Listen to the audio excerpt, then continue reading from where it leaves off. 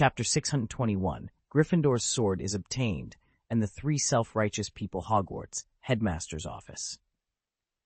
Aaron's ethereal form sat across from the desk, comfortably sipping a cup of tea.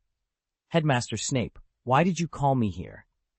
"It's true that something happened," Snape replied with a dark expression.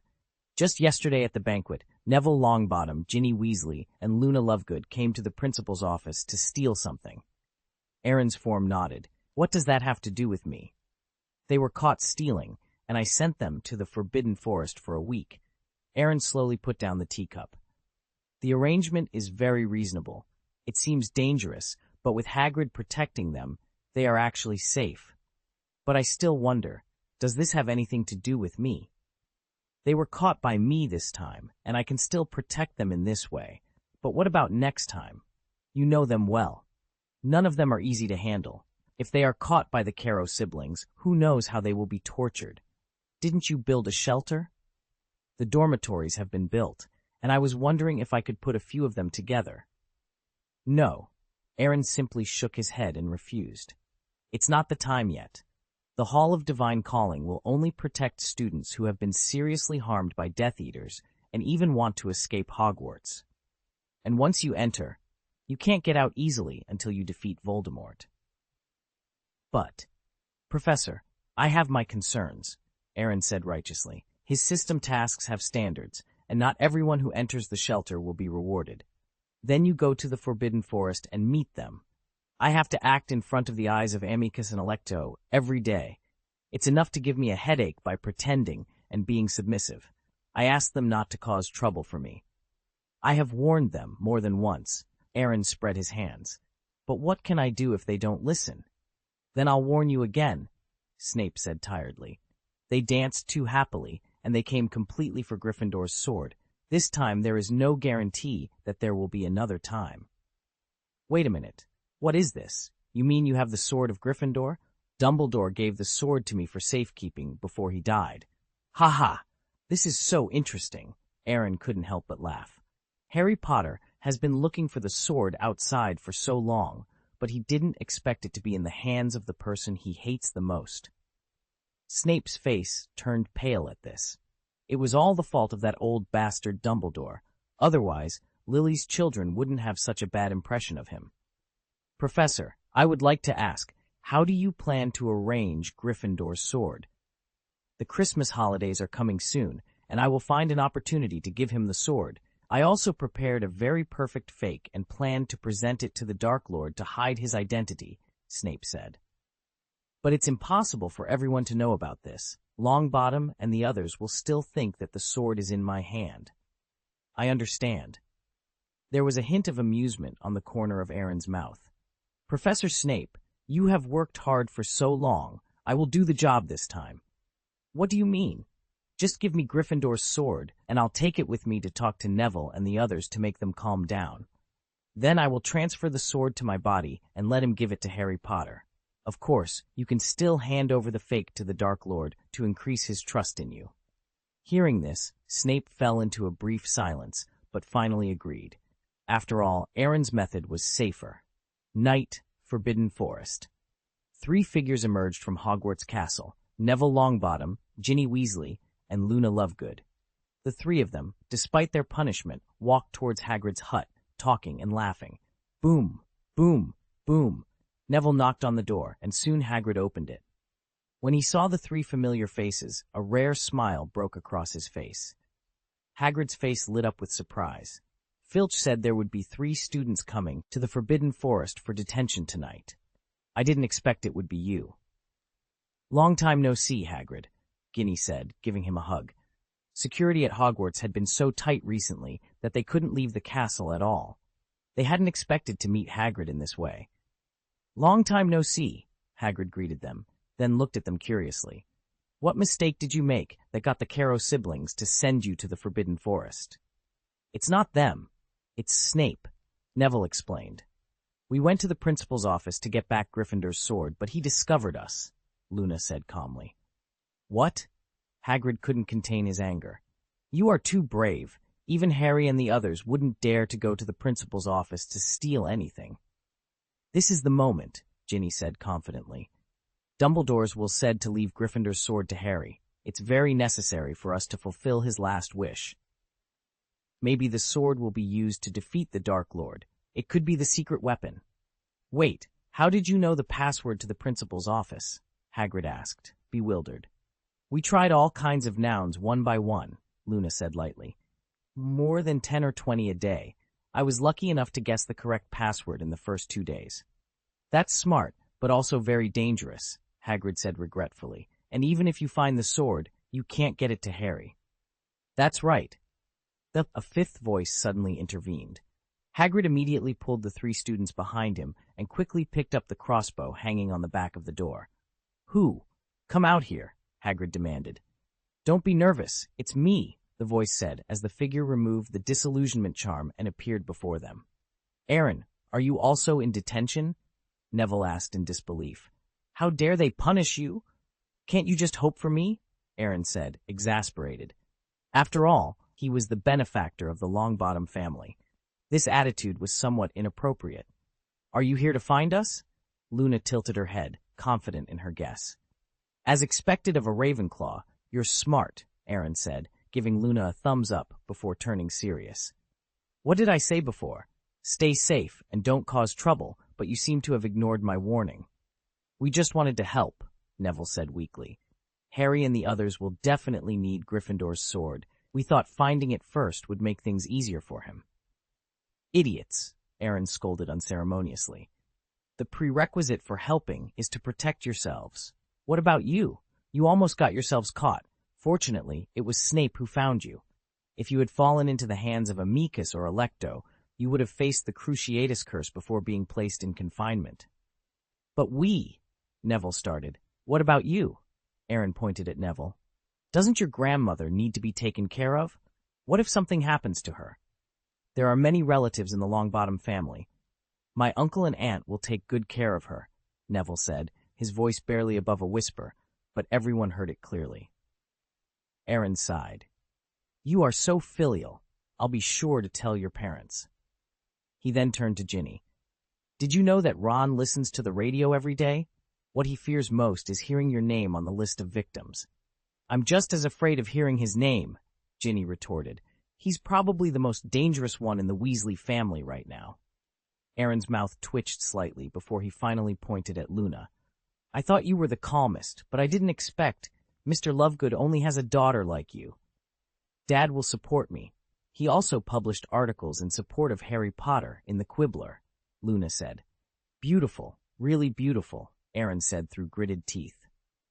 No wonder Professor Snape found it difficult. These few words made him numb. All right, Aaron took a deep breath and calmed himself, down a little. I came here tonight to tell you some good news. Has Hermione contacted you? Ginny asked eagerly. The mysterious figure shook his head, then opened a magic circle in midair with one hand and took out a silver sword with a red gem inlaid on the hilt. Gryffindor's sword, Hagrid exclaimed. How did you get it?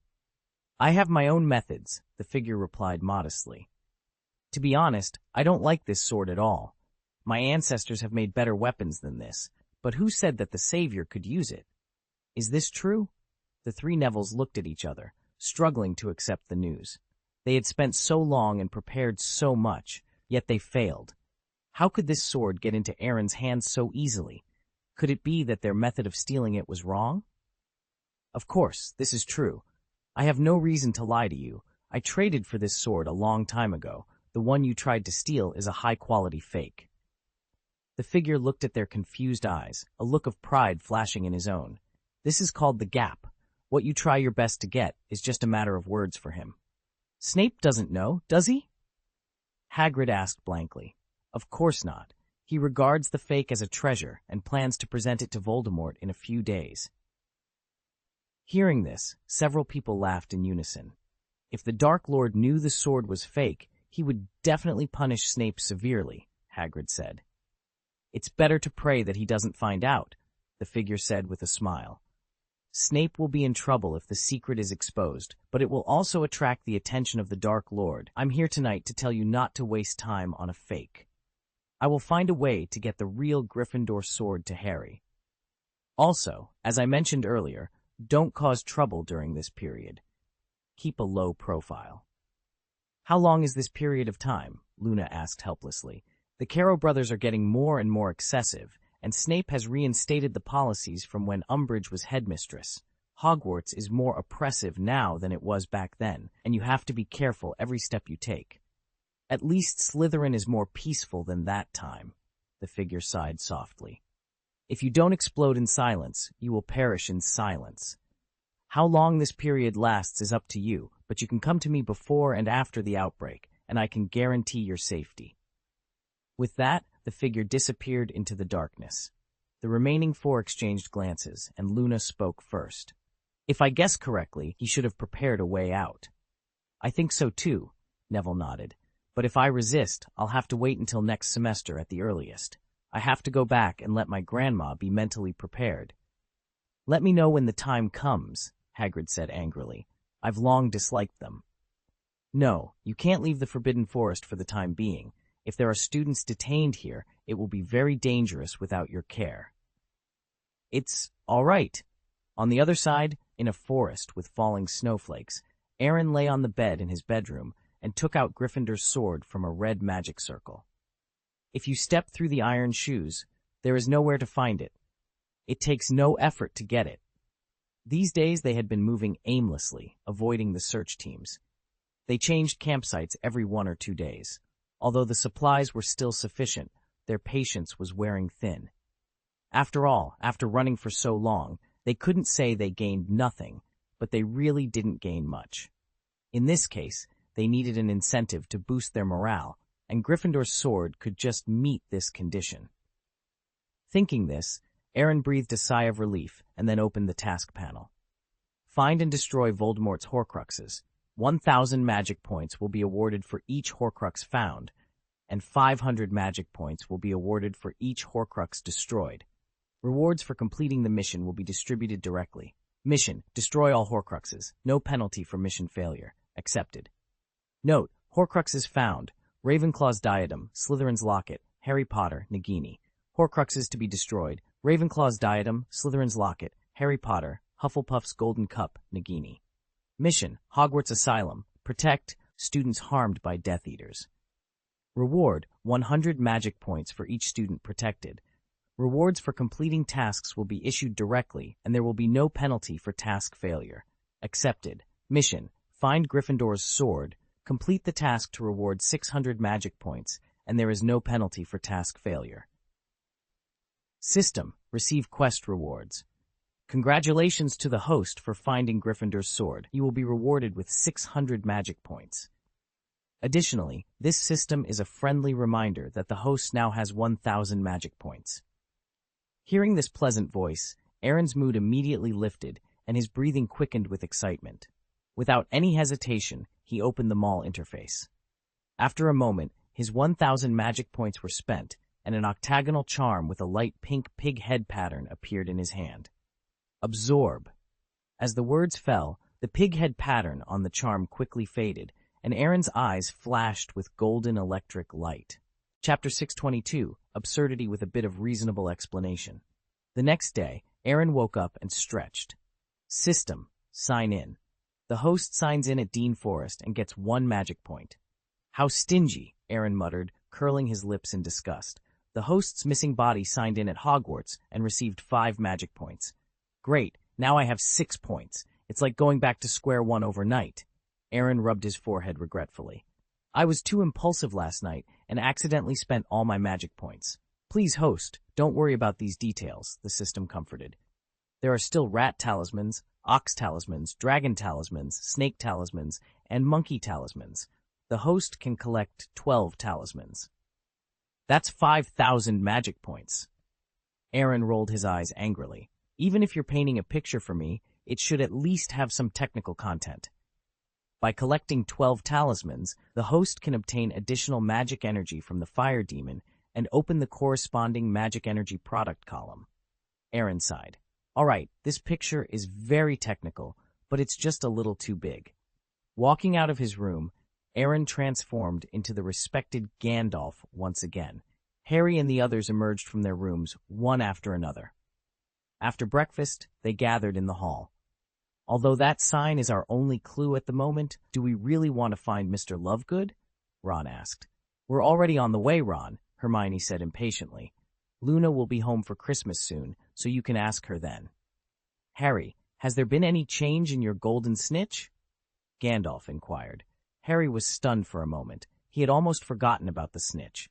He took it out, used a levitating spell to lift it into the air, and then his eyes widened. There was an extra line of small words on the surface of the golden snitch. I will open at the close. What does this mean, sir? Harry asked, puzzled. Gandalf frowned slightly, pondering for a moment before speaking. According to Dumbledore's plan, the end should be when you have to face the mysterious man head-on. But it didn't open even in Godric's Hollow, Harry protested. No, you misunderstood me. To be precise, it is the time of the final battle, when all the Horcruxes except Nagini are destroyed. At that time, only one of you two can survive. The diary and the ring have been destroyed, Ron counted on his fingers. The locket is in Aaron's hand. Not counting the snake, there are only Hufflepuff's gold cup and Ravenclaw's diadem left. Thinking optimistically, we just need to find 2 more Horcruxes. And Gryffindor's sword, Hermione reminded him. That sword is the key to destroying the Horcruxes. Forget about that sword for now, Hermione, Ron said, glancing at Harry carefully. We've already suffered losses with that sword. But I have to look for it, Hermione said seriously. At that moment, her face changed slightly. The gold galleons hanging around her neck were exuding warmth, indicating that Aaron wanted to contact her. What's wrong? Gandalf asked knowingly. Aaron is looking for me, Hermione said, a little embarrassed.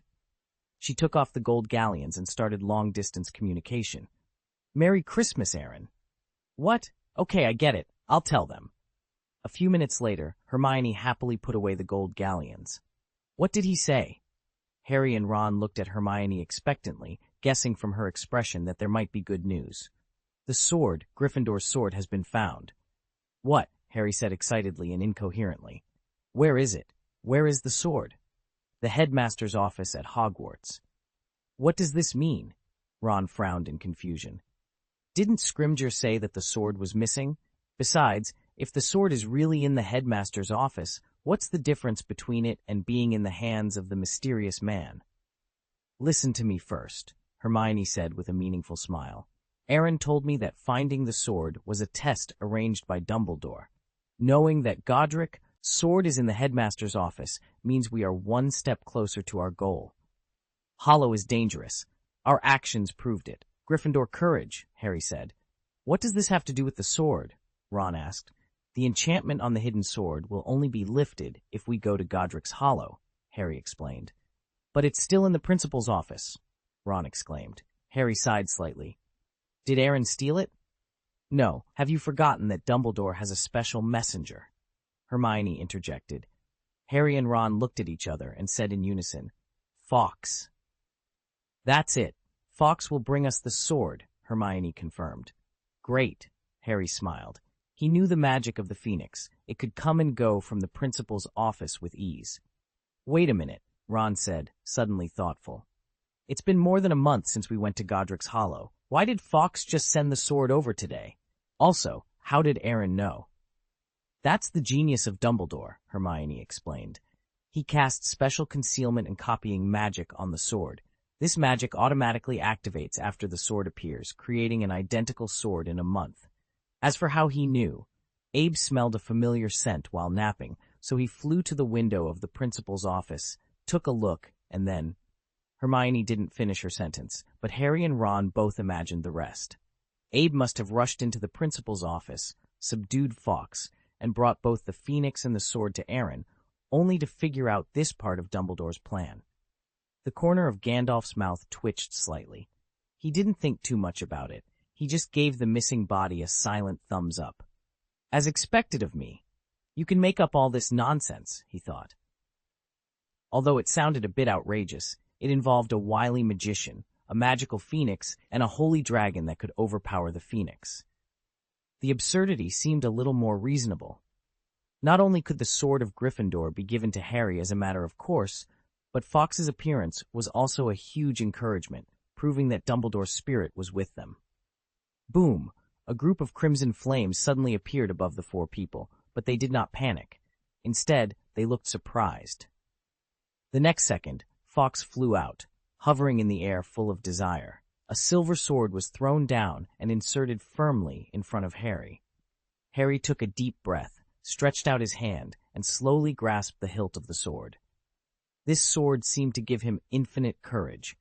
Scenes of his previous battles with Voldemort flashed through his mind, and all the anxiety and self-doubt disappeared at that moment. "Thank you, Fawkes," Harry said with sincere gratitude. Fawkes let out a crisp chirp, spread its wings, and flew down. Harry subconsciously raised his arm, but Fawkes ignored him and landed firmly on Gandalf's shoulder. Harry felt a bit embarrassed. Be good," Gandalf said, touching the feathers of the phoenix. He took off the wine bottle from his waist and gave it a sip. Seeing Fawkes showing familiarity and respect for Gandalf, Harry couldn't help but feel a little disgusted. "Sir, have you known him before?" "I don't know him. How could I possibly know him?" Gandalf said seriously. "Maybe it's because I have an inexplicable attraction to magical animals. Hermione, do you want to touch it too?" "Ah, can I?" Hermione asked, excited. "Of course it won't repel you," Gandalf assured her. Hermione excitedly put her hand on Fawkes's back and gently stroked his red-gold feathers. Fawkes acted particularly docile. This is its future mistress, so it should behave better. "It's so beautiful," Hermione admired sincerely. "Can we touch it too?" Ron asked curiously. "No." Gandalf immediately changed his tone, and Fawkes flew into the air, turning into a ball of flame and dissipating. "Are you so disgusted with it?" Ron curled his lips. "Maybe Dumbledore has arranged other tasks for it. Don't worry about those details. Now we only need to find 2 Horcruxes," Harry said, smiling a flap and waving the sword, feeling extremely relaxed. After Christmas, the group arrived at the village of Ottery St. Catchpole. On the top of a mountain, an extremely strange house stood against the blue sky, with a ghostly moon hanging above it. "It must be there. No one except Luna would live in a place like this," Ron said firmly. "It feels like a car." "What's the resemblance?" Hermione asked, confused. "I'm talking about the rook in Wizard's chess." Ron shrugged and walked towards the house. Arriving outside the house, they saw 3 wooden signs nailed to the courtyard door. The Quibbler. Editor-in-Chief X. Lovegood. Please choose your own bouquet of mistletoe. Please do not touch the airship baggage. "That's right, it's right here," Gandalf said, then opened the creaking courtyard door. The winding paths were covered with all kinds of exotic plants. The shrubs were full of orange radish-shaped fruits, and the 2 wind-bent crabapple trees were laden with small red fruits and mistletoe corollas. Gandalf knocked on the door, and soon Xenophilius Lovegood opened it. He was barefoot, wearing a set of stained white pajamas, and his white hair was dirty and messy. "Who are you looking for? Who are you? What's the matter?"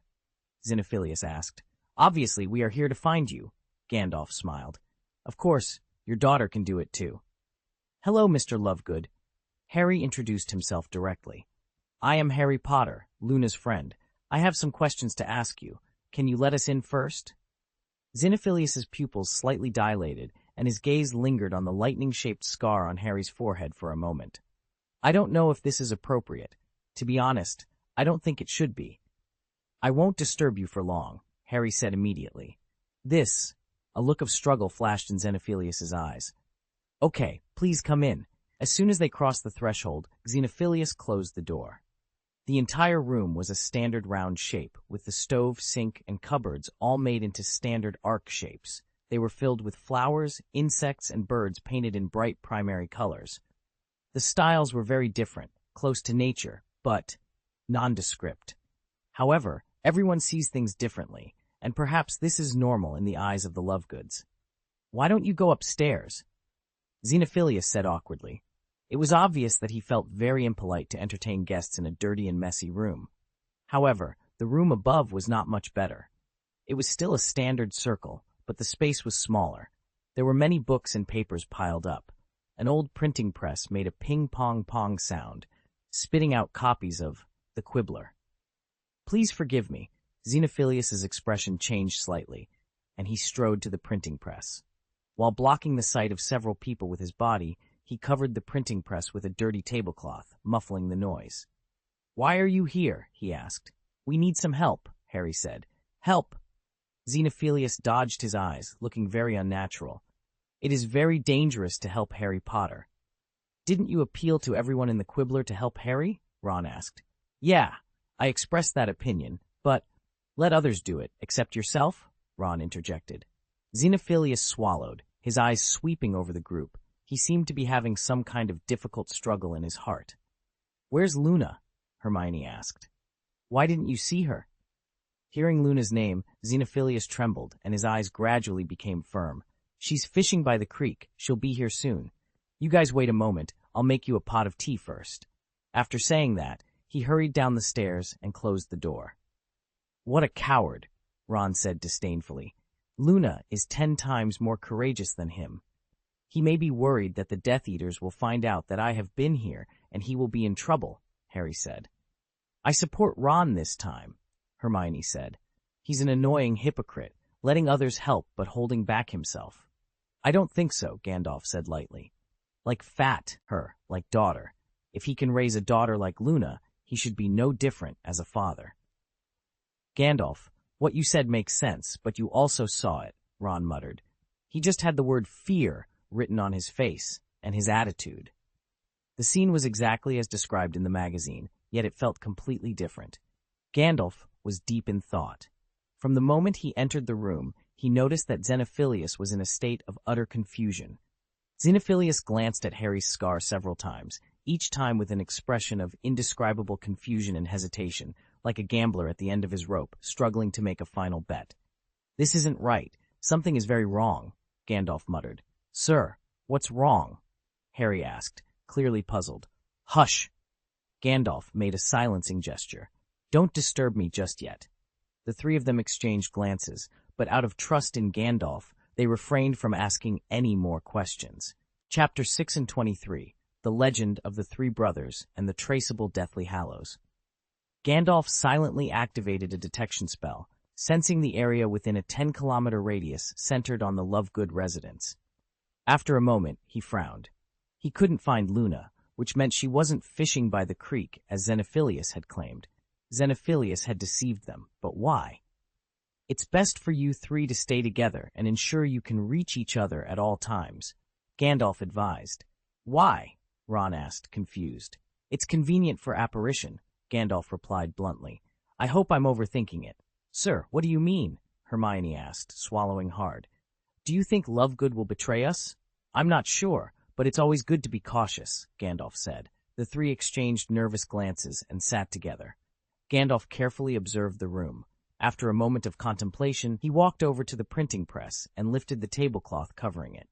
The latest issue of the Quibbler lay beneath, featuring a picture of Harry Potter on the cover with the title Number 1 Undesirable and a bounty of 10,000 galleons. Tsk! Gandalf clicked his tongue. This is really catching people off guard. At that moment, footsteps echoed from outside the house. Gandalf quickly covered the tablecloth, picked up his staff, and sat down as if nothing had happened. Sir? Harry asked hesitantly. Gandalf raised his hand to signal them to stay calm. Xenophilius entered, carrying a tray with 5 teacups and a steaming teapot. Gordigan tea, we made it ourselves, Xenophilius said, pouring out 5 cups of dark purple liquid. Try it. I believe you will like it. Harry and the others hesitated, exchanging glances with Gandalf. There must be something wrong with Mr. Lovegood. What if the tea was poisoned? Their concern wasn't unfounded. They had nearly been killed by Bathilda Bagshot, who had been possessed by Nagini. Who knew what Lovegood might do? Gandalf didn't seem worried. He picked up a teacup and took a sip. Tsk! This smell? How does it taste? Harry asked. It's very unique, Gandalf said, giving Harry and the others a reassuring look. They followed his lead, picking up their teacups and drinking.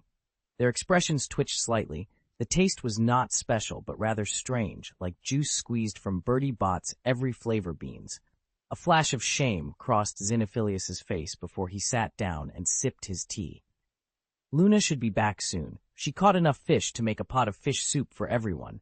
So, how can I help you, Mr. Potter? Harry glanced at Gandalf, unsure. Don't look at me. If you have questions, ask them. Remember, we're in a hurry, Gandalf said. Harry nodded and opened Dumbledore's The Tales of Beetle the Bard, pointing to a triangular pattern. We're here to ask you about this symbol. Are you talking about this?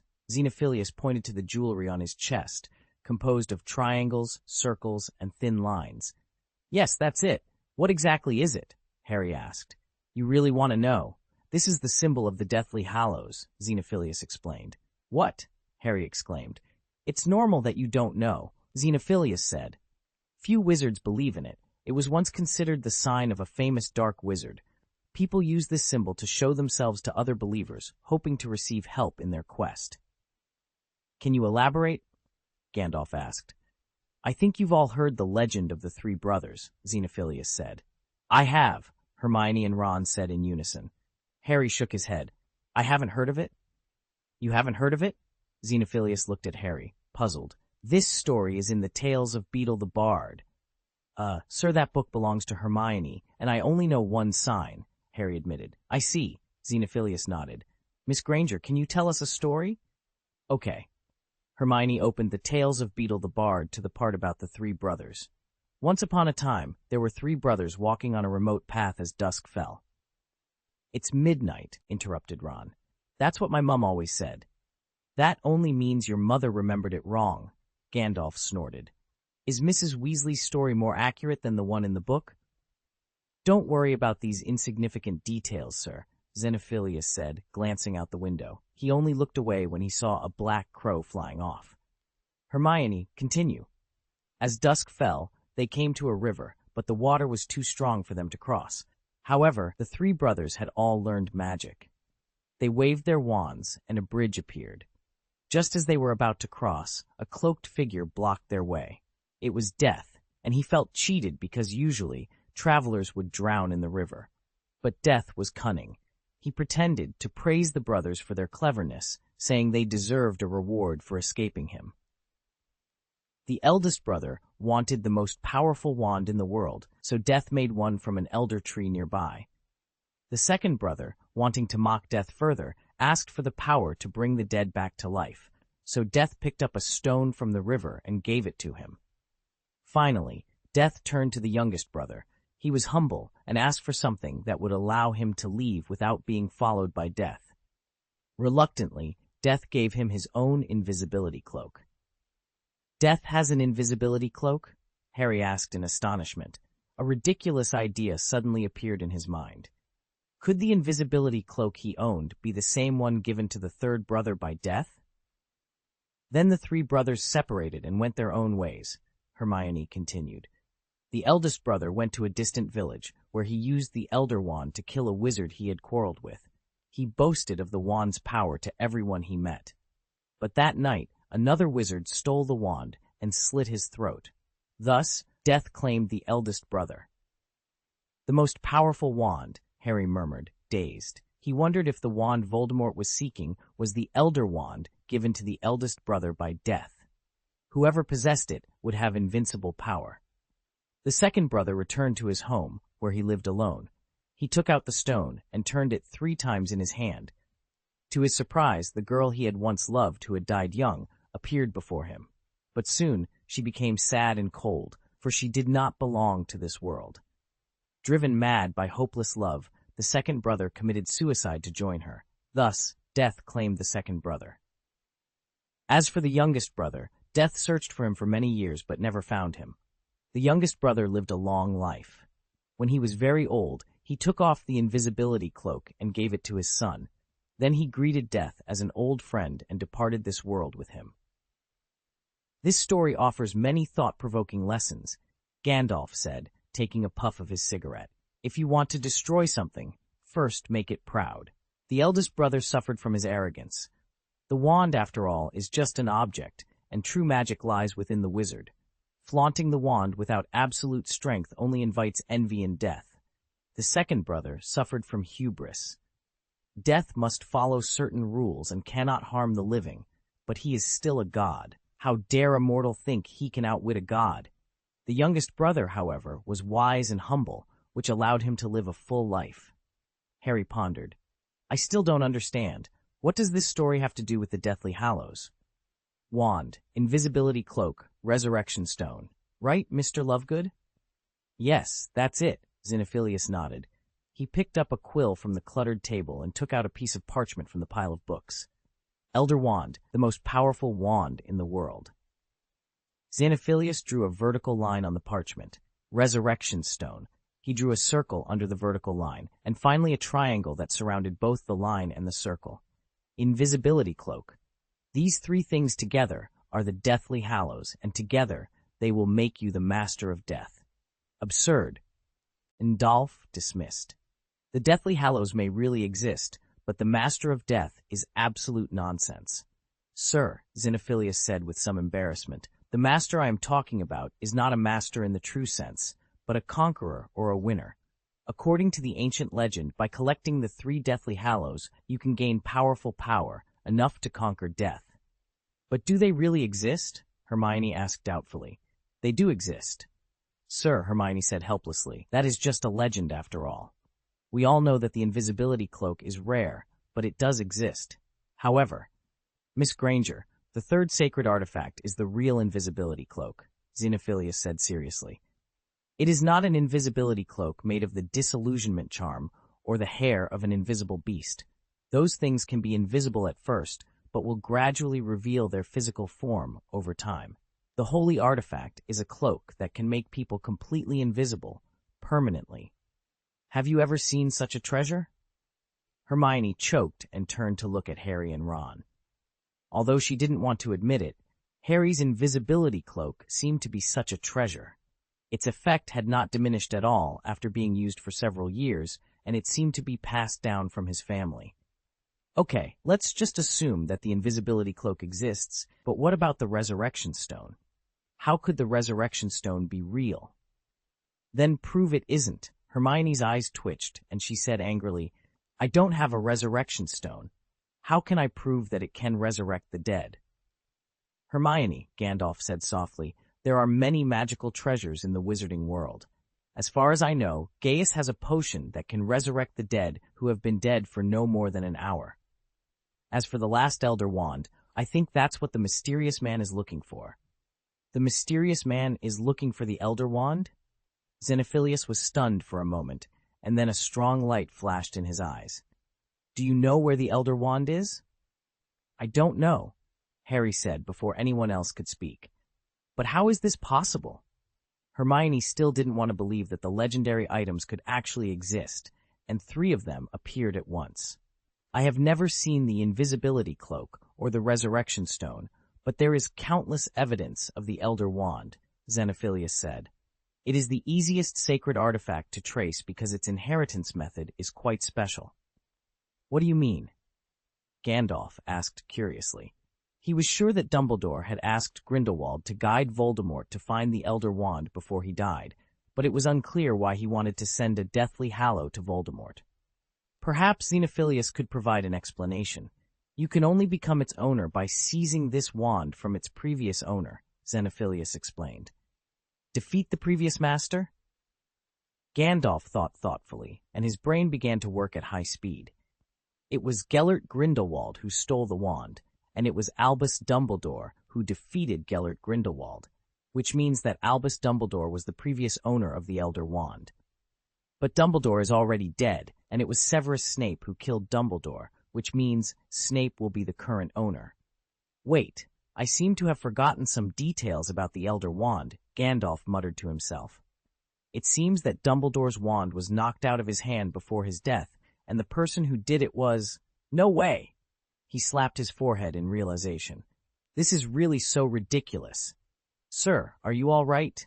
Xenophilius Lovegood asked, concerned. It's okay, Mr. Lovegood. Please continue, Gandalf replied, regaining his composure. The Elder Wand's bloody trail has splattered throughout the history of magic. The evil Egbert slaughtered the malevolent Merrick, Hereward killed his father Godlot, and Helois killed Barnabas, all in order to steal the Elder Wand. However, the clues become vague with Arcus and Livia's. No one knows which of them defeated Helois and took away the Elder Wand. Hermione pursed her lips, rarely retorting. She also knew these stories, having read them in a book. After a moment of silence, she asked, Sir, do you know Ignotus Peverell? The one you saw in the cemetery? Gandalf asked with a smile. The tombstone has the symbol of the Deathly Hallows, I think the Peverell family may be related to the Deathly Hallows. Peverell? Xenophilius was stunned for a moment. I thought you didn't know. We really don't know, Ron said, exasperated. The three brothers in the story are actually the three Peverell brothers, Antiochus, Cadmus, and Ignotus. They were the original owners of the sacred artifacts, Xenophilius explained. Chapter 624, Lovegood's Desperation. Xenophilius glanced out the window, then stood up, picked up the tray, and walked towards the spiral staircase. The tea has cooled down. I'll be back shortly. Please wait a moment. His footsteps grew fainter as he ascended the stairs. Harry finally broke the silence. Sir, what do you think about the Deathly Hallows?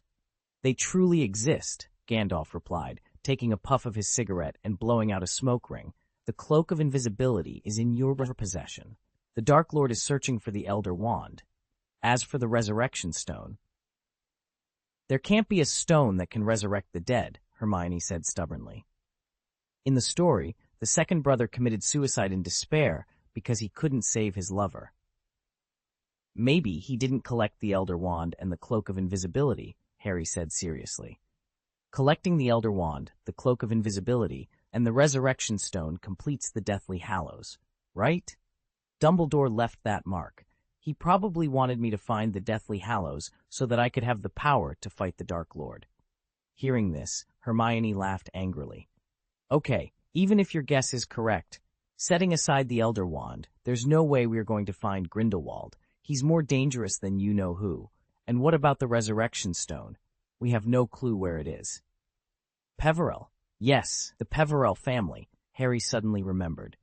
Dumbledore showed me many memories related to the Dark Lord, including the Peverell family. What specifically? Gandalf asked curiously. He knew Dumbledore had collected a batch of memories, but there were many he had never seen. The Dark Lord's grandfather, Marvolo Gaunt, claimed he was a descendant of Peverell. Their family's ancestral ring, which was a Horcrux, had a black stone on it. When he showed it off to Ministry of Magic officials, he said it had the Peverell crest on it. That stone must be the Resurrection Stone. But wasn't the stone broken? Hermione asked in surprise. Have you seen that Horcrux? There is a black crack on the ring. Is it still effective? Maybe it works, Gandalf said calmly. I remember saying before that there was something hidden in the golden snitch Dumbledore gave you. What's hidden in it? The Resurrection Stone must be the Resurrection Stone, Harry said, surprised and happy. I may have 2 Deathly Hallows in my hand, as long as I find the Elder Wand. Don't get ahead of yourself. I'm sure Dumbledore didn't want you to search for the Hallows, Gandalf said seriously, knowing Dumbledore had planned for Voldemort to seek the Elder Wand. Why do you say that? Harry asked in confusion. He left the symbol of the Deathly Hallows. It might just be to teach you something simple, like humility. Harry. Okay, whether it's a sacred artifact or a Horcrux, we'll discuss this later. I think we need to leave this place first, Ron said, picking up his backpack. I don't want to drink any more Gertie root tea, whether it's cold or hot. Harry and Hermione did not object, but both looked at Gandalf. After all, he seemed to think there was something wrong with Xenophilius before. We have to leave, but I still have to deal with some things before we go, Gandalf said. He raised his staff and pointed it at the printing press. A copy of the Quibbler magazine flew into his hand. Let's go. The group descended the spiral staircase to the first floor. Xenophilius was staring out the window, completely unaware that Harry and the others were behind him. Thank you, sir, Hermione said politely. You forgot to boil water, Ron noted, glancing at the stove. There wasn't even a kettle on it. It's for making tea. Yes, really? Xenophilius walked towards the kettle with a smile. I'm so confused. It doesn't matter. We should go anyway, Hermione said. No, Xenophilius yelled, slamming the table and quickly blocking the door. He turned around and looked at them with desperation in his eyes. With shame in his eyes and a glimmer of hope, Xenophilius pleaded, I'm counting on you. I understand very well, Gandalf replied, taking out the latest issue of the Quibbler and pointing the cover at the 3 Harrys. Seeing his own wanted poster, Harry couldn't hold back any longer. Sir, I didn't want to, but they captured Luna. Xenophilius almost collapsed emotionally. Just because I supported you in the magazine, they captured my Luna. Tears welled up in his eyes as he stared blankly at the scar on Harry's forehead. I don't know what happened to her, but they might return her to me, as long as I hand Harry over to them? Gandalf shook his head. That is indeed a good method. It is more effective than using magazines to express your position, and you can also receive a large bounty. I don't want any money. I just want my Luna, Xenophilius said bitterly, looking at the four of them. I must save her. I can't live without Luna, and none of you are allowed to leave. Mr. Lovegood, Luna would not want her father to betray her friends, Harry said softly. So? Xenophilius snapped. I can't pretend to know nothing. I only have Luna, and I can do anything for her. Harry suddenly thought of his mother. She had felt the same way when Voldemort was about to kill him. Mr. Lovegood, please step aside. He tried to keep his voice as gentle as possible. We don't want to hurt you. No, Xenophilius looked crazed. They will be here soon, and I have exhausted their patience. Harry, we have to get out of here quickly, Ron urged. There's no need to be in such a hurry, Gandalf said, opening the wine bottle on his waist and handing it to Xenophilius. Why don't you take a sip first to calm down? I think we can talk. There is always a softer way to solve the problem. There's no time to talk, sir, Hermione said anxiously. Didn't you listen to what he said? The search team will be here soon. They can't arrive, Gandalf said calmly. He found a chair and sat down, then slowly opened the window. A crow flapped its wings and flew in, perching firmly on his shoulder. How is that possible? Xenophilius slumped down in disbelief, his eyes dimming. I knew Mr. Lovegood was going to sell us the moment I saw the Quibbler switch sides. Fortunately, I was more cautious and intercepted the crow in time when I saw it flying towards the Ministry of Magic. Awesome, Ron said, giving a thumbs up. Harry and Hermione also breathed a sigh of relief. Sir, when did you do it? Hermione asked curiously. I remember you were always with us. Well, silent incantation is a technical job, but for a great magician of my age, it is just a basic operation, Gandalf said with some pride. In fact, when he saw the crow flying past the window, he had decisively used a charm. Although the distance was a bit far, it was not difficult to hypnotize an ordinary crow. Xenophilius gritted his teeth and struggled towards Gandalf, targeting the crow in his hand. As long as he sent the letter out, he would stop at least one person, even if he risked his life, so that he could at least get Luna back. Boom! Gandalf knocked his wand hard, and a white shockwave knocked Xenophilius back into the corner. I think you need to calm down. Quickly imprison him. Hermione waved her wand immediately, conjuring a rope to tie up Xenophilius's hands and feet. I'm very sorry, Mr. Lovegood, but you really need to calm down. Alas! Gandalf took a sip of wine, cleared a clean space, and moved Xenophilius to a chair with his mind. Seeing this, the three Harrys also found their seats and sat down. After figuring out the meaning of the Deathly Hallows, our efforts were not in vain. Now, let's discuss how to solve the problem in a gentle way. Are you still willing to help me? Xenophilius asked in surprise. Luna is our best friend, Hermione said immediately. It's not that we don't worry about her, but we can't sacrifice her in vain. There is nothing we can do about it, Ron said hesitantly. Luna will definitely be arrested if we don't. To act carefully, though, was beyond their wildest imaginations. Bribery, Gandalf said plainly. We use this gold to buy Luna's freedom. The Ministry of Magic is corrupt enough that a substantial bribe might just work. Xenophilius looked at the pile of gold, his eyes wide with a mix of hope and disbelief. Do you really think this will work? He asked. It's worth a try, Gandalf replied. Money talks, and in desperate times it can scream. Harry, still processing the sight of so much gold, finally found his voice. But what if they take the money and still don't release Luna? That's a risk we have to take, Gandalf admitted. But it's a safer bet than the other two options. We can negotiate terms, ensure Luna's safety before handing over the gold. Hermione nodded thoughtfully. It might be the best option we have. We can use the money to leverage Luna's release without putting anyone directly in harm's way. Ron, who had been silent for a while, finally spoke up. I agree. It's risky, but it's the least dangerous of the three plans, and if it fails, we can still fall back on the second plan. Xenophilius looked at each of them, his eyes filled with gratitude. Thank you, he said, his voice trembling. Thank you for trying to save my daughter. We're all in this together, Harry said firmly. We'll do whatever it takes to get Luna back safely. Gandalf nodded. All right, let's prepare the bribe. Xenophilius, you'll need to make contact with someone in the Ministry who can be bought. We'll handle the rest. As they began to formulate their plan, the tension in the room eased slightly. They had a direction, a glimmer of hope, and in these dark times, that was more than enough to keep them going.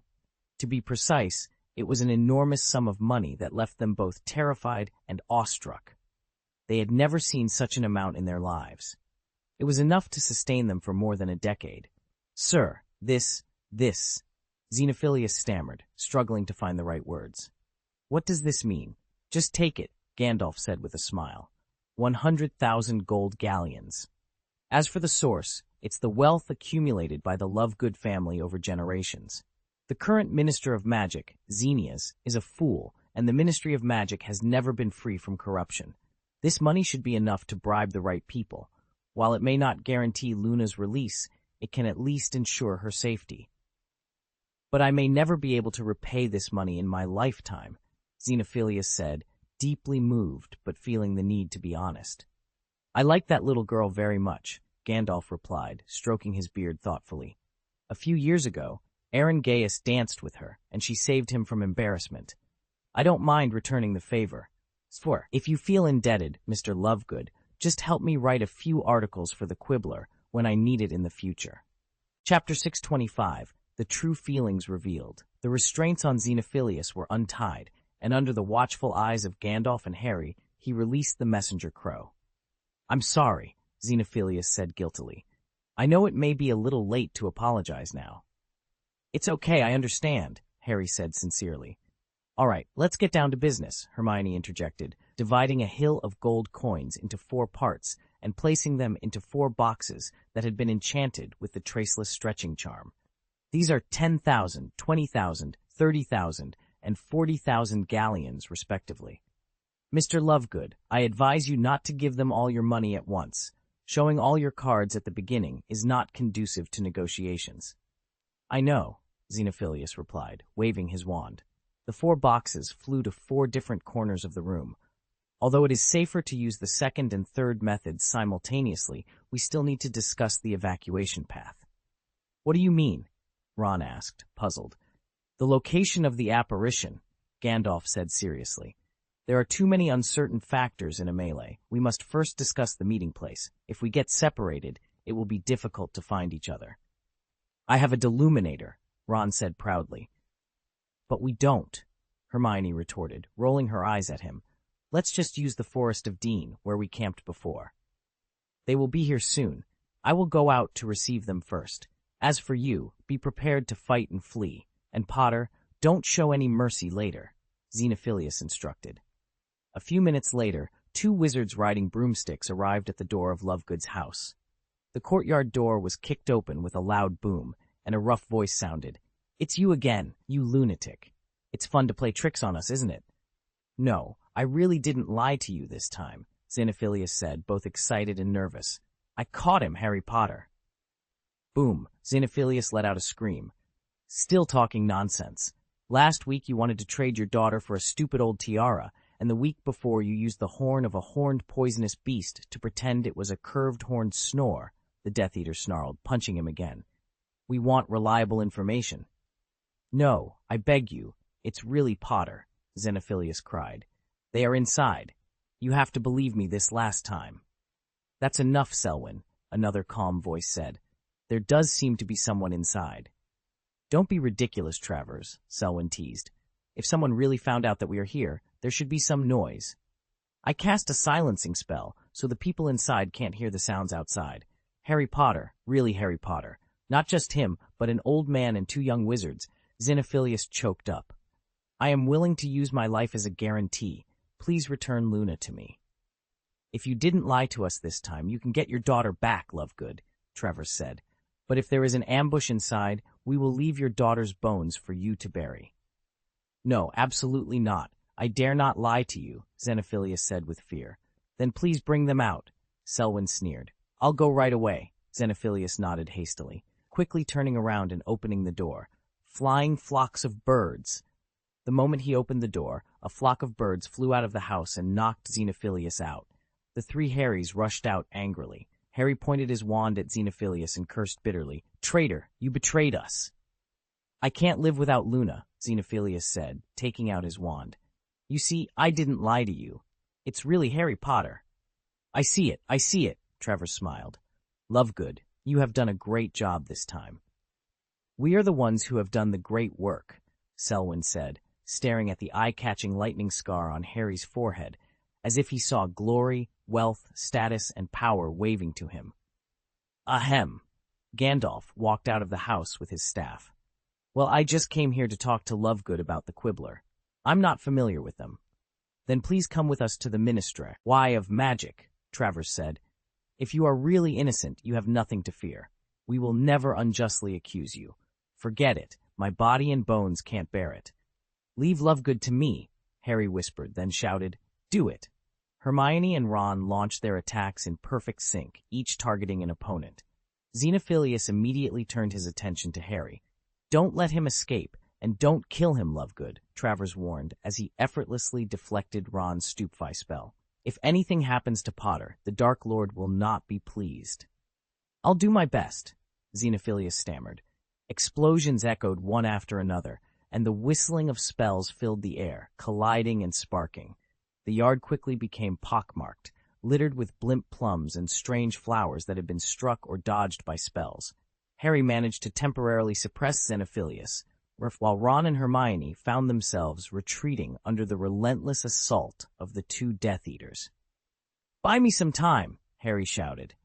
Hermione and Ron immediately cast protective spells to withstand the combined attacks of Xenophilius and the Death Eaters. Harry quickly put away his wand and pulled a revolver from his pocket. "Water Law." Gandalf's eyes widened. He was about to call Fawkes for support when he remembered he had lent Harry the Snake Eater revolver. The gun greedily absorbed Harry's magic, reaching its critical point. Boom!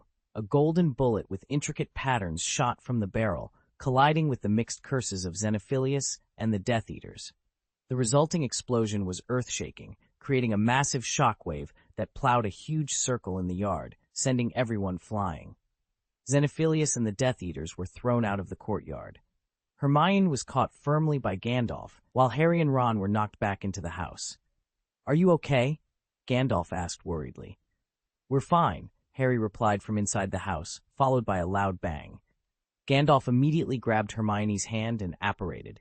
Just a second after they left, the spot where they had stood was bombarded by several powerful spells, reducing the Lovegood house to ruins. Forest of Dean. With two loud pops, Harry, Ron, Hermione, and Gandalf reappeared in the forest. "That was close," Ron said, still shaken. "Yeah, we got lucky," Harry agreed, taking a deep breath. His face was scratched, and blood mixed with dust made him look particularly disheveled. "If more Death Eaters had shown up, we might not have made it." "You should have used that gun sooner," Ron said. "There aren't many bullets left. Most were used up the day we left Privet Drive," Harry explained. "Prodigal son," Gandalf muttered, though he was impressed by Harry's quick thinking. "I'll set up the tent," he added. "Wait!" Gandalf suddenly grabbed Hermione's arm, a hint of bitterness flashing in his blue eyes. "We shouldn't have gathered here." "What's wrong?" Ron asked, confused. But the next moment he understood. They had apparated right into the middle of more than a dozen Death Eaters. There was nothing more desperate than this. "Hello, beauty," a Death Eater sneered. "Good afternoon," Gandalf replied, leaning on his staff and holding Hermione's hand. "I just brought my granddaughter-in-law here to camp. We don't know them." Harry and Ron felt a wave of frustration. Although Gandalf had made it clear when he joined them that he was there to protect Hermione and would not engage in battles with Death Eaters, his clear disassociation at this moment was disheartening. "Then we have to take you back to the Ministry of Magic to confirm your story," a familiar, loathsome voice said. "Hand," and followed Harry and Ron. Greyback growled in frustration. "This is getting out of hand. We need to capture them before they escape." Morse, still calm and composed, adjusted his top hat and said, "Let them run. It will be more entertaining to hunt them down later. Besides, it gives us time to strategize." Greyback's eyes narrowed, but he didn't argue. He knew better than challenge Morse directly, especially when the man had the Dark Lord's favor. Instead, he turned to his fellow Death Eaters and barked orders, "Spread out and cover all exits. They won't get far." As the Death Eaters dispersed, Gandalf took a moment to assess the situation. He knew that Harry, Ron, and Hermione were resourceful, but they were up against formidable opponents. He needed to ensure their safety without drawing too much attention to himself. "Morse," Gandalf called out, "I trust you have a plan?" Morse nodded, a sly smile playing on his lips. "Indeed, I do. But first, we need to ensure that our presence here remains unnoticed by the Ministry. We can't afford any interference." Gandalf agreed. "Very well. I'll handle the wards and make sure no one can detect our activities here." As Gandalf began casting protective spells around the area, Morse turned his attention to Greyback. "Remember, Greyback, we need them alive. The Dark Lord has plans for Potter and his friends." Greyback grumbled, but nodded. "Fine, but if they resist, I won't hesitate to use force." Morse's eyes gleamed with a dangerous light. "Just make sure you don't overstep your bounds. The Dark Lord's plans are delicate, and we can't afford any mistakes." With that, the Death Eaters continued their pursuit, while Gandalf and Morse worked to secure the area. The tension in the air was palpable, and the stakes had never been higher. As Harry, Ron, and Hermione ran through the dense forest, their breaths coming in ragged gasps, they knew they had to find a way to outsmart their pursuers. They couldn't rely on brute strength alone. They needed to use their wits and their knowledge of magic to survive. "Harry," Hermione panted, "we need to find a place to hide and regroup. We can't keep running like this." Harry nodded, his eyes scanning the surroundings for any sign of shelter. "You're right. Let's find a spot where we can catch our breath and come up with a plan." Ron, ever the strategist, added, "We need to set traps, slow them down, and buy us some time." The trio quickly found a small cave hidden behind a thick curtain of vines. It was the perfect spot to hide and plan their next move. As they settled in, Hermione began casting protective charms around the entrance, while Harry and Ron discussed their strategy. "We need to use every advantage we have," Harry said, his voice determined. "We can't let them capture us." Ron agreed. "We'll set up traps and use diversion spells. If we can split them up, we might have a chance." Hermione, her eyes filled with resolve, added, "And we need to stay together. We're stronger as a team." As they prepared for the inevitable confrontation, the bond between them grew even stronger. They knew that their survival depended on their unity and their ability to outthink their enemies. Back at the Death Eaters' camp, Morse and Gandalf continued to monitor the situation. Morse's confidence was unwavering, but Gandalf couldn't shake the feeling of unease. He knew that the coming battle would test their resolve and their loyalty to each other. "Stay vigilant," Gandalf warned. "The trio is resourceful, and they won't go down without a fight." Morse's smile never wavered. "That's what makes this so exciting. Let's see if they can live up to their reputation." As the night wore on, the forest became a battleground of wits and magic. The fate of Harry, Ron, and Hermione hung in the balance, and the outcome of this deadly game would shape the future of the wizarding world. Hermione darted around the corner, her heart pounding. Gandalf sighed softly. It wasn't that he hadn't noticed her actions, but he believed this might not be a bad outcome. If Hermione were captured by the Death Eaters, she wouldn't be in immediate danger, and it would provide her a logical exit from the perilous trio. Over the past few months, he had been shadowing them, and while the Manhunt teams and Death Eaters posed minor threats, situations like those at Godric's Hollow and with the Lovegoods were life-threatening. Without his protection, there was a high chance of an accident, and Hermione's accidental death wouldn't breach their contract. "Jack, you." Gandalf hesitated, looking at him. "Understood," Moans replied, a slight smile playing on his lips. "Your granddaughter-in-law will not be harmed. I guarantee it." "Your promise?" Greyback sneered. "If there's any doubt about that girl's identity, I will definitely eat her." Snap! A dark, ominous energy blasted Greyback away. Moans slowly lowered his right hand. "My tolerance for you is limited. Do not test my patience again." Greyback stood up, seething with anger. "You are covering up and defying the Dark Lord's policy. This has nothing to do with you. If you have any complaints, take them up with him directly." Though furious, Greyback remained silent. He was well aware of Moan's reputation. Despite his gentle demeanor, Moans was known to kill without hesitation. Chapter 626. The property returned to its original owner, but he was almost deceived. Harry, Ron, and Hermione raced through the dense forest, the trees blurring past them.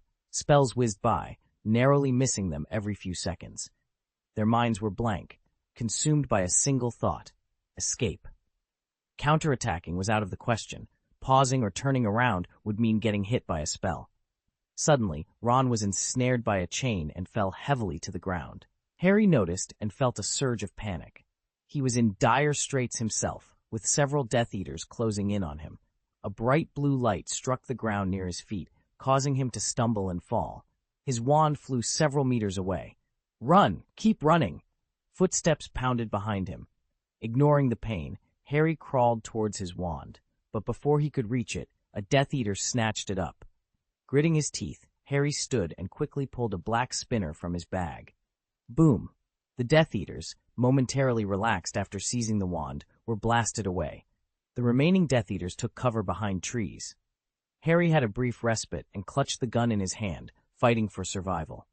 He knew, however, that escape was unlikely unless something unexpected happened. The power of Snake Eater was formidable but costly. He couldn't fully utilize the gun's power, and the bullets were only marginally stronger than his spells. Worse, he had fewer than 6 bullets left, and at least 3 Death Eaters were still pursuing him. Boom, boom, boom. Gunshots echoed through the forest as Harry fought and fled. The Death Eaters, realizing his ammunition was limited, pursued him more aggressively. Eventually, he was cornered in a depression. Out of bullets, he faced his pursuers. At that moment, a bright light shot from the side, knocking a Death Eater unconscious. Hermione rushed over, pointing her wand at Harry's face before he could speak. Harry groaned in pain as his face swelled rapidly, his vision narrowing to a slit. "Sorry," Hermione said, panicked. "This curse won't last long." "It doesn't matter," Harry replied weakly. "You might still have a chance to escape." "It's too late. They're already here." Hermione's voice trembled with tears. Black figures surrounded them. "There are 8 or 9 of them. We can't escape." "There's still a chance," Harry insisted, digging out a reddish-brown evil ghost mask from his bag. "I didn't want to use this, but we have no other choice." He fastened the mask onto his swollen face, feeling it fit perfectly. "Roar!" Harry roared like a wounded animal. For the first time, he felt the mask's power. His physical strength doubled, his injuries seemed to heal, and he sensed a dark power he could summon at will. Black figures emerged from the ground and shadows guarding Harry. Though fewer than 30, the shadow ninjas gave him a glimmer of hope. "Attack!" Harry commanded. The shadow ninjas immediately charged at the Death Eaters. The scene around them was chaotic, shocking the Death Eaters. However, being a search team, they quickly reacted and counterattacked. They had encountered many bizarre situations during their raids: werewolves transforming, vampires bearing their fangs, dangerous magical creatures running amok, and even some people summoning giant monsters. So, the appearance of the Black Shadow Ninja, while surprising, was not entirely beyond their expectations. "Go now," Harry whispered urgently. "What about you?" Hermione asked, concerned. "Voldemort isn't in England right now. My life isn't in immediate danger until he returns," Harry reassured her. "You go. I'll find a way to notify others to rescue you." Hermione didn't hesitate. She knew staying would only lead to a futile sacrifice. Escaping could still allow her to deliver a message to the Order of the Phoenix. Under the relentless bombardment of the Death Eaters' curses, the number of shadow ninjas dwindled rapidly. However, their greatest advantage was their fearlessness of death and pain, which allowed them to tear a hole in the encirclement. Seeing Hermione break through, Harry felt a momentary relief. As long as she could escape, there was still hope. He felt he had justified the equipment provided by Aaron, but his relief was short-lived. He heard Hermione scream, "What?" Hermione was thrown back in front of him, and several Dementors descended from the sky. As they approached, the grass withered and froze, and the chilling atmosphere made Harry feel as if he had fallen into an ice cave. Despair began to creep in. A few minutes later, 6 Death Eaters dragged Harry, Ron, and Hermione back to their previous location. Scabier frowned slightly. "Why are there just you 3? Where are the others? You'll have to ask him, a Death Eater replied, punching Harry in the stomach and dropping a black revolver and a red-brown demon mask on the ground. This guy doesn't have much ability, but he has a lot of tricks. 3 were seriously injured, 2 were slightly injured, and 2 were sent to St. Mungo's. Scabior looked at Harry in disbelief, but the sight of Harry's swollen face made him grimace in disgust. It's so ugly. I've never seen anyone so ugly. I just got stung, Harry muttered. A weird little bug. I can't even name it. Forget it. We'll ask again later. Scabior waved his hand dismissively, then looked at the gun and mask on the ground. What is this? We can't tell. It's just weird. Another Death Eater replied. Alchemy props, Gandalf said with a strange expression. You know? Scabior asked, intrigued. The advantage of living a long time is knowing some knowledge that others don't, Gandalf said seriously. These things are all consumables, and few people would trade them even in the depths of Nocturne Alley. As if to verify Gandalf's words, the revolver and mask turned into smoke and dissipated in front of everyone. Disappeared? A Death Eater asked in surprise. Gandalf silently checked the 2 extra props in his space magic circle and sneered inwardly. What do you mean by disappearing? This is clearly the return of the items to their original owners. He had purchased the Nigia mask in the System Mall and had absolute control over it, allowing him to retrieve it into the system space at any time. Although the Snake Eater wasn't purchased from the mall, the final step for Ancestor Alger to create it involved a blood sacrifice, enabling him to also retrieve it into the space magic circle with his own blood. It's normal for them to disappear. They are considered consumables, Gandalf explained eloquently. However, both of these props are very valuable, and people with little financial background really can't afford to use them. So we have captured someone of importance, Greyback said with a playful smile. Ugly guy, what's your name? Dudley, Harry said, using his cousin's name without hesitation. He didn't think these people would know the Muggle Dudley. Full name, Greyback pressed. Vernon Dudley, Harry replied. Check the list, Scabior, Greyback ordered. Greyback turned his attention to Hermione and asked, What about you, little girl? You'd better be careful what you say. This is my granddaughter-in-law, Gandalf interjected, glaring at Greyback with displeasure. Okay. Greyback waved his hand impatiently. Pretty lady, can you tell me your name? Clearwater, Half-Blood, Hermione replied. Don't embarrass her, Moan said calmly. This is my promise. Greyback gritted his teeth and walked up to Ron. What about you, Red Hair? Stan Shunpike, Ron blurted out. Boom! Ron received a heavy punch, and a Death Eater sneered. Do you think I don't know him? I saw him imprisoned in Azkaban with my own eyes. I'll give you another chance. Tell the truth. Weasley, Ron slurred. Ron Weasley. That's right, red hair is Weasley's most obvious feature, Greyback said sarcastically. You are not a mudblood or a half-blood, but you are a pure-blood traitor. There's no Vernon Dudley on the list, Greyback, another Death Eater pointed out. This is interesting. Vernon? Gee, Greyback leaned into Harry's ear. Your name is not on the list. It seems you are not the person we want to arrest. Or are you a pureblood? Either you lied. Which Hogwarts house did you attend? Slytherin, Harry said directly. Many people say so. Greyback pointed not far away, where 2 Death Eaters were escorting a boy and an elf. This mudblood said he was from Slytherin, but he couldn't even tell us where the common room is. Dean? Harry looked at the boy in surprise. They were classmates in the same dormitory. He didn't expect to meet him under such circumstances. Dean's eyes widened, recognizing Harry despite his changed appearance. Hermione and Ron were also there, and if Dean couldn't guess the identity of Vernon Dudley, there was something wrong with his brain. Do you know him? It does seem to be from Hogwarts, but which house specifically? Greyback asked. Slytherin's common room is in the dungeon. You have to go through a damp stone door to enter. Because it is at the bottom of a lake, the light is green, and you can see the giant squid, Harry described accurately. The Death Eaters around looked baffled as they heard Harry's precise description of the Slytherin common room. After a brief silence, Greyback said thoughtfully, It seems we have really caught a little Slytherin. There are almost no mudbloods in Slytherin. Who is your father? Where does he work?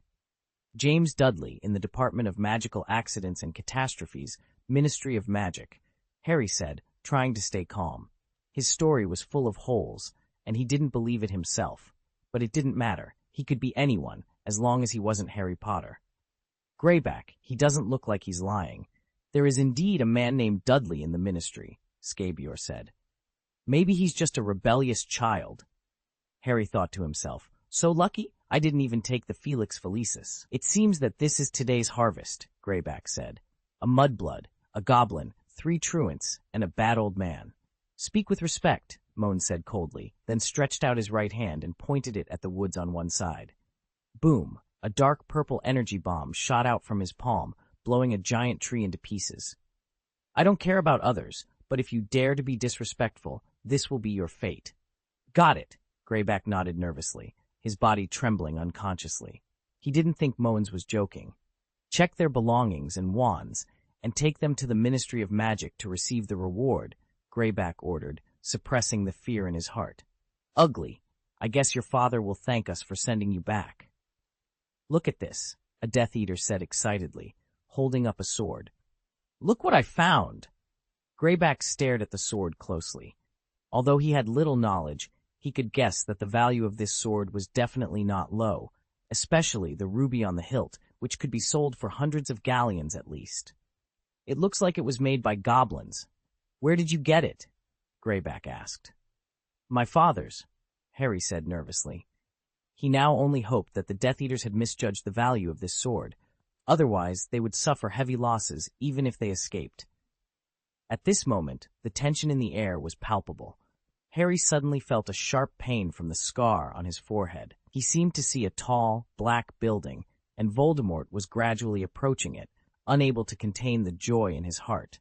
The splitting headache was almost unbearable, but Harry knew he couldn't afford to show any weakness. He gritted his teeth and forced himself to stay conscious, knowing that any lapse could reveal his true identity. Scabior, I think I've made a major discovery, a Death Eater said, handing him a copy of the Daily Prophet. Scabior glanced at the photo on the front page and then walked up to Hermione, surprise evident on his face. Hermione Granger, the mudblood suspected of traveling with Harry Potter. Girl, the person in this photo looks a lot like you, he exclaimed.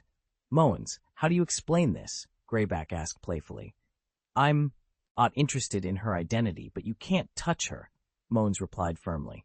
Don't go too far. The search team is led by Crouch. You have no right to dictate to us, Greyback retorted. Humph, Moans sneered. Even if she is a mudblood, if I want to protect her, the Dark Lord will still respect my wishes. Moreover, all Death Eaters know that Hermione Granger is involved in an important contract. Even if she is caught, she will be released without charge once her identity is confirmed. How do you know this? Greyback asked, clearly skeptical. This is information only the core-level Death Eaters are privy to, and you are obviously not among them, Moans replied with a smirk. Greyback fell silent, clearly frustrated but unable to argue further. Chapter 627. Is it difficult to confirm the identity? A fabricated master-disciple relationship. The point is not about Hermione Granger. The point is that she is traveling with Harry Potter. Don't you know what this means? Scabior exclaimed excitedly, tossing the newspaper aside and walking up to Harry. He looked at Harry's ugly and deformed face with disgust, carefully lifting the hair from his forehead. Sure enough, he saw the familiar scar. The surrounding Death Eaters gathered around, staring at him in disbelief. Their heartbeats quickened involuntarily, shocked at their luck. Harry Potter, the boy who lived, had fallen into their hands in such a confused manner. Happiness came too suddenly. We caught Harry Potter, Greyback laughed excitedly. I'm not, Harry defended himself, trying to hold back the pain. His mind was following Voldemort to a towering building, flying around the high walls. Should we take him to the Ministry of Magic? A Death Eater asked eagerly. Screw you, Greyback shouted. This is our credit. If we send him to the Ministry of Magic, he will become Synnex's, and Yaxley will be there. We won't even get a taste of the reward. In my opinion, if we hand him over to the Dark Lord, we will get an unimaginably rich reward. Harry Potter's apparent reward is only 10,000 galleons, but in reality, 20 galleons. Do you mean to summon the Dark Lord here? Scabior asked, fear evident in his voice. Greyback hesitated. Only the core Death Eaters were given the Dark Mark by Voldemort. They were just peripheral personnel and did not have the qualifications. Moans, look? Yak shrugged, then chuckled and rolled up his sleeve. As you can see, it's clean. The Dark Lord wanted to give me that mark, but I refused. Hearing this, the people around him were filled with envy, jealousy, and hatred. Others were dismissive of the things they wanted. If we can't go to the Ministry of Magic, then let's go to Malfoy Manor, Scabior suggested. That seems to be the base of the Death Eaters. Agreed, Greyback said, grabbing Harry's hair. Apparate yourself. I'm holding on to Potter, but I don't dare let him run away. You take the others. As for the pretty girl and the old gentleman, Moans, you must not be someone who seeks personal gain with power, right? Yak snorted lightly, turned to look at Gandalf, and said respectfully, Sir, please don't embarrass me. You know me well. As long as you cooperate, nothing will happen to you and her, and you can even leave safely. Gandalf nodded and grabbed Hermione's arm. Relax. No one can hurt you as long as I am here. They apparated with Harry and the others, and when they reappeared, they were on a country road. A wrought iron gate could be seen not far away. Luckily for Gandalf and Hermione, Jacques did not escort them, but just led the way while the others were escorted towards the gate. Harry was dragged by Greyback in a daze. He could barely adapt to the burning pain in his head now, and his thoughts were closely following Voldemort.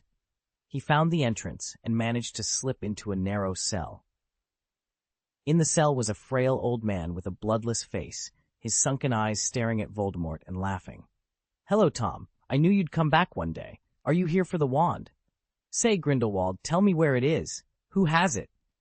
Of course the Elder Wand is with him, Grindelwald said with a smile. Buried underground, Dumbledore.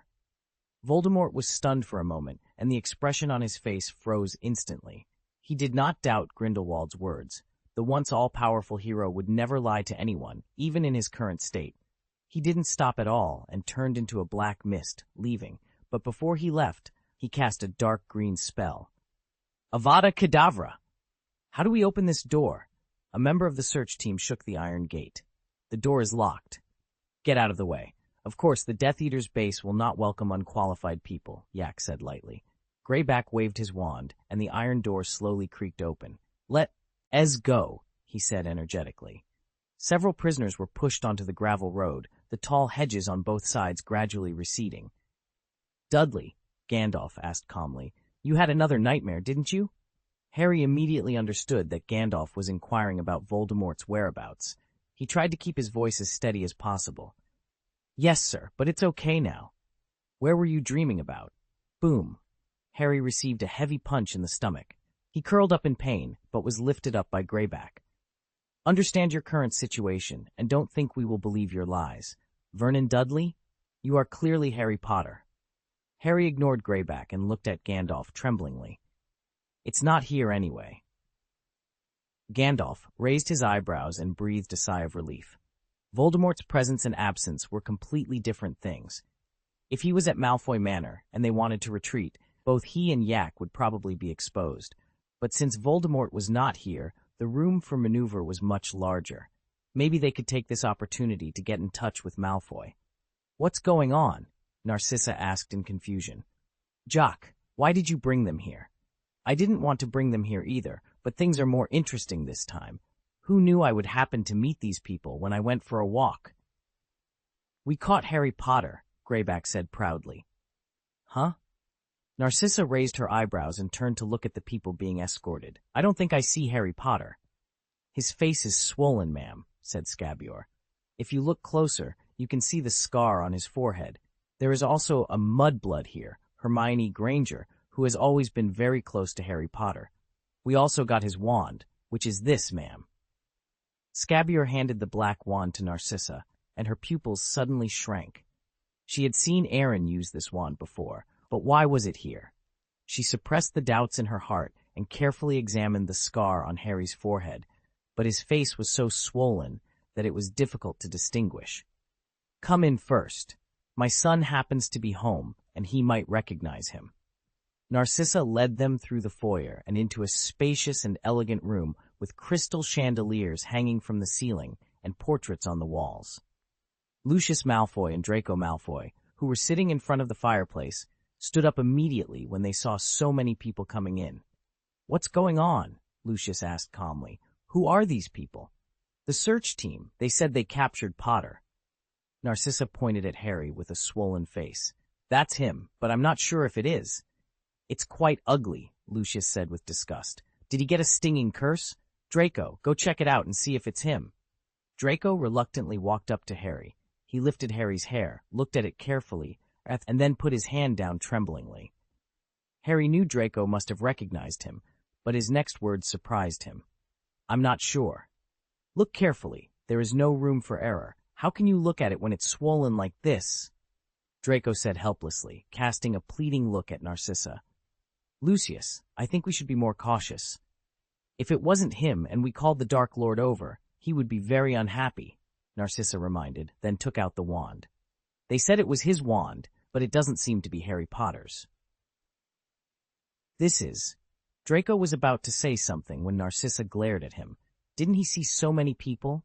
Be careful not to say the wrong thing. Lucius glanced at Harry thoughtfully. "Maybe it really isn't Harry Potter. What about her?" Greyback pointed at Hermione angrily. "The mudblood who traveled with Harry Potter, as mentioned in the Daily Prophet, Hermione Granger." "Speak with respect and don't talk about mudbloods," Gandalf said indifferently. "Your status as a werewolf is not much higher than that of a muggle-born wizard." Greyback took a deep breath, pulled out his wand, and pointed it at Gandalf. "I've tolerated you for a long time." A magic spell hit Gandalf, but it was blocked. A black barrier intercepted the spell before it could reach him. "I've tolerated you long enough," Moans said, pointing his palm at Greyback's neck and making a pinching motion. Greyback was lifted into the air by dark energy. After struggling painfully for a while, he was thrown against the wall with a hard thud. "Are you crazy?" Greyback got up, embarrassed and furious. "Are you trying to kill me?" "This is your last warning. Disrespect me again, and I will kill you," Moans said coldly. Greyback swallowed hard under Moan's icy gaze and dared not say another word. "Jock, who is this?" Lucius asked, trying to sound respectful. "Gandalf," the man introduced himself nonchalantly. "I am Ark's teacher." "You are also the person I respect the most," Moans added respectfully. Lucius's eyes widened, and his attitude softened. "My apologies for any disrespect." "What happened here, sissy?" A voice came from the door, making Harry tremble. It was Bellatrix Lestrange, the main murderer of his godfather. "Just teaching a beast a lesson," Moans sneered. Bellatrix curled her lips and glanced playfully at the people being escorted by the search team. "Ouch! Isn't this Miss Granger? The Dark Lord would be pleased if he caught you." "According to the contract, you cannot harm her," Gandalf reminded. "Of course I know. Wait, who are you?" "How did you know?" Bellatrix demanded. "He is." "I didn't ask you, Lucius," Bellatrix interrupted. "Entrusted to protect Hermione Granger as much as possible." "Oh," Bellatrix showed a proud smile. "It seems Gaius really cares about her, but he may have chosen the wrong person. You can't even protect yourself." With that, Bellatrix pulled out her wand, and a red light shot from its tip. Gandalf sidestepped to avoid it and quickly waved his staff. A white light bloomed in front of him, blocking the incoming spells. "Something good, old man," Bellatrix sneered. "I've heard about you, and I don't want to do anything to you, so don't be aggressive, okay?" "Not good," Gandalf replied, striking his staff hard on the ground. The white light expanded several times, dissipating Bellatrix's spell and forcing her to take several steps back. Everyone present was stunned into silence. The members of the search team swallowed nervously. This old man was incredibly powerful, and they had underestimated him. At that moment, Scabio and the others were grateful to Moans. If he hadn't been there, they might have been in serious trouble. Harry and his friends were equally astonished. They had been dealing with Gandalf for several months and held him in high regard. He was knowledgeable, affable, smart, and approachable, but they never expected him to be so powerful. There is a difference between a great magister and a great magister. You are not weak, but you are still a little below me, Gandalf said. Who are you? Bellatrix asked warily. What is your purpose here? I was captured by you, Gandalf replied. Don't be ridiculous. These crooked melons and bad jujubes have no chance of being your opponent, Bellatrix scoffed. The search team exchanged embarrassed glances. Don't get me wrong, Bella, Moan said with a meaningful smile. My teacher will not be an enemy. He made an oath not to attack others easily, as long as they are not as aggressive as you. Your teacher? Bellatrix looked at him suspiciously. There must be a limit to joking. This old man is obviously a white magician, but you are an absolute black magician. How can you two be master and disciple? Sir, there is no difference between white magic and black magic, Moan said.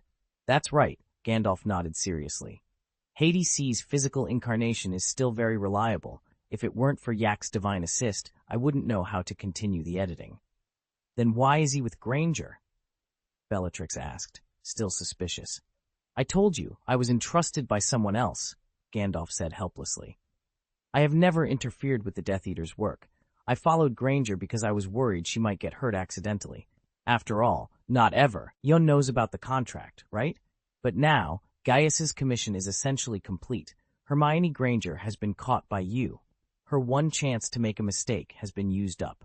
Once you let her go, she won't continue to take risks. Chapter 628. Bellatrix frightened by the sword, the value of 2 wands revealed. Bellatrix looked at Hermione, then at Gandalf. After a brief hesitation, she decided not to pursue the matter further. The contract Aaron signed with the Dark Lord was essentially a get-out-of-jail-free card, and she couldn't harm Hermione Granger. As for Gandalf, he was Mornis's teacher. His identity was unquestionable, and he was incredibly powerful. She couldn't control him even if she wanted to. Jock, these 2 are safe. Please escort them out. And Miss Granger. Bellatrix smiled meaningfully. Don't let us catch you a second time, or you'll face the consequences. Hermione trembled, and Gandalf held her hand tightly. It's okay. We are safe. But Ron and the others? That's not your concern right now. Madam, we have captured Harry Potter. Greyback pulled Harry's hair. It's him. Although his face is swollen and ugly, he was with Granger, and there's a scar on his forehead. Potter? Bellatrix grinned and quickly stepped forward to inspect Harry. Are you sure it's him? We need to inform the Dark Lord immediately. Wait, Bella. Narcissa hastily stopped her. We're not sure if it's Potter yet. If we call the Dark Lord without confirming, remember what happened to Roel and Doroho's husbands. Upon hearing this, Bellatrix hesitated and stopped rolling up her sleeves to summon Voldemort with the Dark Mark. It must be him. It must be Potter, Greyback insisted. He ran faster than anyone else when he saw us. Besides Hermione Granger, there was a Weasley with him. Doesn't that explain anything? But the wand is wrong. Narcissa handed Aaron's wand to Bellatrix. This doesn't look like the wand the Dark Lord described. I have a suggestion, Gandalf interjected suddenly. Since we can't confirm Dudley's identity for now, let's just lock him up first. Dudley? Bellatrix looked at Gandalf blankly. You said his name is Dudley? I'm not familiar with him. Maybe it's a fake name. It doesn't matter. There's a way to confirm. I'll check their wands. If there's any sign of a stinging charm, it means someone is covering for him, and it's Harry Potter. Bellatrix laughed and walked over to the members of the search party, ready to inspect their loot. But within a few seconds, the smile on her face froze, and she gasped in panic. What's going on? Bellatrix lowered her voice, her eyes fixed on the waist of a Death Eater, where a silver sword was pinned. Where did you get it? It was found in their bags, and now it's mine. Give it to me. Ma'am, I found this. It's mine. Boom.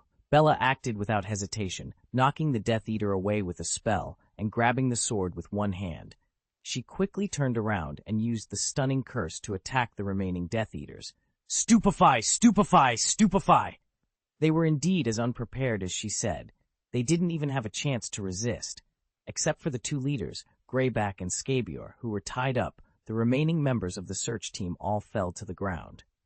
Are you crazy? Scabior scolded. Let me go, you witch. How dare you? Bellatrix waved her wand and lifted the binding spell on them. Get out! Get out! Scabior and Greyback stood up in embarrassment and hurriedly left the living room. They just wanted to stay away from this crazy woman.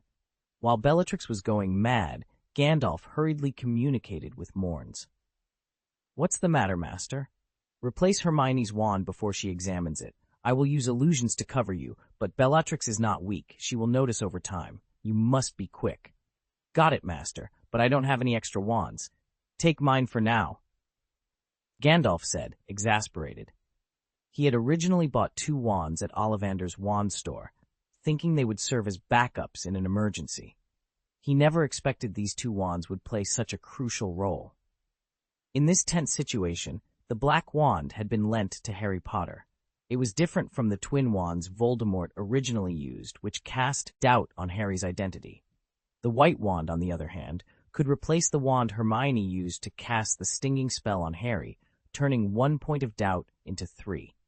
An invisible ripple flashed across Gandalf's hand, and the entire living room was obscured by illusions.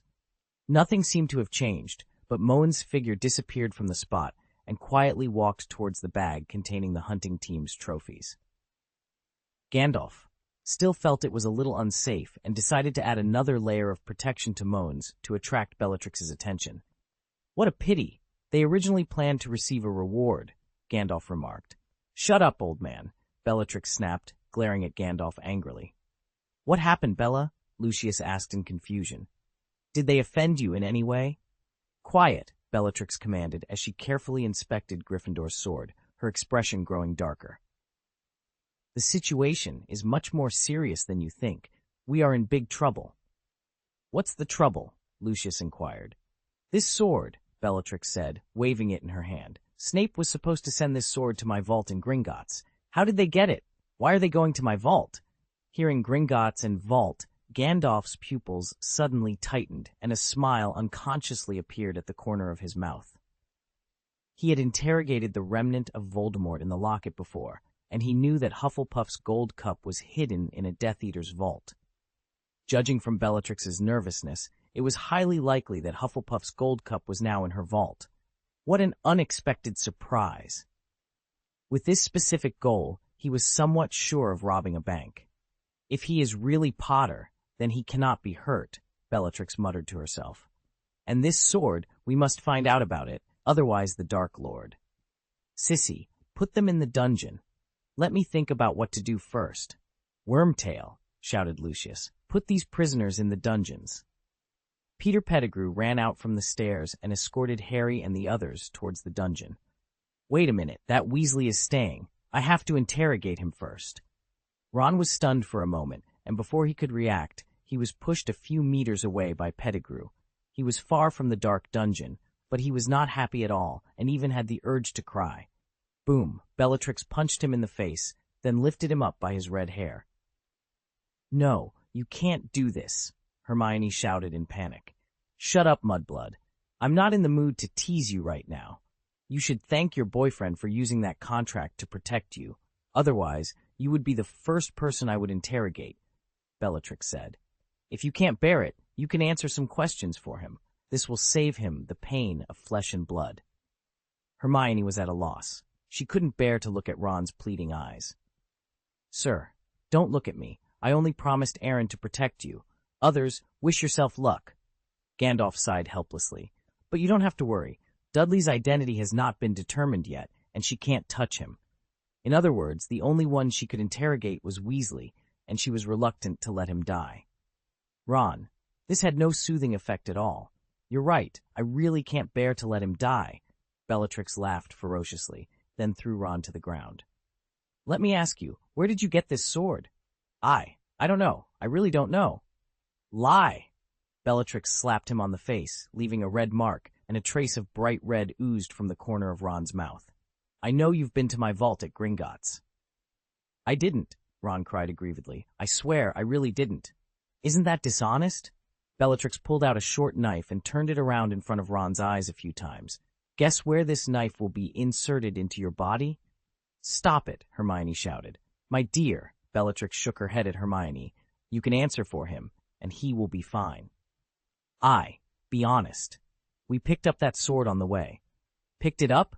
Bellatrix shrugged. And pointed her wand at Ron. "Crucio!" Ron let out a shrill scream and sobbed. "We really picked it up. We have never been to Gringotts." "It's done, Master. The wand has been replaced," a voice echoed. "Here you go." Gandalf breathed a sigh of relief and immediately lifted the illusion. "Ahem! I can testify to this. They really have never been to Gringotts." Puff! A short knife was thrust into Ron's right hand, and bright red blood splashed out, staining the carpet red. "Ah!" Ron screamed again. Although it wasn't as excruciating as the Cruciatus Curse, the visual impact was intense. No rush, no rush. As long as he doesn't die, we'll take our time. I have experience. I drove the Longbottoms crazy. Let's continue, Bellatrix said, pointing her wand at Ron's bleeding wound. Besides this sword, what else did you take from my vault? Answer me quickly. Really, nothing, Ron cried out. Crucio! That's enough. That's almost it, Gandalf sighed softly. This is just a fake. Are you so worried about it? It's quite similar, Bellatrix said disdainfully. This sword is exactly the same as the one I saw. That only shows that the imitation is very exquisite. Sir, you never lie, Moans added. Since you have interrogated Mr. and Mrs. Longbottom, you should know what a strong-willed person looks like. But look at this guy. Does he look like that? Bellatrix glanced down. Ron was not as strong as the Longbottoms had been. His nose and tears mixed together, covering almost half of his face. His body was shaking uncontrollably, and his pupils were full of fear. What bad luck! Bellatrix cursed in disgust. Her vault was not that important, but if something went wrong, she would have to bear the wrath of the Dark Lord. Didn't you catch a goblin? Lucius said. He should be able to identify the authenticity of the sword. Draco, go and bring him here. At the same time, Harry in the dungeon heard Lucius's voice and looked anxiously at the goblin who was locked up with them. Griphook, you must say that the sword is fake. You must not let them know. Please. After a while, Draco opened the cell door with a pale face. You, he pointed his wand at Griphook. Goblin, come out. Wait, Harry stopped him. How is Ron? He's not dead yet, Draco's voice trembled. You'd better hope that the stinging spell can last a little longer, otherwise the Dark Lord will definitely not let you go when he comes back. Also, there are other people imprisoned in the dungeon. You can go look for them. Others? Dean asked in confusion. Where are the others? Inside, Draco said, then walked out with Griphook. He recognized you, right? Dean asked, looking puzzled. Not just him. I think his parents should also recognize me. It's surprising that Malfoy didn't accuse you. This won't last long. We have to find a way to escape before the Dark Lord comes back. It's useless. An old and weak voice came from the darkness. I have looked for it, but there is no other exit here, and there's no way to apparate. Are you Grigorovich? Harry looked at him in shock. Are you the other person Draco mentioned? And there's a little girl named Lovegood. Luna is here too? Hi, Harry. Luna walked out of the shadows, her face slightly red and swollen, looking like she was suffering. Was that Ron screaming just now? If you want to save him, you have to find a way to get out of here. It's basically hopeless, kid, Grigorovich said desperately. It's been almost a year since I was arrested. I've tried every method, but it doesn't work. There is still hope. Hermione and Gandalf can leave here safe and sound, Harry encouraged others and himself at the same time. Hermione has a way to contact Aaron, as long as we can be saved before Voldemort comes back. I hope so, Dean nodded. Draco returned to the living room with Griphook, and Bellatrix immediately dropped Ron and showed him Gryffindor's sword. How is it? Is the sword real? No, this is a fake, Griphook replied calmly. Think carefully before answering me, Bellatrix warned. Madam, do you believe there is any place safer than Gringotts? Griphook asked. Your vault is in the deepest part of Gringotts, and they can't even get in. Are you absolutely certain? Bellatrix pressed. I am very sure, Griphook confirmed. Bellatrix breathed a heavy sigh of relief. It seems it's okay. I think we can summon the Dark Lord. Chapter 629.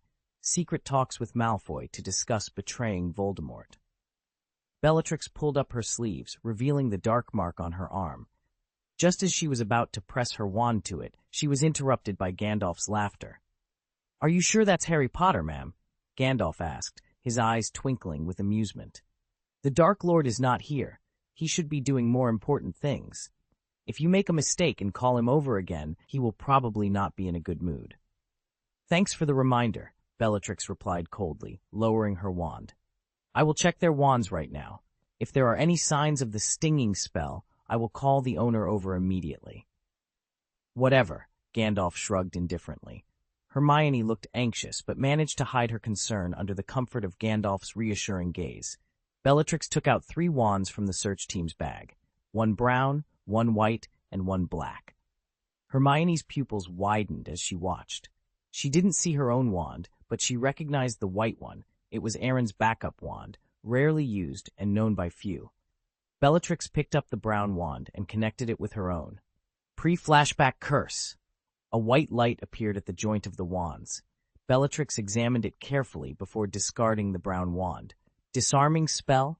Not this one. She picked up the black wand and repeated the process. Stunning spell? Not that either. Finally, she picked up the white wand and gave Hermione a playful look before testing it. This is the last one.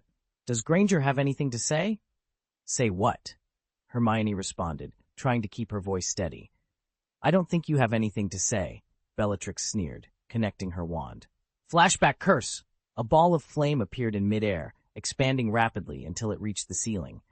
Bellatrix quickly released the connection, her face contorted in frustration. Fire spell and expansion spell. It seems there are no traces of the stinging curse, Gandalf said in a sinister tone. Madam, how about you try to use the Dark Mark to call the Dark Lord back? You can't be sure of Dudley's identity, but you can trust the Dark Lord. Shut up, Bellatrix cursed loudly. The effect of the stinging curse will last until tomorrow morning at most, and I don't mind waiting one more night. Sissy, please put this traitor to the pureblood family in the dungeon. Narcissa shook her head, picked up Ron, and dragged him towards the dungeon.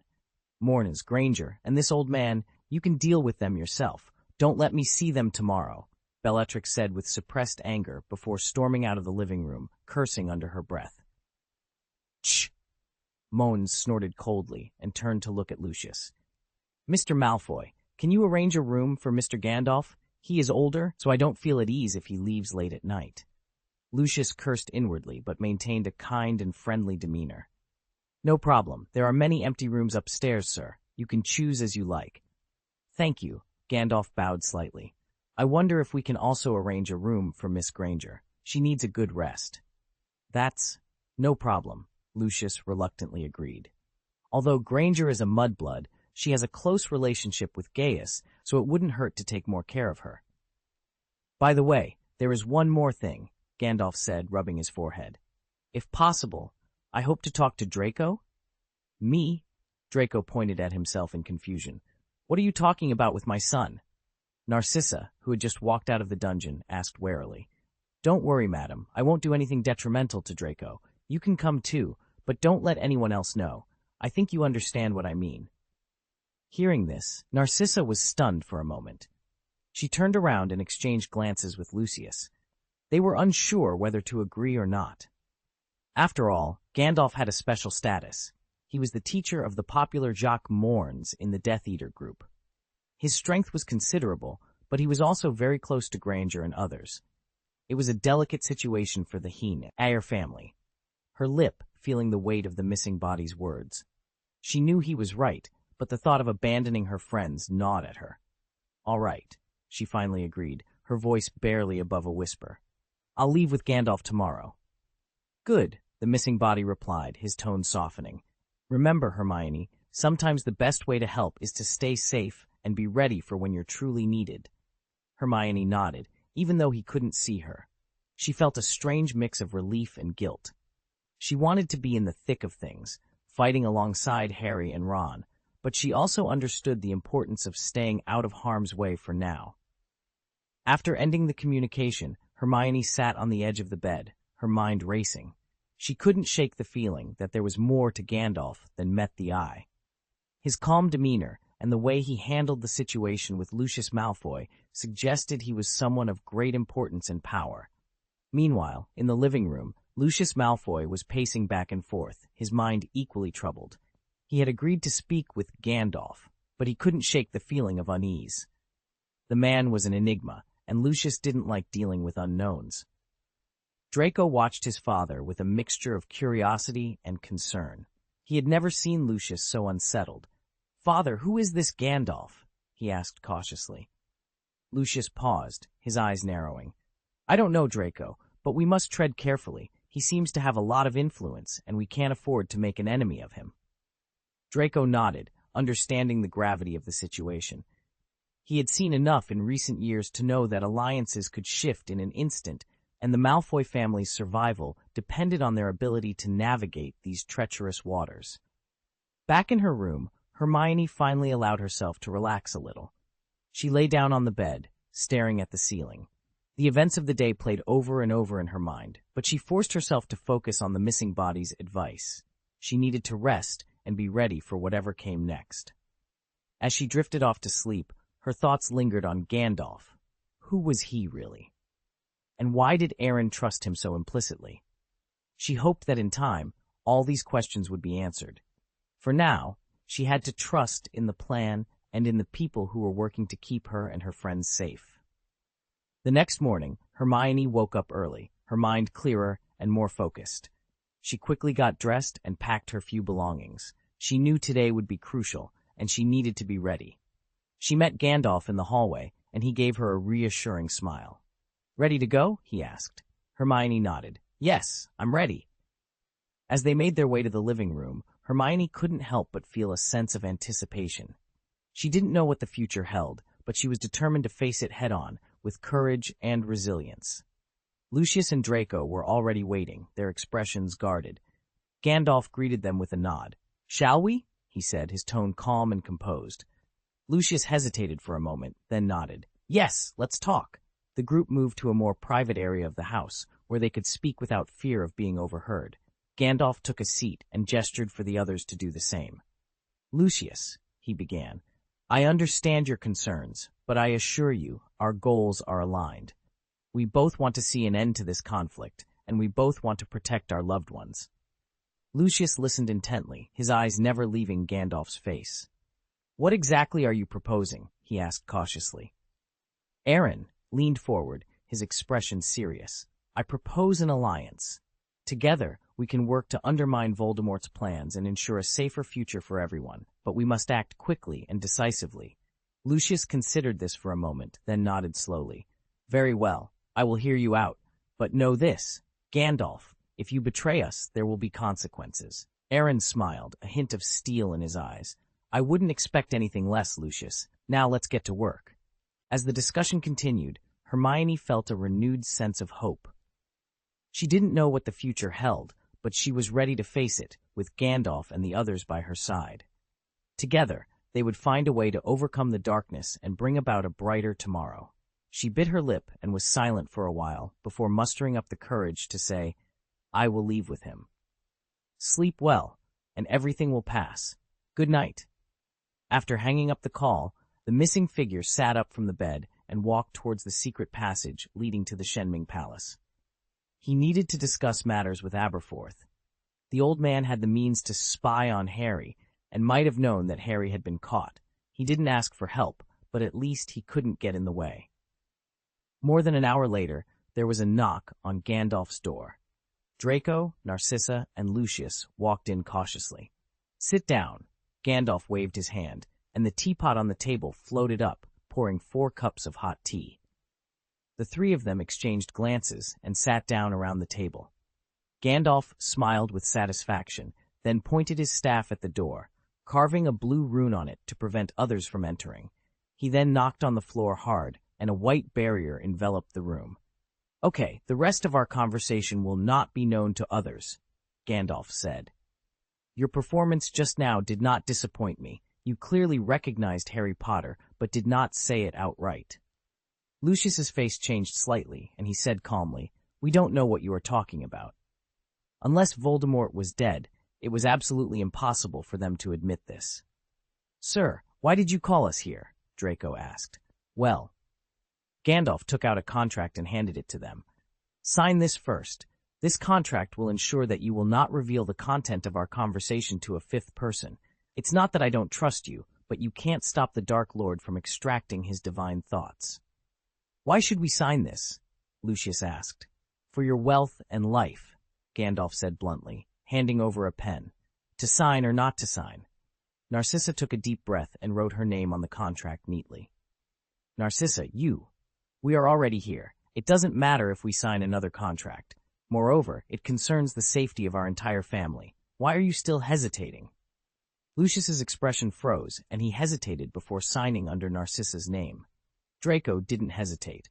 After all, his parents had signed it, and he couldn't justify not signing it. Very good. Gandalf picked up the contract, produced a ball of flame in his hand, and burned the contract to ashes. "Okay, the contract is complete. We've signed. Let's get down to business," Lucius said impatiently. Of course. I need you to betray the Dark Lord." "What did you say?" Lucius stood up immediately. "Let's go and pretend we never came tonight." "Listen to me. It's not too late for you to leave," Gandalf said calmly. Narcissa looked at Lucius, pulled his arm, and urged him to sit down again. "The reason is that you have no choice." "It's so funny. Why do we have no choice?" Lucius said, unconvinced. "I got the prophecy ball for the Dark Lord, offered my mansion as the headquarters of the Death Eaters, and Draco even shot down Dumbledore's wand. Our family has made significant contributions." "You are right, but you have overlooked one point. In the face of huge interests, will the Dark Lord care about your past achievements?" Narcissa's expression changed, and she asked urgently, "What do you mean? The Malfoy family has already contributed a lot to the Dark Lord's cause. Can he still get any more benefits from us?" "Of course, this benefit is irresistible to the Dark Lord," Gandalf said with a serious face.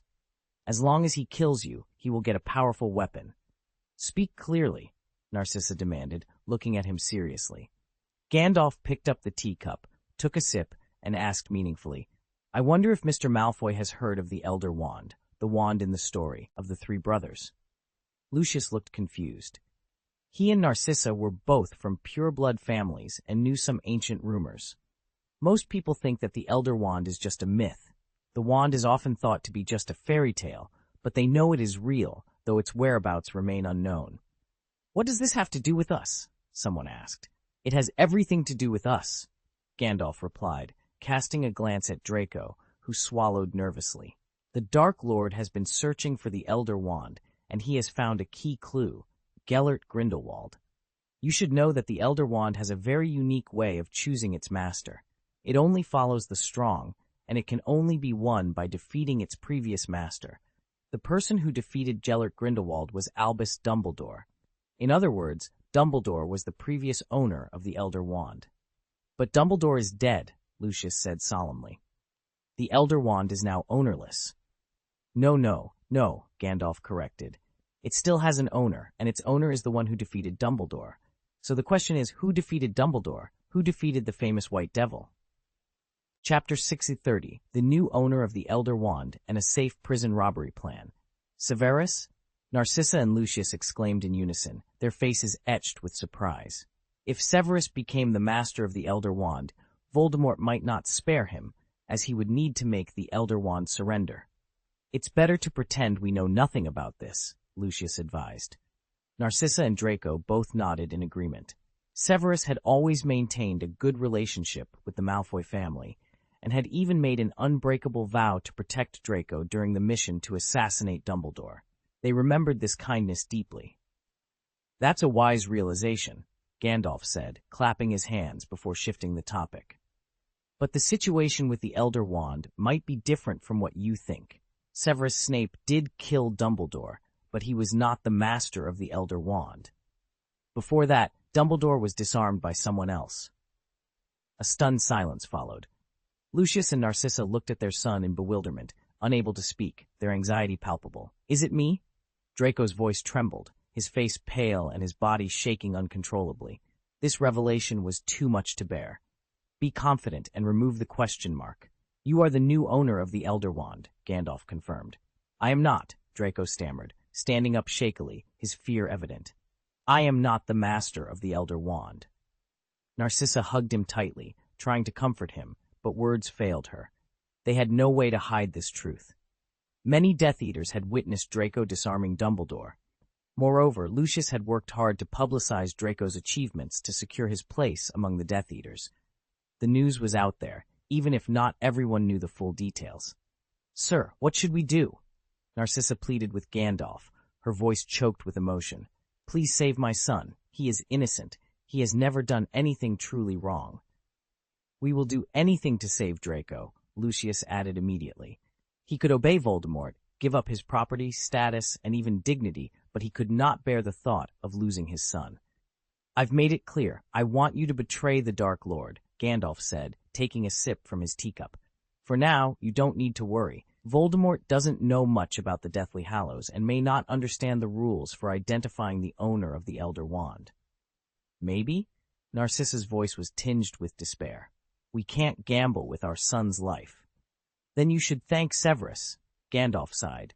He killed Dumbledore, acting as a shield for Draco, but this isn't safe.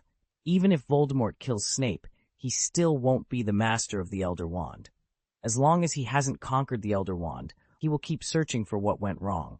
It's only a matter of time before he discovers that Draco disarmed Dumbledore. Speak directly. What do you want us to do? Narcissa demanded, her voice steadying as she faced reality. How do we betray the Dark Lord? She finally recognized the truth. As Gandalf had said, they had no choice. Unless Voldemort gave up the Elder Wand, there would be no peace between him and the Malfoy family. They would be forced into a deadly conflict. To protect their son, they had to betray Voldemort, a loyalty they had never truly felt. Gandalf looked at her with approval, smiling as he pulled a new paper contract from his bag. The first part ensures you won't leak the secret, and the second part ensures you won't betray us. After signing this contract, I can safely share my next plan with you. The three of them picked up the contract and scanned it briefly. It required absolute confidentiality and cooperation with Gandalf's actions without compromising their own safety. The penalties for breaking the contract were severe. You are not allowed to leave Malfoy Manor for 10 years. Sign it.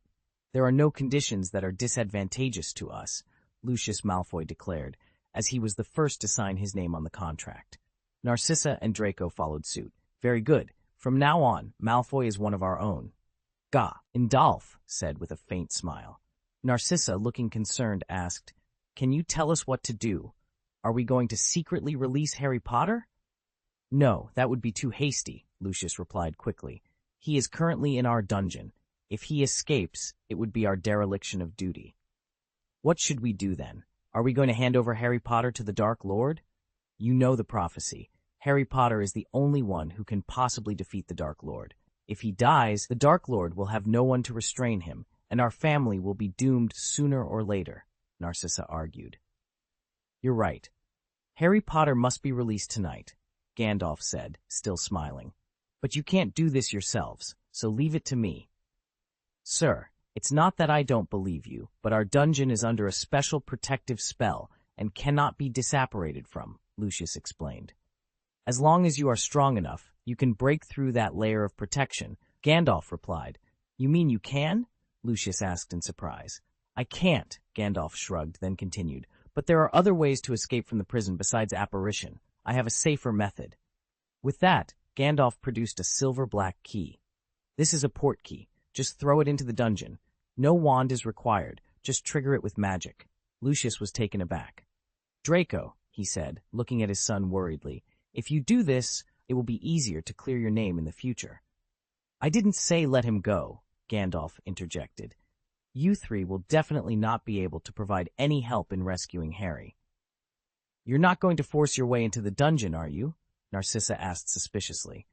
The Dark Lord values Monsey very much, but if you, the Master, let his powerful enemy go, Monce's status will probably plummet. Don't worry, my method is safe and secure. Even if the Dark Lord knows the cause and effect of the matter, he will not punish you, Gandalf assured them. With a snap of his fingers, a ball of flame appeared above the four people. A fiery red phoenix flew out from it and landed firmly on his shoulder. Is this Dumbledore's phoenix? Draco asked in disbelief. Yes, Gandalf confirmed. Why is it with you? Draco questioned. That's not important. What's important is that the phoenix can ignore the dungeon's protective spell. Let it send the port key in, and even if Harry Potter escapes, the Dark Lord will only think that it was Dumbledore's arrangement in advance. The more people who see Fawkes appear, the safer your situation will be, Gandalf explained. Brilliant, really brilliant, Lucius breathed a sigh of relief. Letting Harry Potter go would have nothing to do with them. You don't have to worry about Harry Potter. I have something else to say. The first thing is to keep Draco away from the Dark Lord's sight. He can't stay at home anymore. Send him to Hogwarts tomorrow, Gandalf instructed. Can you change the place? Narcissa asked. Severus, The Caro brothers and sisters are all at Hogwarts, and the 3 Death Eaters are there, just in case. Gaius is also there, Gandalf interrupted. Since Aaron promised to protect his friends, he will definitely do it. Trust me, even if the Dark Lord takes over the British wizarding world, the safest place is still Hogwarts. I'll go, Draco said seriously. Good decision, Gandalf said with a look of relief. As long as Draco is at Hogwarts, Gaius can guarantee his safety. Now that the son's problem is solved, it's the parents' turn. What do you want us to do? Lucius asked, trying to remain calm despite his panic. He had already anticipated that Gandalf would ask them to undertake dangerous tasks, but they had no choice for the sake of their son. Continue as you have been, but you must. Provide me with some modest help when I need it. Let's say you recognized Harry Potter tonight, but pretended not to know. This is no problem, Narcissa said. Is it that simple? Simple? Gandalf raised his eyebrows playfully. This is not simple at all. The Malfoy family respects pure blood and is deeply trusted by the Dark Lord. Your words will affect the Dark Lord's decision-making to some extent. There is a saying that details determine success or failure, and you are the details. Lucius and Narcissa exchanged confused glances. They had to admit that what Gandalf said made sense. Also, I have some discernment. I don't expect you to rebel in a serious way, but don't hesitate when it's time to run. Lucius's heart skipped a beat. What do you mean? Today, Dumbledore's plan is nearing completion, which means that the decisive battle is coming soon. Voldemort will undoubtedly be defeated, so you should act accordingly when the time comes. Are you sure the Dark Lord will lose? Lucius asked, puzzled. If he hadn't set his sights on Gaius, it would be hard to say whether he would win or lose, but who made him ignorant of good and evil?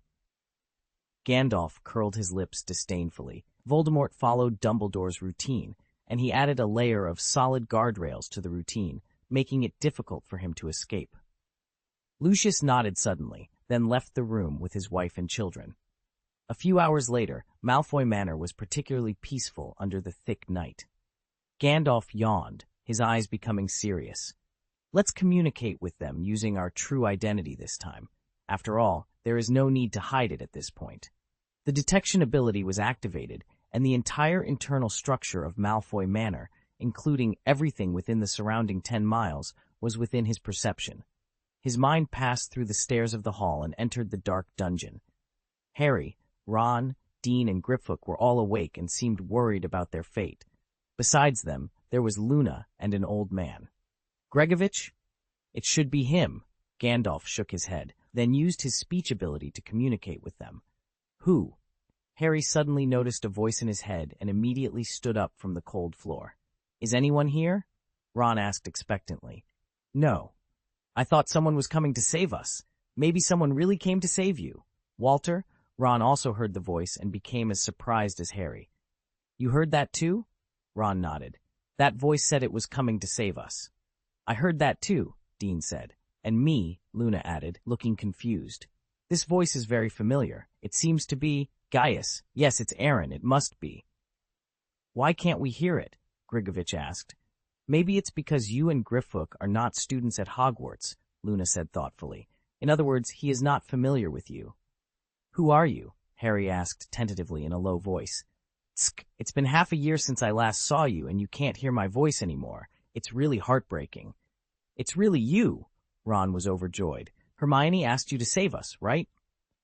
Otherwise, she was so anxious that she almost cried. I can't just sit back and ignore her. How are you going to save us? Harry asked eagerly. I will deliver the portkey to you, Aaron said straightforwardly. Portkey? Where is it? Ron looked around, but the dungeon was still a dungeon. Nothing had changed. Not now, idiot. Ron, Harry, you have to tell me, will Voldemort be back tomorrow?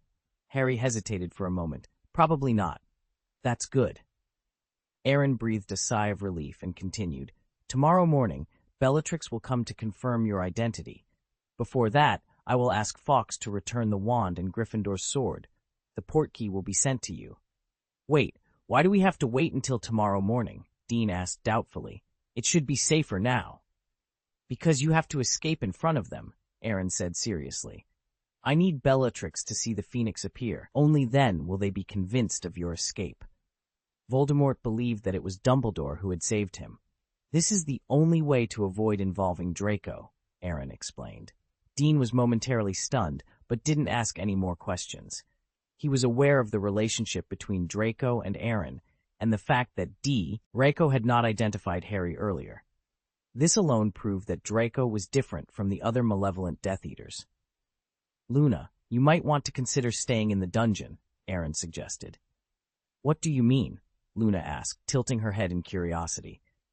Mr. Lovegood has proven his loyalty to the Dark Lord to the Death Eaters. If nothing else happens, you will be released soon. But if you leave with Harry and the others, it will not be so easy to stay out of the matter. Aaron explained. It's an easy choice, isn't it? Luna said nonchalantly. I'm definitely on Harry's side. I thought so, Aaron said with a chuckle. The portkey is a silver-black key. Including Grigovich and the Goblin, there are 6 of you. It's best not to leave anyone behind. Chapter 631. Fawkes makes a brilliant debut. Dumbledore's backup? The next day at Malfoy Manor before dawn, a flame suddenly ignited in the spacious and magnificent hall. Fawkes, the Phoenix, quietly emerged from the flames. It didn't make a sound, but carefully grabbed the 3 wands on the floor with its claws, held Gryffindor's sword in its beak, and then vanished into flames once more. Fawkes felt aggrieved. This was the first time in the past 100 years that it had done something so sneaky. It was simply unworthy of its status as a phoenix. But Aaron had given it a strict order, and it had to comply, whether it wanted to or not. When Fawkes reappeared, it was in the dungeon where Harry and the others were imprisoned. Everyone was excited when they saw the phoenix flapping its wings in the bright flames. This was their hope of escape. Grigovich almost cried.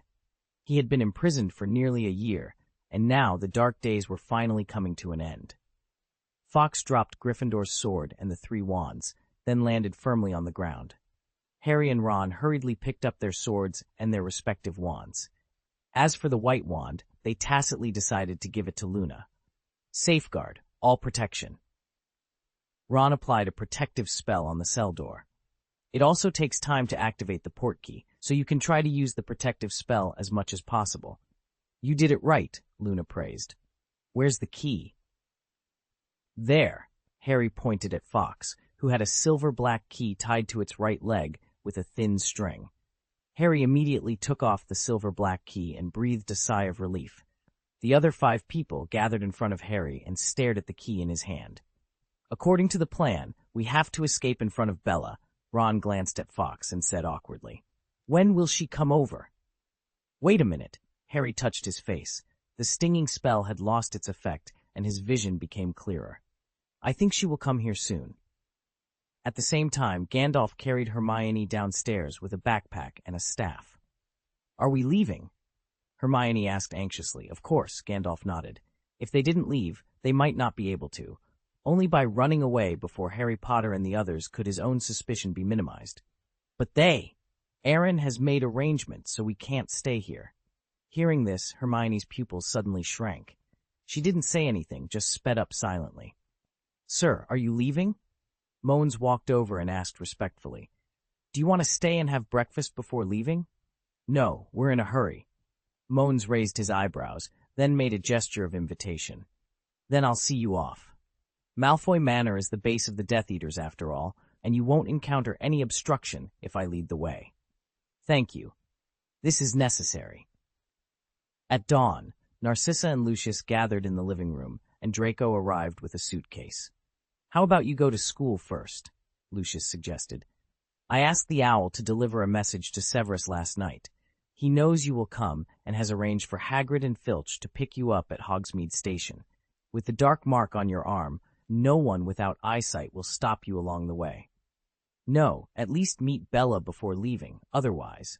Narcissa hesitated, but Lucius and Draco both understood what she meant. Draco leaving Malfoy Manor without saying hello, and not long after he left, Harry Potter and the others successfully escaping from prison would raise suspicion. Although the matter itself had nothing to do with him, others might not think so. After a while, Bellatrix opened the door to the living room and strode in. Behind her was the obedient Peter Pettigrew. Where is Draco going? Bellatrix asked, looking at the suitcase at his feet. Hogwarts, Lucius smiled calmly. Although it would be a waste of time for him to go back to school, it is still necessary to take the 7th-year graduation exam. Really? Bellatrix tapped her chin. Don't embarrass Sissy, do you understand? The corner of Lucius's mouth twitched slightly. What did she mean by that? Draco forced a stiff smile, picked up his suitcase, and walked towards the fireplace. With a flash of green flames, he left Malfoy Manor through the Floo network. Why did you bring him too? Narcissa asked, looking at Peter Pettigrew with dissatisfaction. Despite her tone, she felt a sense of relief. If the situation allowed, she would have called all the Death Eaters patrolling outside to witness Harry Potter and the others' escape from prison, ensuring her and Lucius's safety. Wormtail betrayed Potter's parents. He is the person Potter hates the most, she explained. You should be the one I hate the most, Lucius said playfully. Don't forget, Sirius died at your hands. Shut up, Lucius, Bellatrix cursed fiercely. Don't mention him to me. He is the Black family's biggest shame, and I have washed away this humiliation with my own hands. It must be very interesting to have Potter meet Wormtail before he is killed by the Dark Lord. The expression of resentment, anger, and self-blame would be quite entertaining. Okay, let's go to the dungeon, Narcissa said, exasperated. The effect of the stinging curse should have passed, and it's time to determine whether he is Potter or not. The 4 of them walked towards another door and entered a dark passage. Peter Pettigrew led the way, illuminated by a fluorescent spell. After climbing a steep flight of stairs, they reached the heavy prison door and the dark dungeon beyond. The effect of the stinging curse had worn off, revealing Vernon Dudley's true identity. Ha! Bellatrix laughed maniacally. Potter, my dear, what do you have to say this time? The Master will be very excited to see you. Are you ready to meet your death? You may be a little too happy, Ron said, raising his wand proudly, showing no signs of the torture he endured yesterday. We will definitely not die here. A wand? Bellatrix was stunned. She then noticed that Harry, Ron, and Luna each had a wand in their hands, the same ones she had checked with the pre-flashback spell yesterday. Who gave you the wand? Bellatrix yelled angrily, looking at Lucius with suspicion. What are you looking at me for? Lucius felt guilty, but maintained a frown of dissatisfaction. My loyalty to the Dark Lord is unquestionable. If I wanted to betray him, wouldn't it be better to just let them go? What's the use of just giving them the wand? Apparition is not allowed in the dungeon or the entire Malfoy Manor, and there are many Death Eaters patrolling outside, making it impossible for them to escape. Who is it then? Someone must have given them the wands, Bellatrix said coldly. Suddenly, a thought crossed her mind, and she smirked. Granger and that old man. It must be them. Catch Granger quickly. Gaius will definitely obey if we catch her.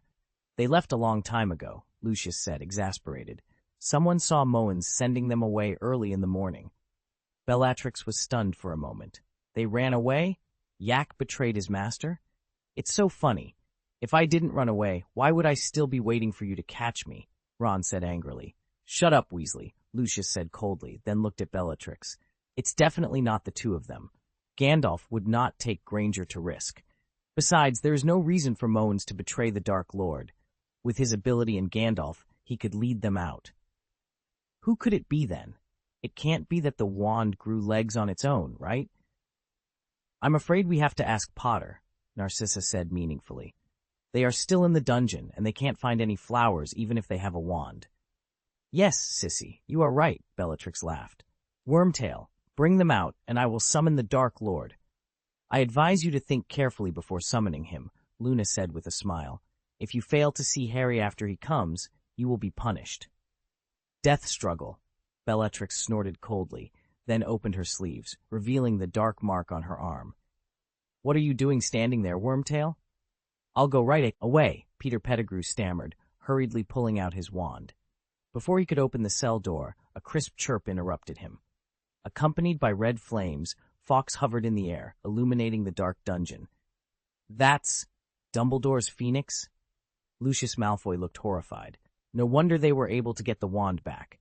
No, stop them quickly. The phoenix's apparition can leave the dungeon. Peter Pettigrew immediately pointed his wand at Harry. Collapse! Boom! His spell bounced back at him through a transparent barrier. Waste! Bellatrix Lestrange cursed, pointing her wand at the cell door. However, Fawkes didn't give her a chance to act. The phoenix turned into flames and rushed out of the dungeon, forcing Lucius and the others to hurriedly avoid it. "Now!" Harry shouted, holding the silver-black key in front of him. Ron, Ginny, Dean, Griphook, and Grigorovich all touched it with their fingers. Their movements were smooth and skillful, as if they had rehearsed thousands of times. Snap! The six were drawn into a space vortex and disappeared from the dungeon. Fawkes also rushed out, turning into fire and dissipating.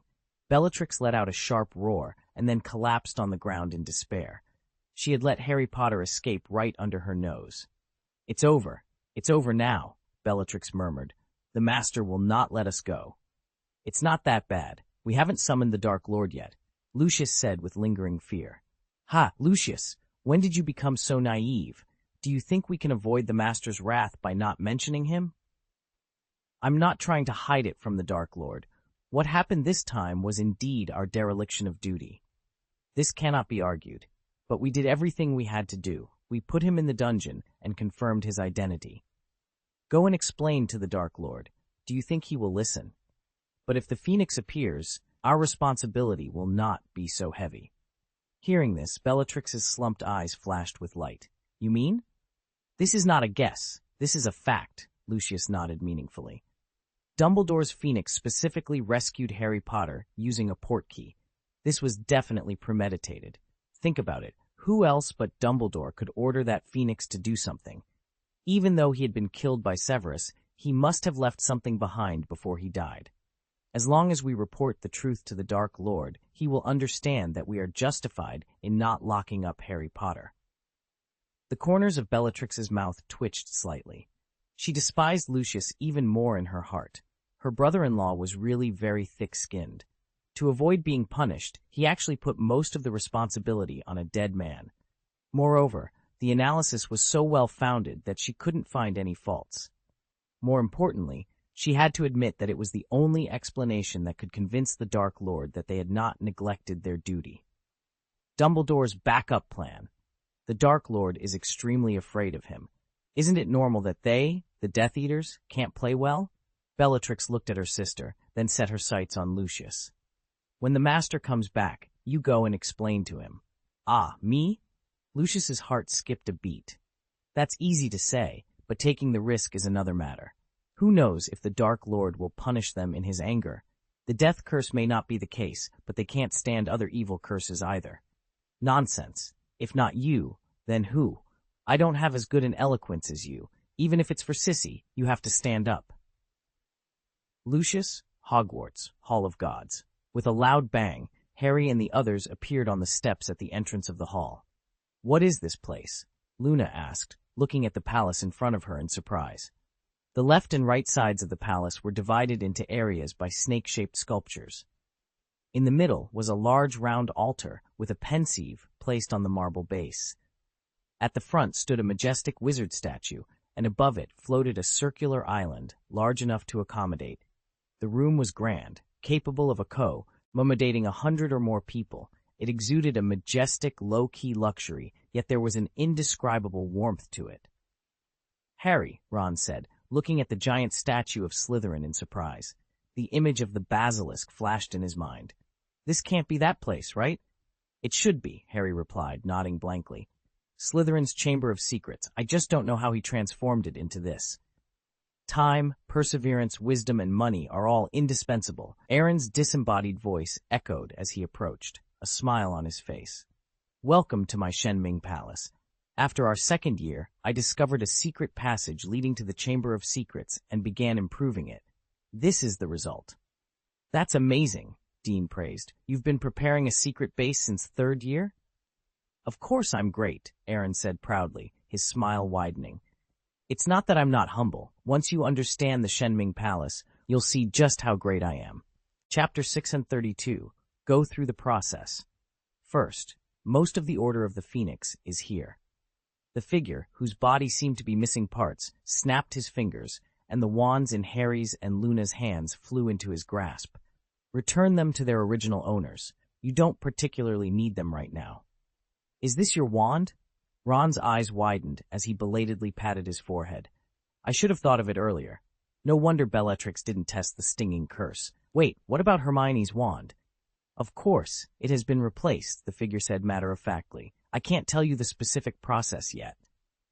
Now that we're here, let's go through the process first, he continued. What process? Luna asked curiously. The figure raised his eyebrows, waved his black wand, and wrote a contract in midair. The content of the contract was confidential. It stated that they could not tell anyone about the existence of the Shenming Temple in any way, and they could not leave without Aaron's consent. We have no problem with the first one, but isn't the latter one a bit overwhelming? Harry frowned. He still had to find the Horcruxes and couldn't stay here for too long. This is my rule, the figure said without hesitation. I know you want to deal with Voldemort. Don't say that name, Grigovich interrupted in panic. They have cast a spell on the name. Anyone who says it will be tracked. You can rest assured that the defensive magic of Shenming Palace is very comprehensive. Even the Holy Magister can block it. The search team will never be able to find it here, the figure assured.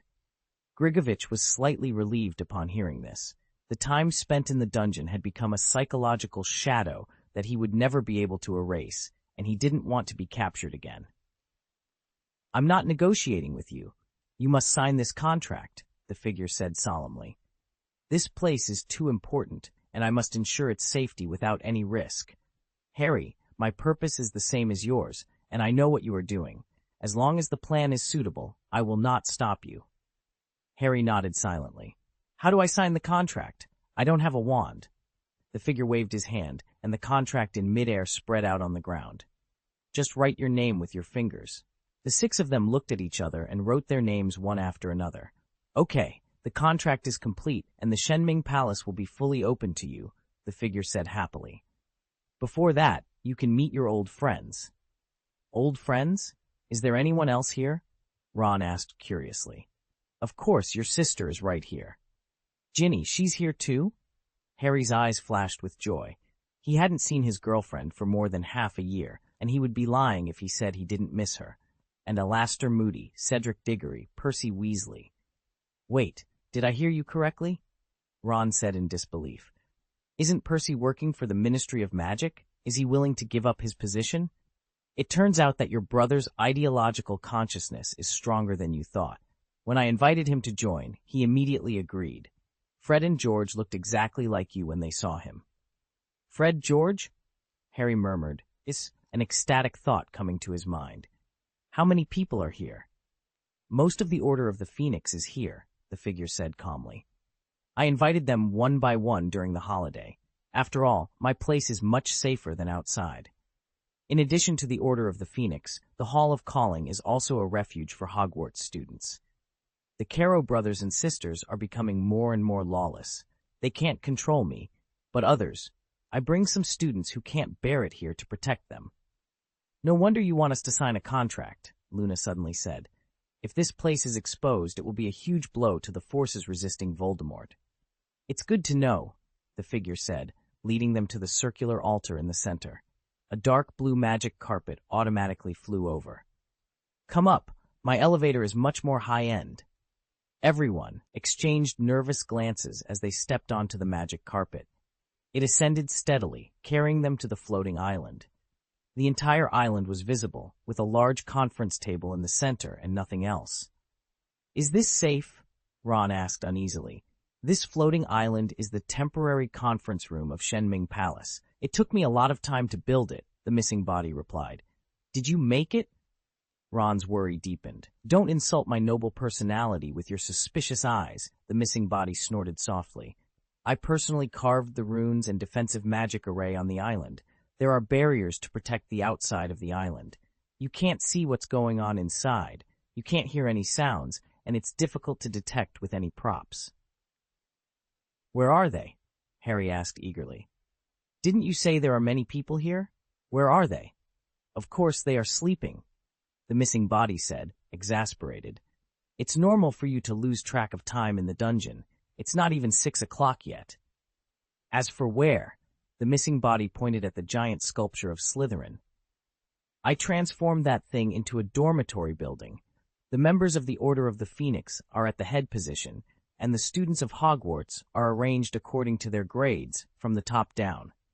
That's quite something, Dean remarked with a smile.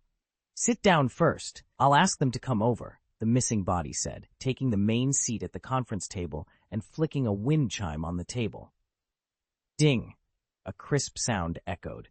The Slytherin statue's mouth slowly opened, revealing a wide and long stone staircase that led directly to the floating island. After a while, Fred and George, wearing pajamas, entered the floating island. Aaron, you should pay attention to the time if you have a meeting, Fred yawned drowsily. I was sleeping soundly when the alarm rang. Harry, George exclaimed in surprise when he saw Harry Potter. You, Ron, are you here too? Just got here, Harry said sheepishly. Escaped from Malfoy Manor. That's amazing. Everyone will be very happy to see you. Fred leaned in and smiled meaningfully. You have to be mentally prepared. A few people will be surprised. Who is it? Ron asked curiously. Are they Mom and Dad? No, Mom, Dad, and Bill are at Aunt Muriel's house. They and Lupin are taking care of Tonks. They won't come over until she gives birth. In short, you'll know when you see it. When we were brought here by him, we thought we had seen a ghost. Ahem. If you have nothing to do, just sit down first, the missing body interjected. I know. Fred and George winked at Harry, then found seats and sat down. Harry soon understood why Fred and George had said that. The man walking up the stone steps was his only relative, a relative who could make him feel the warmth of home. Oh my God, he's still alive? Ron said, eyes wide. But how is this possible? Harry was shocked, his green eyes moistening as he stared at Sirius, who was getting closer. He is still alive. I knew he wouldn't die so easily. Didn't I say that the meeting time is in the evening? Sirius said, exasperated. But then he saw Harry and the others. Harry? Sirius was stunned for a moment. He had imagined many scenarios of meeting Harry, but he hadn't considered this situation and was not prepared at all. Why didn't you tell me earlier that Harry would be coming? Sirius said incoherently. I could have at least held a welcome party or something. Ha ha! The missing body rolled its eyes. This is my territory, not yours. No, 12 Grimmauld Place. Why should I lend it to you for a welcome party? It doesn't matter about the welcome party, Harry said, staring at Sirius intently. Why did you hide it from me? Do you know how much I suffered at that time? I didn't want to hide it from you, Sirius smiled bitterly. It's all him. He made me sign a contract. Without his permission, I cannot appear in the sight of others. Why? Harry asked, looking at the disembodied voice in confusion. I'll teach you a lesson, a profound lesson. If you hadn't been so impulsive, you wouldn't have had to watch him die, the voice said disdainfully, leaving Harry speechless. Besides, do you think it's easy to save him? Do you know how much effort I put into it? Can you please stop talking about this? My life was obviously bought with money. Most of the wealth accumulated by the Black family for generations was given to. At this point, Sirius paused. It was given to Gandalf, and Gandalf passed it on to you. The disembodied voice raised an eyebrow slightly. Fortunately, he had signed a supplementary contract with Sirius, Moody, and others a few months ago, ensuring his identity remained hidden. Yes, it's such a large sum, Fred said enviously. It filled the treasury. That's the reward I deserve, the voice said confidently. If I let you choose, which would you prefer, life or wealth? Can I have both? Fred asked with a smile. So Gandalf left him 1/10 of the gold. You Weasleys may not be able to match it, even if you open the Wise House for 100 years. Fred and George gasped at this revelation. That's your fault, Sirius, Fred said. Too greedy. No, that's greed. Sirius, you can reminisce any time. There will be plenty of time to communicate once everyone is here, the voice said calmly. I'll explain to you later, Sirius said, giving Harry a comforting look before sitting down opposite him. After a while, Percy and Cedric entered the floating island together, followed by the Longbottoms. Are you prefects of Gryffindor and Hufflepuff? Luna asked in surprise. Does anyone still remember me? Cedric asked with a warm smile. If I remember correctly, you should be a Ravenclaw, right? Yes, Senior. Harry, Ron, Percy simply nodded to the two of them. Although they didn't say anything, they were happy that Percy had changed his ways. Are you Harry Potter? A gentle voice asked. Harry came back to his senses and looked at the Longbottoms, familiar, yet a little strange. Suddenly, he thought of something and opened his mouth in shock. "Are you Neville's parents?" Ron was also in disbelief. They had seen them when they went to St. Mungo's Hospital 2 years ago, but at that time, they were in the permanent ward of the Curse Injury Department, with almost no chance of recovery. Frank Longbottom and Alice Longbottom nodded. "James and Lily's child, you really look like your parents. Especially the eyes," Alice said. "They are exactly like Lily's." Harry scratched his head in embarrassment. It seemed that every elder who was kind to him would say such words, which always made his heart feel particularly warm. "How did you recover?" Harry asked curiously. "It was Aaron who saved us," Frank said. "We were brought here after leaving St. Mungo's to rejoin the organization fighting the Dark Lord." "How did you do it?" Luna asked, looking at the disembodied voice. "St. Mungo's Hospital of Magic hasn't been able to cure them for more than 10 years. "Chich! I am from the Gaius family, after all," the voice said proudly. "Although I have been temporarily removed from the family, I still have the means to heal souls. The reason Sirius is still standing here is because I protected his soul when he was hit by the death curse." "Thank you," Harry blurted out. These 2 words were definitely not enough to express his gratitude to Aaron, but he couldn't think of any other words to describe his feelings. Aaron had saved Sirius and the Longbottoms, and his kindness to him and Neville was extraordinary. He had directly given them a home. "You're welcome," the voice said, its expression softening slightly. "I'm not a good person. I saved them, and they helped me deal with Voldemort. You can understand it as an exchange of equal value." "Thank you anyway," Harry insisted. "Is everyone here?" Ron asked. "There are 2 more," the voice said helplessly. The timing of Harry and the others' arrival was less than ideal. It was not yet 6 o'clock, and many students were still asleep.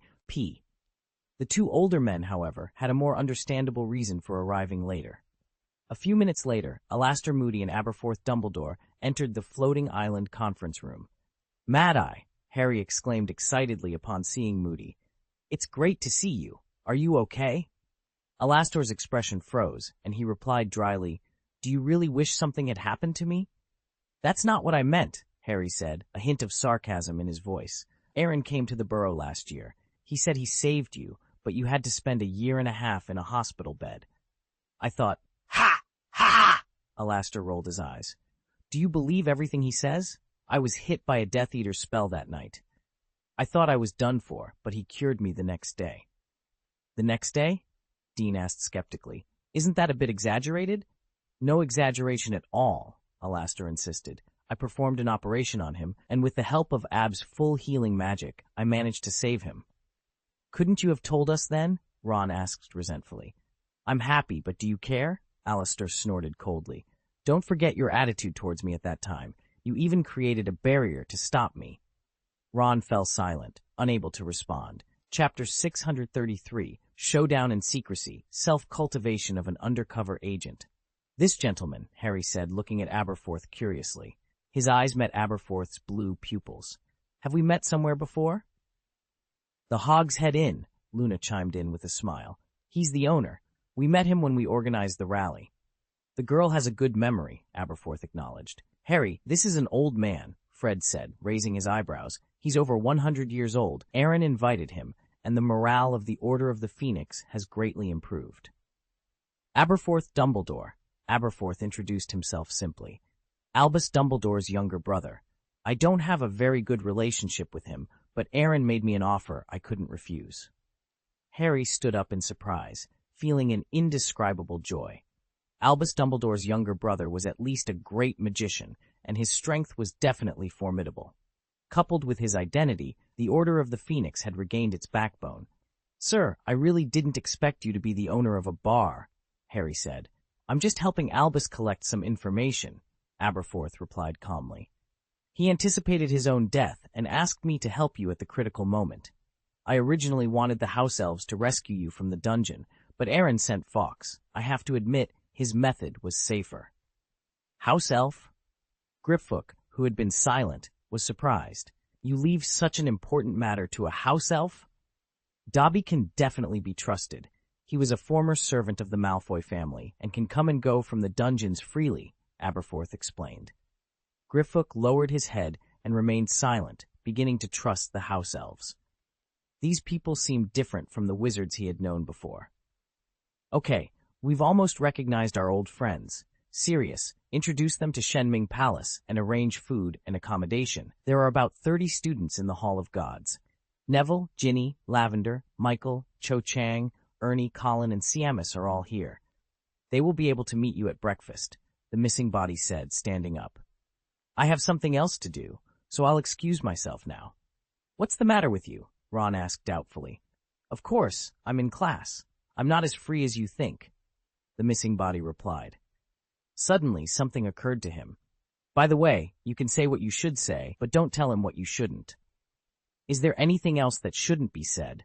Harry frowned slightly. That. Fred raised his hand. It's Dumbledore's memory. Everyone who can come here for the meeting has seen it. But it's just a part, George added. The rest is more important, but Aaron won't show it to anyone. Can't I still know? Harry was very unhappy. They had been searching for Horcruxes since last year and had suffered countless hardships. Logically, they were the ones who should know Dumbledore's plan. Others can know, but you have to wait, the missing body said. Gandalf took Hermione away from Malfoy Manor and set up a tent in the wild. Eat something. Gandalf placed an omelet and steak in front of Hermione. You haven't eaten for almost a day, and your body won't be able to bear it. Sir, Harry and the others should have escaped, Hermione asked worriedly. Be more confident and leave out the word should. They left with a portkey and are now in a very safe shelter. Hermione breathed a sigh of relief. When are we going to find them? Do you have to go find them? Gandalf sighed melancholically. You have no chance of trial and error. What will you do if he is caught by a Death Eater again? Hearing this, Hermione lowered her head in silence. After a while, she made a bitter decision. Where can I go? Have you figured it out? A smile appeared on Gandalf's face. Any more adventures may drag him down, Hermione said sincerely. I believe he can handle the rest, so I won't be willful. As long as you understand, Gandalf nodded happily. Although you have used up an opportunity, you have made the right choice. Knock, to make sure you don't make mistakes. Death Eaters can't touch you casually as long as they don't take the initiative to cause trouble. Compared to the entire chaotic magical world, there are two safe places. One is Ollivander's wand shop, which is protected by a contract, and the other is Hogwarts, where— Hogwarts, Hermione said without thinking. I'm not finished yet. Just go to Hogwarts, no need for a reason. I miss him, Hermione said with a blush. I haven't seen him for a long time. Gandalf was stunned for a moment, then laughed. Okay, then go to Hogwarts. But you have to eat your lunch first, and then have a good sleep before I can take you there. With a bang, Gandalf and Hermione arrived at the entrance of Ollivander's wand shop in Diagon Alley. Why are we here? Hermione asked in confusion. It's not convenient to go directly to Hogwarts. There will be many Death Eaters blocking the way. Ollivander's wand shop has a teleportation array connected to Hogwarts which can avoid these troubles. Wait. Hermione was a little confused. How do you know? Because I built the teleportation array. Gandalf smiled mysteriously, then pulled Hermione into Ollivander's wand shop. Welcome, Light. Fleur's voice stopped suddenly. She looked at Hermione and then at Gandalf, standing next to her, feeling a little uncomfortable. In the past 6 months, she has often traveled between the Temple of God and Ollivander's wand shop through the teleportation array. She understands Aaron's plan better than anyone else and naturally knows the identity of Gandalf. I don't think you brought her here to buy a wand. Jealous? No. Fleur rolled her eyes. It's not like I don't know that someone stepped on several boats at the same time. Gandalf rubbed the center of his eyebrows and said, This time I came here to use the teleportation array. I have to send her to Hogwarts. I'll go as well. No, the plan is coming to an end. It's safer for you to stay here. Safety is safe, but, Fleur said awkwardly, you should take care of my mood at least. Hermione and Clee are both at Hogwarts. Is it appropriate to leave me alone? It won't be long, really. This will all be over soon. I believe this. You look much happier this time than before. Is it that obvious? Very obvious. You. Hermione suddenly understood something while listening to the conversation between the two and looked at Gandalf blankly. Who are you? Huh? Fleur frowned in surprise. Don't you know? What do I know? He didn't say anything. Hermione's eyes were slightly red, and her voice was a little more angry. Listen to my explanation. Don't come over. Hermione stopped Gandalf, who wanted to come to her, took a deep breath, and said, You can change back first. Gandalf sighed softly, then passed through a light yellow magic circle, transforming from a kind-faced old man into a handsome young man as rich as jade. Sure enough, it's you. Hermione had a wry smile on her face, and her heart was full of mixed feelings. Liar, no wonder Gandalf takes such good care of me. I thought it was for your sake. Heh, I should have thought of it earlier. This is not what you can imagine, Fleur looked at her sympathetically. He left a clone in Hogwarts. Every time you contact him, your suspicion of Gandalf will be reduced by 1 point. But he... Hermione choked and turned to look at Aaron. Why didn't you tell me? There are many reasons, Aaron shrugged helplessly. First of all, Aaron Gaius is the key surveillance target of the mysterious man. Only if he stays at Hogwarts can the mysterious man rest assured. Secondly, I am afraid that you will worry. After all, I signed a contract with the mysterious man. Before Harry Potter dies, whoever takes action first will lose the initiative. If I join you without any pretense, I'm afraid you won't even be able to sleep well. Once again, I have to guide your actions, whether it is a Horcrux, a sword, or a holy weapon. While ensuring you're safe, I need to try to make sure you don't make mistakes. My best to buy time for myself. At last. Finally, he signed a contract with Clea, Furong said meaningfully. You can't take the initiative to expose your identity, you can't put yourself in danger, and you can't have sex with other women before she comes of age. In short, there are quite a few restrictions. So, I really didn't hide it from you on purpose, Aaron added. I've been silently staying by your side since I left Hogwarts. Hermione, you are definitely the luckiest one among us. Hearing this, Hermione looked at Aaron in silence, tears falling from her eyes. Although she was angry at Aaron for hiding it from her, it would be a lie to say she wasn't moved. No woman could refuse such romance. Aaron stepped forward and wiped the tears from her eyes. Stop crying. If my mother knows that I made her future daughter-in-law cry, she will skin me. Ahem, our mother will have more than one future daughter-in-law, Furong said angrily. Maybe there will be more than 3. Aaron smiled awkwardly and made no explanation on this matter. I'll forgive you this time, but I don't seem to have any reason to blame you, Hermione said, bursting into tears and smiling. Then she changed the subject. But there won't be a next time. No, I have roughly guessed the location of the last Horcrux. Once we find it, the plan comes to an end. After you kill Voldemort, you can go home and marry a wife. Hermione and Fleur both blushed when they heard this. Go home and get a wife? Do you want to say this so casually? What is the last Horcrux? Hermione reacted and looked at Aaron in surprise. What else are you hiding from me? I have too many secrets, and I can't even tell them all in a short while. Hermione snorted. Then say what you can. Aaron thought for a while. I transformed Slytherin's secret room into a palace to protect the students who were maliciously targeted by the Caro brothers and sisters. My doppelganger was there to run the show, and Harry and some members of the Order were there. Anything else? I saved Sirius Black and the Longbottoms. What did you say? Hermione was surprised and happy. Sirius is still alive? When I was in the Department of Mysteries, I extracted his soul in time, and then dug his body out of the grave. I slowly extracted the magic power of the death curse, and it took a lot of time to revive him. As for the Longbottoms, a trip to St. Mungo's hospital healed the wounds in their souls. What else did you do? Also, I have found Voldemort's Horcrux, Slytherin's locket, and Ravenclaw's diadem. I will tell you the details when we get to Hogwarts. Hermione nodded blankly, as if their efforts outside were incomparable to what Aaron had done. By the way, the identity of Gandalf will be kept secret for the time being. Is this necessary? Hermione asked in confusion. Of course it is necessary. I have already signed a contract with Sirius, Moody, the Longbottoms, and other people who know the true identity of Gandalf. You don't need to sign it. But I still don't understand. You don't plan to use the identity of Gandalf anymore, right? It would be fine if Gandalf was just an ordinary old wizard, but he was also the teacher of Arc Morns. Some of you know that Gandalf is Morn's teacher, and Sirius and the others know that I am Gandalf. It doesn't matter if the latter know the relationship between Morns and me. They signed the contract, no matter how surprised they are. Confidential, but the former. What if Voldemort peeks into Harry's mind and learns that there is such an undercover agent next to him?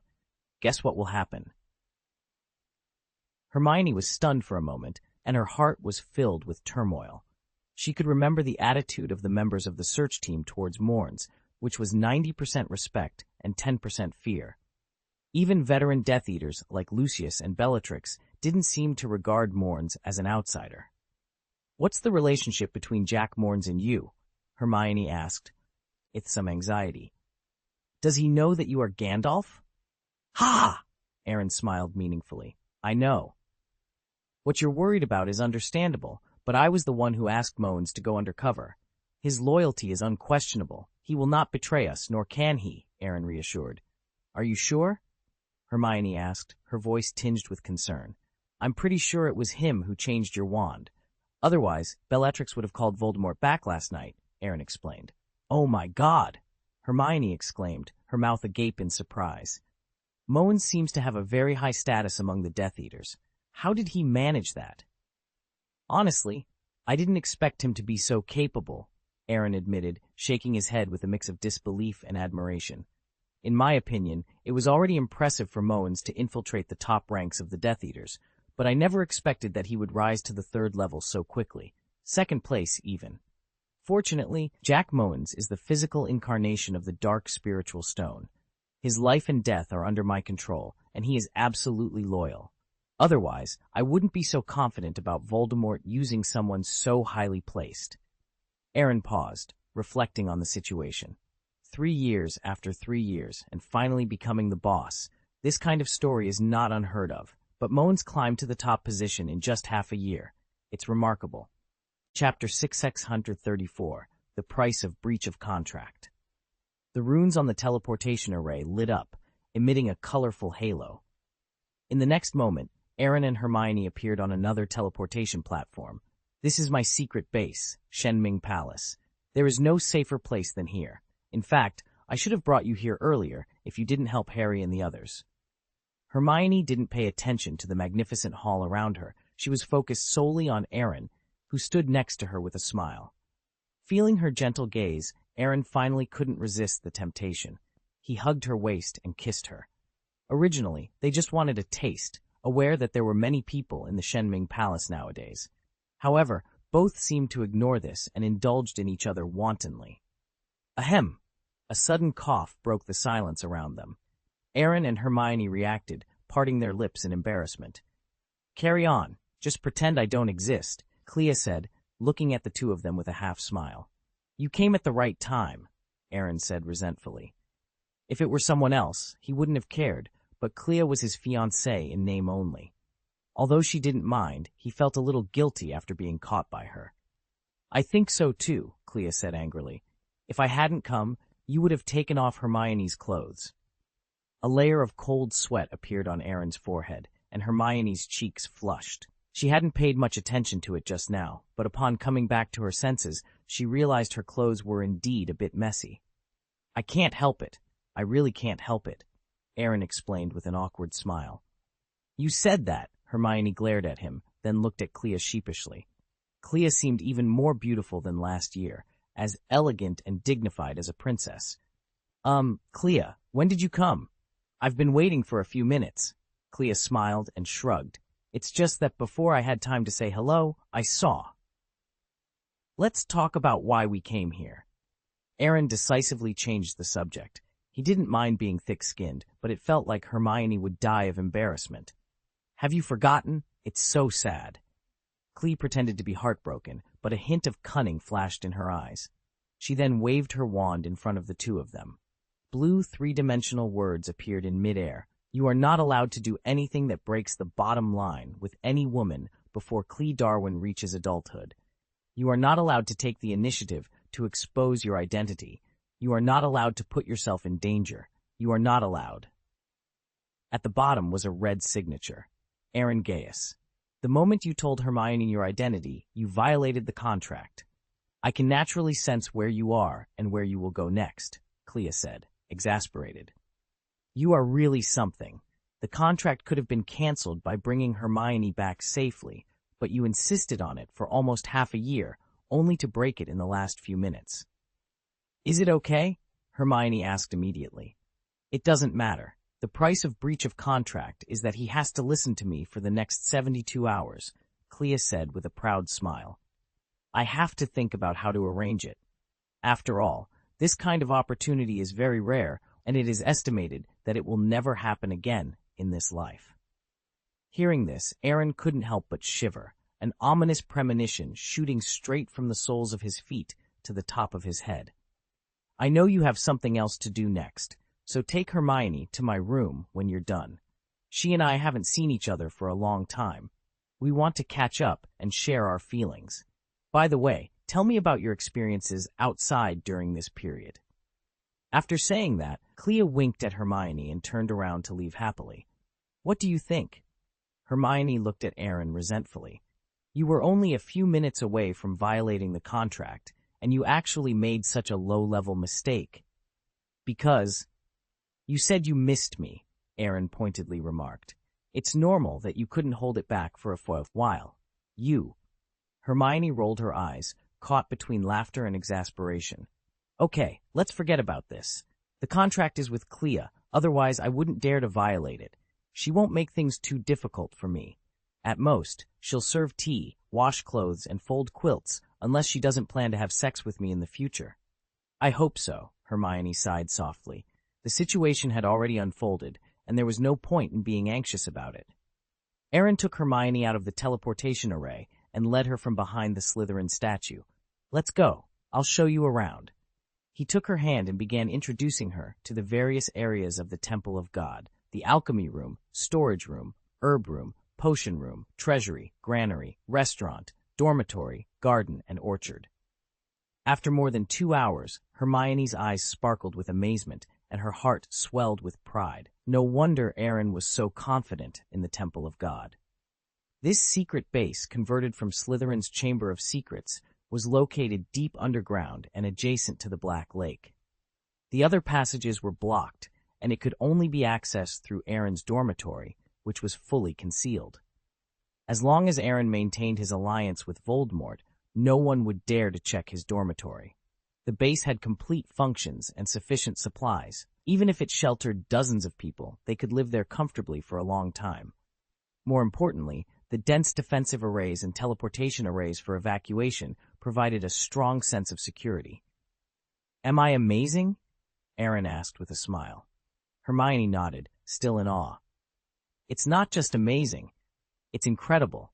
How did you come up with the idea of converting the Chamber of Secrets into a shelter, especially since Cedric and Percy also teach students of all grades? This is like another Hogwarts. Come on, I know my limits, but apart from safety and privacy, it can't compare to Hogwarts in other aspects. Initially, this place was meant for me alone. No matter how bad the external environment got, it wouldn't affect me here. I could grow and accumulate strength in peace. But then Clea discovered this place and immediately rescued Sirius, bringing him here. Gradually, the Temple of God transformed from a safe house for me into a refuge for everyone. It just shows that you have a kind heart, Hermione said. Aaron shrugged, not elaborating. He did have some kindness, but it wasn't his primary motivation.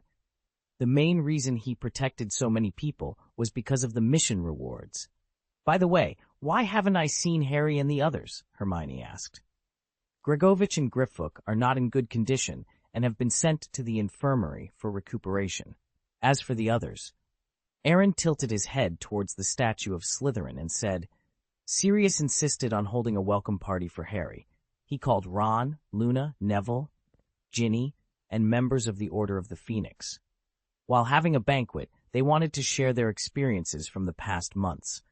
After all, they haven't seen each other for more than half a year. Hermione's mouth twitched. So that's it. Do you feel that your worries were unnecessary? Aaron joked. You were worried they wouldn't have enough to eat, but they left you to have a party. Not very considerate of them. Understandable, Hermione said absently. After all, in their opinion, there was no danger if I left with Gandalf. I knew you would say that, Aaron said. "Now that you're here, their banquet should be over." "What do you mean?" Hermione asked. "Let's call a meeting." "Isn't it a bit inappropriate at this time?" Hermione frowned slightly. "Nothing inappropriate. They eat my food, use my resources, and live in my space. I don't need to cater to their moods anymore. Besides, there are some things I should let you all know." Aaron snapped his fingers, and Fawkes flew out of the flames, landing firmly on his shoulder. "Dumbledore." Hermione was both surprised and a little happy. "He really left Fawkes to you?" she asked. Phoenixes were incredibly rare in the wizarding world. Aaron smiled meaningfully. "That old man isn't as generous as you think. Rather than saying he left the phoenix to me, it's more accurate to say I earned it with my own strength." He then patted Fawkes on the head. "Go and notify them to assemble." Fawkes let out a high-pitched cry, spread his wings, and flew in a circle before stopping midair and transforming into a burning phoenix totem. The sound caught the attention of Percy, who was teaching students, and Cedric, who looked up in surprise at the phoenix totem. "Today's class ends here. You're free to go," Percy announced. Meanwhile, Sirius and others, who were enjoying a banquet, put down their wine glasses, feeling somewhat disappointed. They had a meeting at dawn and didn't expect another one so soon. "Let's go," Alastor said, patting Sirius on the shoulder. "The party can wait. Business is important." "I know, but couldn't he have given us a heads up?" "The banquet was only halfway through," Sirius grumbled. Despite their complaints, they quickly adjusted and gathered in the floating island conference room. "Let's go too," Aaron said to Hermione. "Where to?" she asked. Aaron pointed to the circular floating island above. "The conference room." Hermione was momentarily stunned, but before she could react, Aaron pulled her up, and they flew upwards. Their field of vision rose rapidly, and within seconds, they landed on the floating island. "When did you learn to fly?" Hermione asked in surprise. "I figured it out before I came to find you. Floating plus speed equals flying," Aaron replied enigmatically, pulling out a chair for her to sit down. Not long after, Percy, Cedric, Sirius, and others arrived in the conference room. Compared to the last meeting, Grigovich, Griffook, and Dean were absent, but Neville, Ginny, and Hermione were present. "Hermione!" Harry exclaimed in surprise. "Didn't you leave with Gandalf?"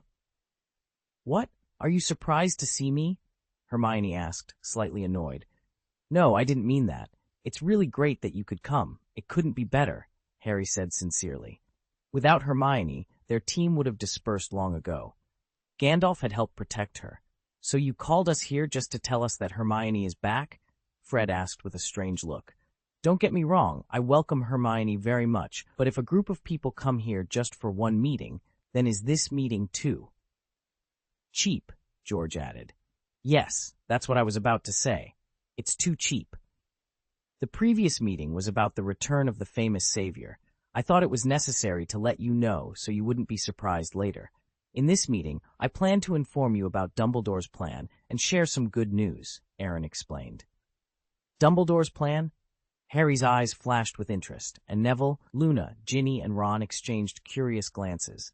"Sorry, it's the same as before, Harry. You can't know yet," Aaron said, pouring cold water on Harry's excitement. "This is unfair. All of you know, but I don't?" Harry protested. "Actually, I'm thinking about you," Aaron replied. "I can't tell," Harry snorted. "I know what you're worried about. You're afraid Voldemort will spy on my thoughts." "That's only a small part of the reason," Aaron said meaningfully. "To this day, I believe it's difficult for him to invade your mind, and he wouldn't risk soul damage to do so." "Then why can't you tell me?" Harry demanded. "Because I have to take care of your mentality," Aaron explained. "This is the truth, Harry," Fred said with a complicated expression. "Do you remember Lupin's behavior after reading that memory? He opened the barrier to prevent Aaron from leaving. It was the first time in his life he showed such courage." "After seeing it, we understand his behavior," George added. "We can only say that Dumbledore's plan is something that requires careful consideration." "It's so brilliant. If we hadn't seen it with our own eyes, we would never have believed it." "Is he clever?" Aberforth had snorted coldly. "He is ruthless. He is ruthless to others and even more ruthless to himself." "Harry," Sirius added, "listen to my advice. It's really not the right time for you to know. The misunderstandings here run too deep." I must see it with my own eyes, Harry insisted, looking at everyone with a mix of sorrow and anger. You all signed a contract with him, so it's not impossible for you to work together to deceive me. I have always believed in Dumbledore, but he has always refused to tell me his plan. This has troubled me for too long. Can you understand my feelings? We understand, Fred and George said in unison. But we understand Dumbledore better. He has a reason for not letting you know. Harry remained silent for a moment, his frustration evident. Okay, I can give you a chance, Aaron said with a playful smile, glancing at Neville, Ginny, Luna, Hermione, and Ron. I can let them see Dumbledore's plan first. You can designate one person among them. If this person agrees to watch it, I will not stop it. This kid is really not a good person. He is full of bad intentions, Aberforth sneered. Thank you for the compliment. I'm really not a good person, Aaron replied confidently, without any embarrassment. Dumbledore's plan was something he had managed to extract from Professor Snape, and he had the right to decide who could know about it. Satisfying Harry's curiosity was a matter of affection, but not satisfying it was not only a duty, but also in his own interest. If you don't want to be the bad person, it's best to shift the blame onto others. Chapter 635, Friendship Mixed with Sand. You are most dangerous when you are at your weakest.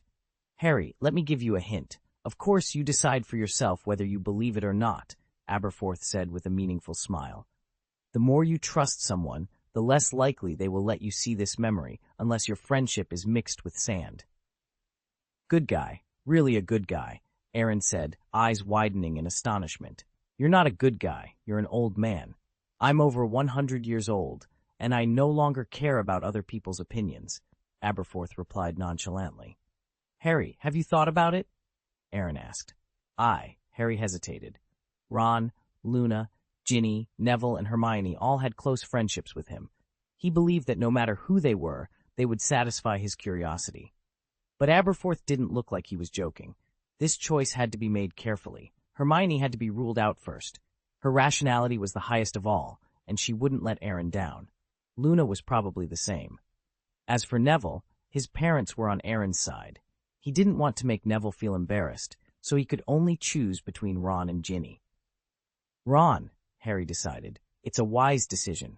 Among the 5 people, he is the only one who is likely to agree, Aaron said, clapping his hands.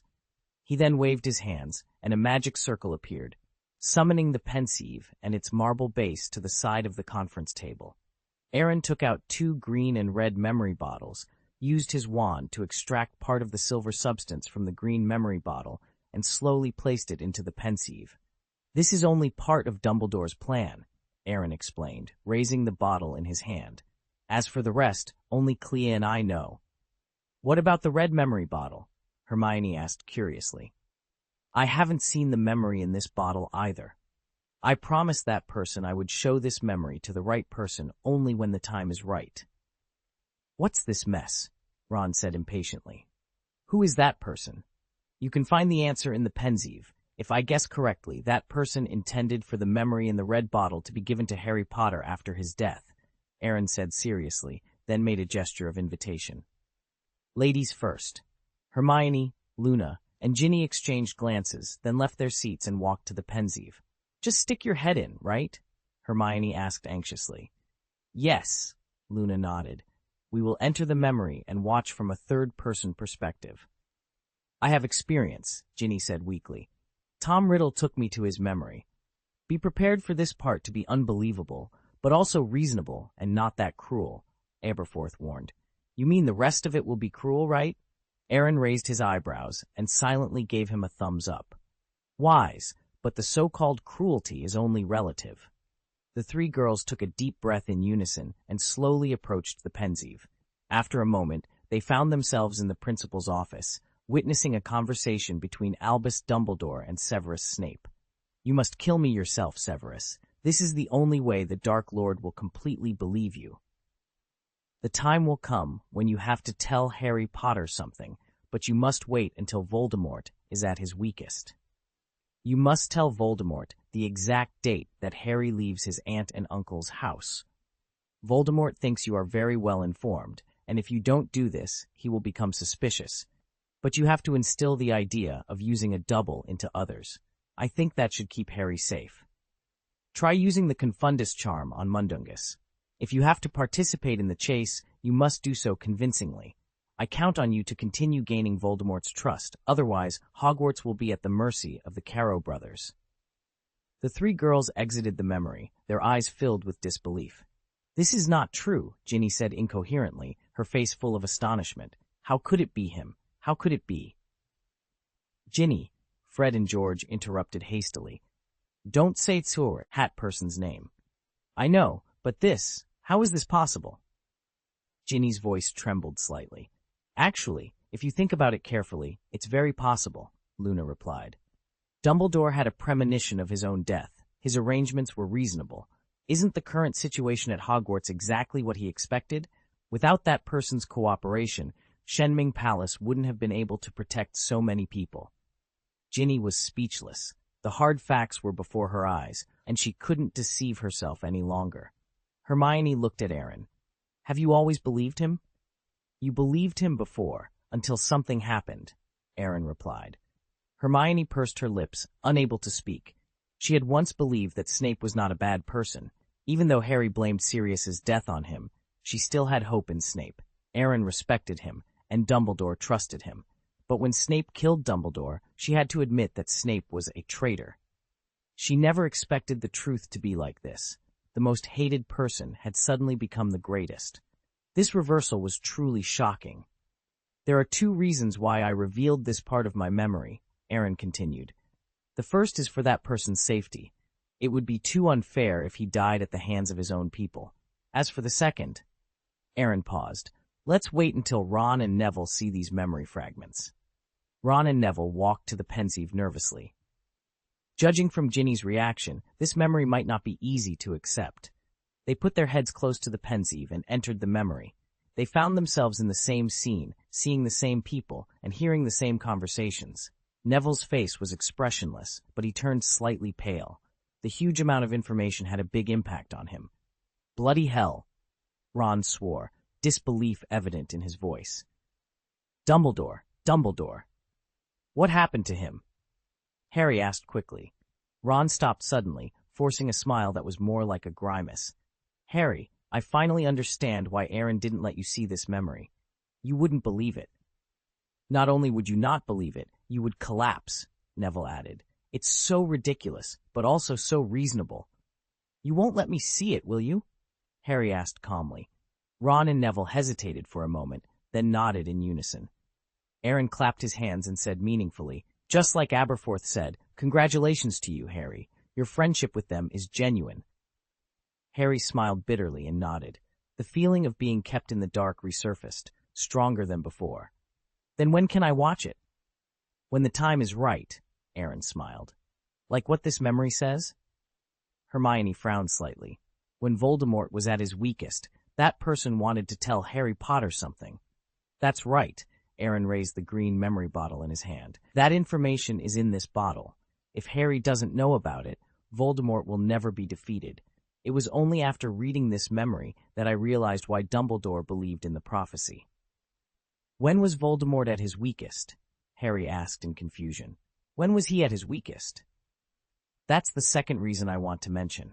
The time is about to come, Aaron said. As soon as he finished speaking, a missing body carried Abe and flew to the floating island conference room. Ron, Harry, Luna, and Hermione widened their eyes in astonishment. Their eyes darted back and forth between the two Aarons, but they couldn't find any differences. Two Aarons? Ron was stunned. Twin brothers? It's a clone. Hermione took a deep breath. He told me, but I didn't expect it to be so similar. Really, we didn't believe it at first either, Fred said. But this is magic, George added. The clone attracts attention at Hogwarts, while the main body recruits people outside. This is how Cedric and Percy were invited. It's a pity he didn't teach us, Fred continued. He said that even with our talents, we wouldn't be able to master it. It's a good thing I didn't teach you, Ginny hummed. 2 are enough to mem. Ache mother worried. 4, ha. Ginny, you've changed. That's right, we're not at home. How can we upset mother? Ahem, Aaron coughed. I would like to solemnly introduce my clone. Good evening, everyone. the clone said, waving his hand. Although I am a clone, please don't treat me as such. There is no difference between me and the main body. I will be injured, bleed, and have feelings. The only difference is that when he dies, he leaves a body, but when I die, I leave nothing behind. The crowd was silent. Can't you put it nicely? Aaron said, exasperated. No matter how nicely I put it, it doesn't change the fact. The clone shrugged, then sat next to Aaron. Take out the items. Abe jumped up on the conference table and put his paws into his pockets. After a moment, he pulled out a golden locket with a serpentine pattern and a sparkling crown set with gems. Horcruxes. 2 Horcruxes, Harry said, swallowing in shock. As you can see, Slytherin's locket was found by Gandalf, and Ravenclaw's diadem was found by me in the Room of Requirement, Aaron explained. It feels like our work has been in vain for most of the past 6 months, Ron murmured. Judging from your ages, this is already very impressive, Aberforth said, glancing at Aaron. I just met a more extraordinary one. I've lived for over 100 years and participated in several wizarding wars. This is the first time I've seen such a person. Even when Dumbledore and Grindelwald were the same age, they were far behind him. I thought you were complimenting me, Aaron said, speechless. Are you just leaving them here? Ron asked in confusion. Horcruxes are very dangerous, right? Yes, Ron. Get Gryffindor's sword quickly, Harry said, realizing. Destroy them immediately. Wait, don't be so hasty, the clone stopped him. I didn't bring Voldemort's Horcruxes here just for you to destroy them. Even if they are to be destroyed, I should do it myself. Aaron nodded in agreement. After destroying a Horcrux for a significant amount of magic points, both Horcruxes can be exchanged for a charm. Horcruxes have incredible powers. If they are left around, they will be a disaster, Harry said anxiously. So I sealed them all, Aaron said easily, tapping Ravenclaw's crown. A 7-fold magic circle appeared in red, yellow, blue, green, purple, black, and white. These magic arrays formed a prison, and a black mist rushed inside but couldn't shake the prison at all. It seems your worries are completely unnecessary, Harry, Cedric smiled. Then we shouldn't keep them, Harry said stubbornly. I understand your thinking, but Voldemort will notice if more than half of the Horcruxes are destroyed. Tom Riddle's diary and Marvolo Gaunt's ring have already been destroyed. Destroying one more Horcrux would bring the number to half. Harry frowned slightly. Voldemort will protect the remaining Horcruxes even more closely once he realizes some have been destroyed. Yes, that's right. It would be in our best interest to collect a few more Horcruxes and destroy them together. The locket, the diadem, plus the ones that have been destroyed, make 4 Horcruxes. Moody's magic eye rolled as he spoke seriously.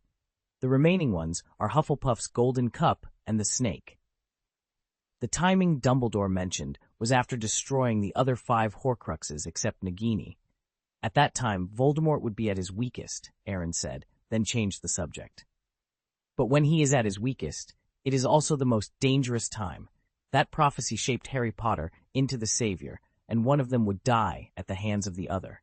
Simply put, only by killing Harry Potter can Voldemort rest easy.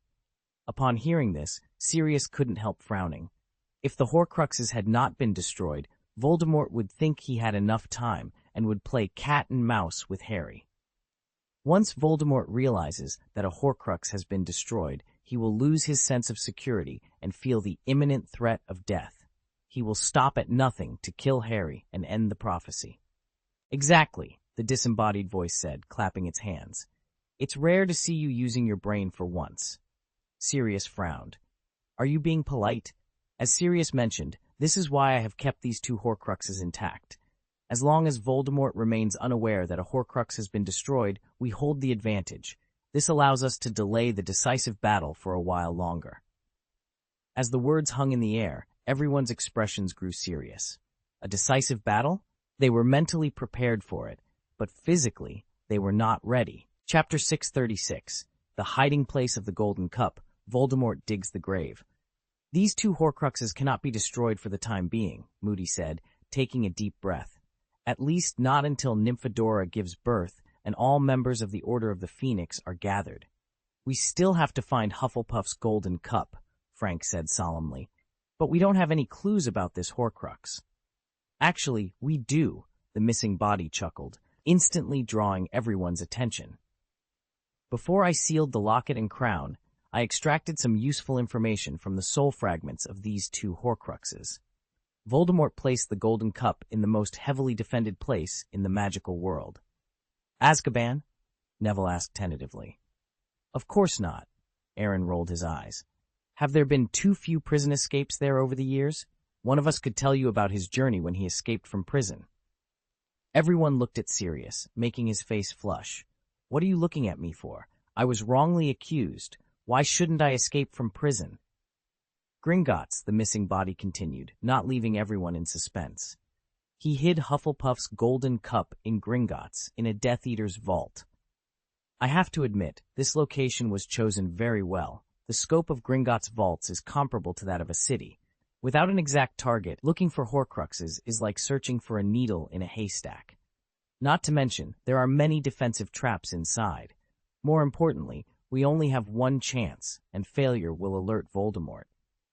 You've mentioned this, so you must have a specific target, right? Hermione asked suspiciously. How about you say you are my girlfriend? Aaron and the missing body said simultaneously, then looked at each other and smiled. It's a pity that with Hermione's magic power and talent, she still can't master the mind-body magic. Otherwise, things would be easier to handle. Hermione, you are so popular, Fred joked. No wonder someone wants to ride in two boats, George said in a sinister tone. It's not without reason. Abe, the missing body said lazily. Roar. Abe let out a dragon's roar, spread his wings, and flew to George and Fred, showing his fangs and claws. Well, we were just joking. We won't dare to do it next time. No, there won't be a next time. Fred and George panicked, trying to explain, but it was completely useless, and soon they both screamed. Seeing this, the others shook their heads silently, showing no intention of stopping him. This was totally deserved. Who told them to be so mean? More than half a minute later, Fred and George returned to their seats with bruises and looking much more honest. Okay, let's continue, Aberforth said. Which vault is the target? Bellatrix Lestrange's. It's her? The Longbottom's expressions became a little unnatural. Are you sure? Absolutely, Aaron said confidently. When she saw Gryffindor's sword, her eyes were full of panic and horror. She had to confirm that the sword was a fake before she dared to summon Voldemort. Why was she scared?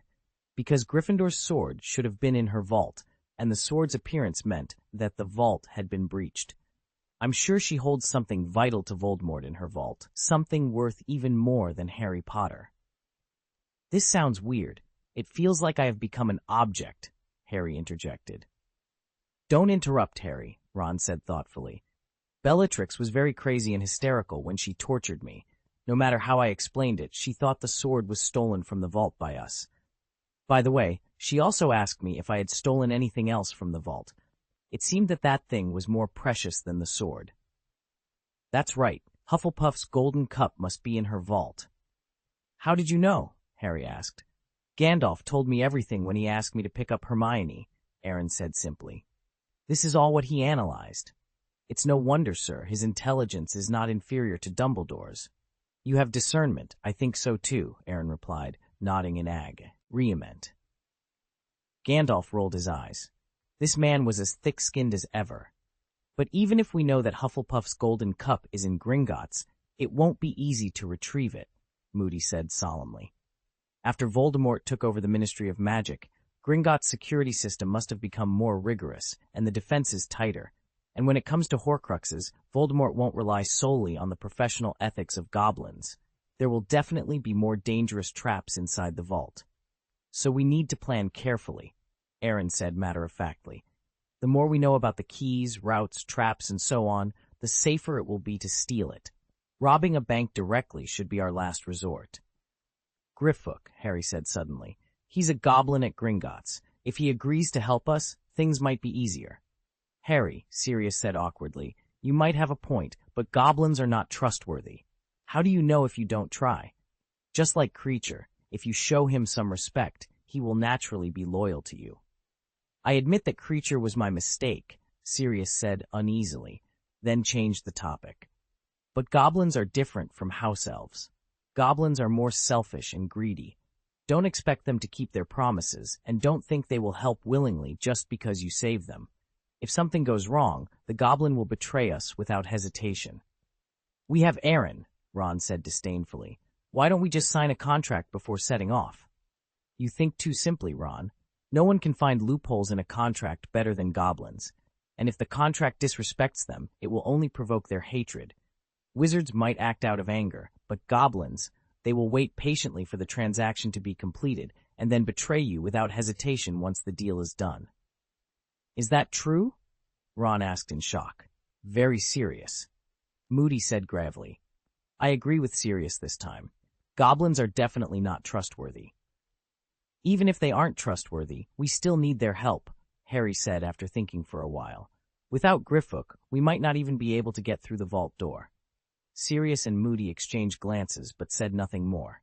Since you've decided, it's up to you to talk to him, Aaron said nonchalantly. So far, we have enough time. It's not just him. I also need to talk to Grigorovich, Harry said, covering the scar on his forehead, looking particularly pained. What did you see? Aaron asked with interest. He's coming. Voldemort is coming, Harry said bitterly. Here? Aberforth asked seriously. No, he hasn't discovered the Hall of Gods. He's coming to Hogwarts. Harry tried to control his thoughts and then saw a man in a black cloak appearing on the path. Snape. Snape is bowing to him. Everyone looked at each other, and Moody asked, Where exactly are they? Black Lake, Harry said, clutching his head in pain. He sent Snape away and went to the Black Lake, to the White Tomb alone. What? Sirius stood up. Calm down, Aberforth sighed softly. Don't disturb him. Harry's eyes were tightly closed, and his body couldn't stop shaking. He seemed to have turned into Voldemort and could feel the excitement and joy in his heart. In the darkness, he raised the U-wand, as if after doing this, the wand had completed its mission. The white marble was removed and thrown aside casually. The tomb was completely split open, and Dumbledore's lanky body was exposed to the air. His hands were clasped in front of his chest, and a wand was grasped in his hand. Voldemort raised the corners of his mouth and looked at Dumbledore sarcastically for a few seconds, then reached down and slowly pulled out the wand from Dumbledore's hand. He carefully touched the legendary wand, as if it was the greatest gift given to him by God through the death of his old rival. The wand was raised high, and a thick white current shot straight into the sky, illuminating the night. The sky was as bright as day. Harry opened his eyes suddenly, his forehead covered in sweat, and his breathing rapid. He found the wand from Dumbledore's tomb, he gasped. The wand that never loses, Ron muttered absently. The Dark Lord got it. Isn't he even more difficult to deal with now? Moody's face turned grim. He really has no dignity, digging into graves like that. I can't believe he would do such a thing. The missing body raised its right hand awkwardly. I've done something similar. I dug up Sirius's coffin, but I had a bottom line. I restored the tomb to ensure the integrity of the Black family tomb. Sirius, let's not dwell on that. The important thing is that Voldemort got the Elder Wand, Harry said, trying to steer the conversation back on track. It doesn't matter. This doesn't affect the plan, Aaron said nonchalantly. Dumbledore wanted Harry to find a Horcrux, not a holy weapon, and that wand is a joke. Voldemort will be even less able to kill Harry Potter with it. What do you mean? Harry looked at Aaron expectantly, hoping for a glimmer of hope. I'll explain when we get the Hufflepuff Gold Cup. Okay, that's it for the meeting. Let's get back to our tasks, Aaron said, taking Hermione by the hand and leading her out of the conference room. The missing body shrugged, picked up Abe, and followed them. You two are really identical, Hermione observed Aaron and the missing body curiously. Is there no way to distinguish who is the original and who is the clone? Yes, the missing body replied. I will disappear once my magic power is exhausted. That's not very helpful, Hermione said, rolling her eyes. What he means is that no one can tell the difference unless they defeat us. However, the only one who can do that in the Temple of Gods is Aberforth Dumbledore, Aaron clarified. Then the two of you combined, Aberforth may not be your match, Hermione said, smiling. Aaron and the missing body exchanged a knowing look, but said nothing. After a while, they arrived at a stone door. We're here, Aaron said, taking a deep breath and waving his wand. The stone door parted to reveal a black curtain, obscuring the view inside. Is it really going to be okay? Hermione asked anxiously. This is just a defense mechanism. Only those with permission can enter, Aaron reassured her, pretending to be relaxed as he walked through the curtain and disappeared from sight. That's not what I meant, Hermione said, exasperated. You know, breaking the contract. Don't worry, Clea won't eat us. The missing body laughed awkwardly and pulled her in. The room was very bright and spacious, as large as 3 dormitories combined. It was elegantly arranged with a bathroom, wardrobe, living room, bedroom, and flower beds. You really kept me waiting, Clea said with some dissatisfaction. Aren't we here now? Aaron replied. You guys? Clea raised her eyebrows playfully. I only asked you to bring Hermione here. I can't let you know the secrets between girls. Can't you let me know? Aaron and the missing body frowned simultaneously. Does it have to be so mysterious? Of course it does, Clea said seriously. Go back to your room and sleep first. Hermione will be staying with me these days, so you don't need to worry about it. Am I that kind of person? Aaron rolled his eyes. That's right, the missing body said. Mr. Vico has solemnly warned me many times that before we are officially married, we cannot do anything that breaks the bottom line. He also said it is related to a man's dignity. Aaron, how much dignity do you think Uncle Vico has in front of Aunt Lysana? Clea asked with a half-smile. Ah, this. Go back and think about it. Clea waved her hand dismissively. Uncle Vico's words may not be entirely right. Aaron and the missing body exited Clea's room, feeling dazed. They sensed something was off but couldn't quite articulate it. There is a problem. There is definitely a problem, the missing body said. I see it, Aaron agreed. The question is, what exactly is the problem? Even if there is one, we can't solve it in just 3 days, right? The disembodied, Ied voice nodded in agreement. Let's just let nature take its course. Clea laughed, her voice ringing like a silver bell in the room. It's so interesting. It's just like Aunt Lysana said. What's the same? Someone asked. That's not important. What's important is what we do next. Clea waved her wand as she spoke. The cabinet under the desk suddenly opened, revealing several glass bottles of different colors, a brocade box, and Aaron's prophecy book. The books floated out simultaneously. Aunt Lysana asked me to prepare this after Christmas. With your things added, it should be enough. Clea, what on earth are you talking about? Hermione asked, clearly puzzled. Clea hesitated for a moment, then leaned in to whisper something into Hermione's ear. A blush quickly spread across Hermione's face. Chapter 637, Overwhelmed by Wealth, the Incarnation of Tatar Stone. As night fell, Aaron returned to his dormitory. After a brief moment of personal time, he lay down on his bed. Starting tomorrow, he and his doppelganger would resume their previous division of labor. The main body would continue studying at Hogwarts, drawing attention, while the clone would focus on studying magic circles, alchemy, and building spiritual space in the Hall of Gods. However, compared to half a year ago, the tasks for the doppelganger had become more complex. After all, there were now dozens more people in the Hall of Gods. System, open the personal panel, Aaron commanded. Magic energy body, 11,242 primary magister. Doppelganger, 11,042 primary magister. Total, 22,484. Intermediate great magister, a rare existence in the magic world. Talent, once in a lifetime. Magic energy increases by 4 points every day, 2 points for the main body, 2 points for the doppelganger. Items, resurrection can resurrect any creature that dies within an hour. Magic carpet, Captain Jack's compass. Magic points. Hiss. Aaron couldn't help but gasp at the last value. It took him a moment to process it. 4,500 magic points? When did I become so rich? Is there a bug in the system? Please be polite to the host. Unless the host is reduced to ashes and completely eliminated from the source, this system will not malfunction, the system replied. Aaron sighed. You can't be more polite? This system can clearly tell the host that there is no problem with this number. The host accumulates only a few hundred magic points by signing in. Most of these points are rewards for completing system tasks. Oh, Aaron suddenly realized and immediately opened the task panel. Find and destroy Voldemort's Horcruxes. 1,000 magic points will be awarded for each Horcrux found, and 500 magic points will be awarded for each Horcrux destroyed. Rewards for completing the mission will be distributed directly until all Horcruxes are destroyed. There will be no penalty for mission failure. Accepted. Note: Horcruxes found: Ravenclaw's diadem, Slytherin's locket, Harry Potter, Nagini. Horcruxes to be destroyed: Ravenclaw's diadem, Slytherin's locket, Harry Potter, Hufflepuff's golden cup.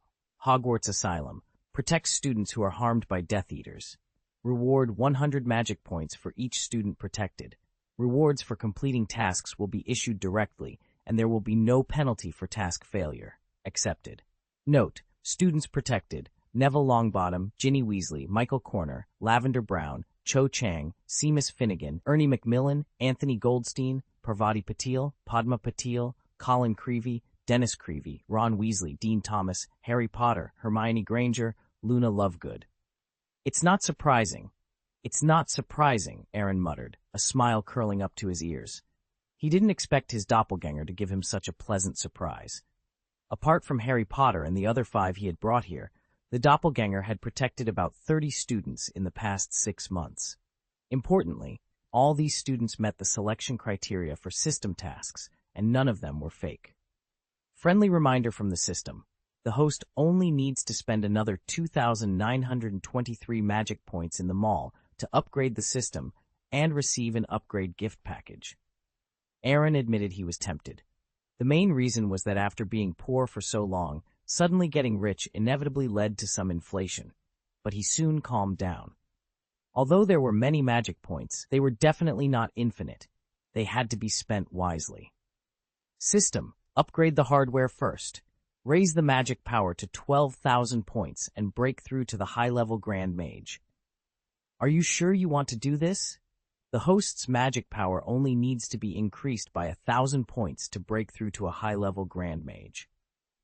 That's right, Aaron confirmed, touching his chin thoughtfully. Then let's increase it to 10,000 points. Who told me to have obsessive-compulsive disorder? Aaron said with a hint of frustration. Okay, host, the system responded. As soon as the system finished speaking, the number of magic points dropped rapidly, falling below 3,000 before stopping. At the same time, Aaron and his missing body felt a surge in power. Although the magic power was divided between them, both the main body and the missing body remained junior Great Magisters. However, they could clearly feel the strength of a high-level Great Magister. While it wasn't a qualitative change compared to a mid-level Grand Mage, the magic was purer and the speed and power of spellcasting were significantly enhanced. Feels good, Aaron said, stretching his limbs before opening the mall interface. Category: Sleep Spell, 600 magic points, can put the opponent to sleep. Time Stop, 1,000 magic points, pauses time, making time in a certain area stand still. The specific effect is determined by the user's own strength. At Form Magic, 800 magic points, changes the size of oneself or objects. The specific effect is determined by the user's own strength. Heaven's Punishment, 2,000 magic points, creates virtual life from items containing magic by resonating one's own magic with the surrounding magic. At Purification, 300 magic points, releases pure light, dispels darkness, malice, and negative emotions. Materials: at Brand New Parchment, 1 magic point. At Gillpouch Grass, 5 magic points, allows the user to breathe underwater freely when consumed. At Sunflower Seeds, 1 magic point. Werewolf's Tooth, 2 magic points. Deer Antlers, 2 magic points. Item category: Razor Mask, 2,500 magic points. The wearer can summon the Shadow Legion Blade Group. Note: collecting 10 masks can control the Shadow Kingdom. Firebolt, 50 magic points. Ox Talisman, 1,000 magic points, grants the holder endless strength and super physical strength. Sealing Jar, 500 magic points, has the ability to seal and can seal up to 3 people. At Tartaru Stone, 2,500 magic points, an energy component of the Dark Emperor of the Dark Tribe and one of the 5 dark spiritual stones: Haiti, Reincarnation Bloodstone, Black Magnet, Dark Moonstone, and Taru Stone. The humanoid form is the soul-calling Demon King, whose best magic is mind-reading and mind-seizing skills, allowing him to easily hear others' inner thoughts. I'm so happy, Aaron said with a bitter smile, patting his forehead. He only had 2,984 magic points left, which wasn't enough to buy many good items. His eyes lingered on the 5 magic product columns for a while before he reluctantly moved away. With his current assets, he could buy several powerful or useful magics, but the Razor Mask and Tartaru Stone in his inventory were also urgently needed. "Are you sure this isn't embarrassing me?" Aaron asked, exasperated. "It might be a lot easier if the host doesn't rush to upgrade the hardware," the system replied cheerfully. "Cut it out!" Aaron rolled his eyes. Powerful magic also requires magic support. If he used a big move and depleted all his magic, what good would it do? After a long silence, Aaron spent 2,500 magic points on the Tartaru Stone and used another magic point to refresh the blank product column. At Reincarnation Bloodstone, 2,500 magic points, an energy component of the Dark Emperor of the Dark Tribe and one of the 5 Dark Spiritual Stones, Haiti, Reincarnation Bloodstone, Black Magnet, Dark Moonstone, and Tartaru Stone. It represents eternal, immortal power and is the reason why the Dark Emperor cannot be completely destroyed. It has independent consciousness and the ability to seduce. Its body transforms into a sinister duchess, possessing infinite reincarnation and the ability to be immortal. Tersmoer. After closing the system mall, Aaron looked at the green spirit stone in his hand and injected his own magic power into it. "Tartaru Stone, reveal," he commanded. As soon as the words left his mouth, the Tartaru-S tone flew into the air. With a flash of green light, a young man wearing a black dress, with blue fluff on his right shoulder and a few strands of blue flowing hair, appeared before Aaron. Soul-calling Demon King, see Dark Emperor. The incarnation of Tartaru Stone kneeled on one knee respectfully. "Rise," Aaron commanded. "Thank you," the soul-calling Demon King responded, standing up. Aaron sighed, feeling a bit exasperated. "Change your name," he insisted. "Aaron Gaius is my name, and Dark Emperor doesn't suit someone like me." "How dare the summoner call the Emperor by his name?" Ramon protested. "Master or Sir is fine," Aaron replied. "And you, don't call yourself the Soul Demon King. Demon King isn't a compliment in this world." Aaron thought for a moment. "Ramon Lancelot will be your name. The Soul Caller obeys the command. From now on, the Soul Caller Demon King will be called Ramon Lancelot," Ramon declared. Aaron nodded with satisfaction. "Before you, I summoned the physical incarnation of Haiti C and named him Yak Moens. Has Haiti-size form already appeared?" Ramon's eyes flashed with a trace of fear, but he quickly composed himself. "Congratulations, Master. You seem a little dissatisfied," Aaron observed with a faint smile. The Master jests. "Ramon is not dissatisfied. It's just that Haiti C's form has never appeared before, so I was momentarily distracted." "I see," Aaron said nonchalantly. "To be honest, I made a significant effort to summon you, so can you live up to this determination, like Yak Moens?" Ramon will not disappoint his master. "Good. There happens to be something you need to do. Please instruct me, Master." "Help me protect a few people," Aaron said, pointing to his temple. He extracted a ray of silver substance from his mind, condensing it into a silver ball of light the size of a thumb. The ball of light flew towards Ramon and slowly landed between his eyebrows. After a moment, Ramon came back to his senses. "Master wants me to protect the Delacour family?" "Yes." Originally, Aaron had no such plans. After all, Voldemort occupied the British wizarding world and wouldn't reach out to France for a while. Moreover, Voldemort didn't know about his relationship with Fleur Delacour. But now, Aaron felt it was necessary to add a layer of insurance. Voldemort traveled all over the world for the Elder Wand, showing that he didn't care about national borders. The influence of the Death Eaters might have spread to other countries, and he had to guard against it. "My subordinate understands, but—" Ramon looked embarrassed. "But Master, can you provide more information?" With just the name of a country and the faces and names of 3 people, it would take a lot of time for my subordinates to find them. "I don't know much about the French magical world, so I can only provide this information. But before you go, you can take my wand and visit Ollivander's wand shop to find Fleur Delacour. She will tell you everything you need to know." Coupled with your mind-reading and mind-stealing skills, this task is not as difficult as you think. Additionally, Fleur Delacour is one of your future mistresses. You are not allowed to disrespect her in any way, and you are not allowed to use mind-reading skills on her. "Master, don't worry, my subordinates will use their discretion." Also, while performing tasks, I hope you can learn as many other magics as possible. It won't do you any harm. Yes, Ramon saluted Aaron, then turned into a red light and disappeared. The next day, after Aaron woke up, he stretched and said, "System, sign in." The host signed in at Hogwarts and received 5 magic points. Hearing the 5 magic points, Aaron's face lit up with a satisfied smile. After all, he usually only got 1 or 2 magic points a day when he was out and about. In comparison, Hogwarts was a treasure trove. After a quick wash, Aaron picked up Abe and walked out the door. The Slytherin common room was a bit more deserted than before, but it wasn't surprising. On sidering, several half-blood Slytherins were hiding in the Hall of Gods. After skillfully taking out a notebook and quill from Abe's pocket, Aaron found an empty seat and began practicing the magic circle. Although his thought body had never stopped training in the past 6 months, and various experiences had been synchronized to his main mind, he knew there was always room for improvement. Despite his extensive experience, Aaron still found it challenging to perfectly synchronize his thought body with his physical form. Unless he immediately retracted the thought body, there would always be a slight dissonance.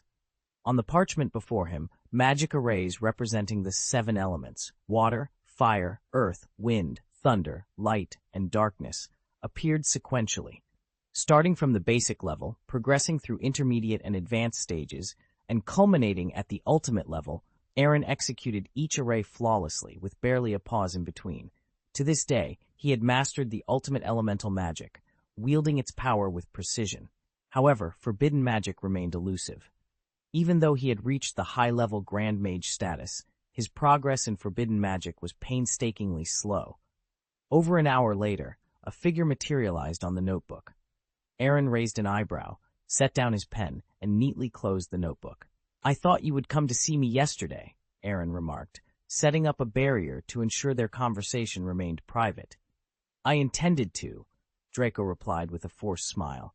"But after arriving at school, I took a nap and woke up early this morning. Luckily, it's Sunday, so there are no classes." "It's understandable. The pressure must be immense," Aaron said sympathetically. "You have no idea." Draco nearly burst into tears. "The Dark Lord came to the school yesterday. Just thinking about it terrifies me." "He didn't come to kill you," Aaron reassured him with a hint of humor. "He just dug up Dumbledore's grave and took a wand from inside." Draco shuddered and swallowed nervously, feeling as if he had narrowly escaped death. The Dark Lord had obtained the Elder Wand. Fortunately, he didn't know that Draco was the true master of the wand.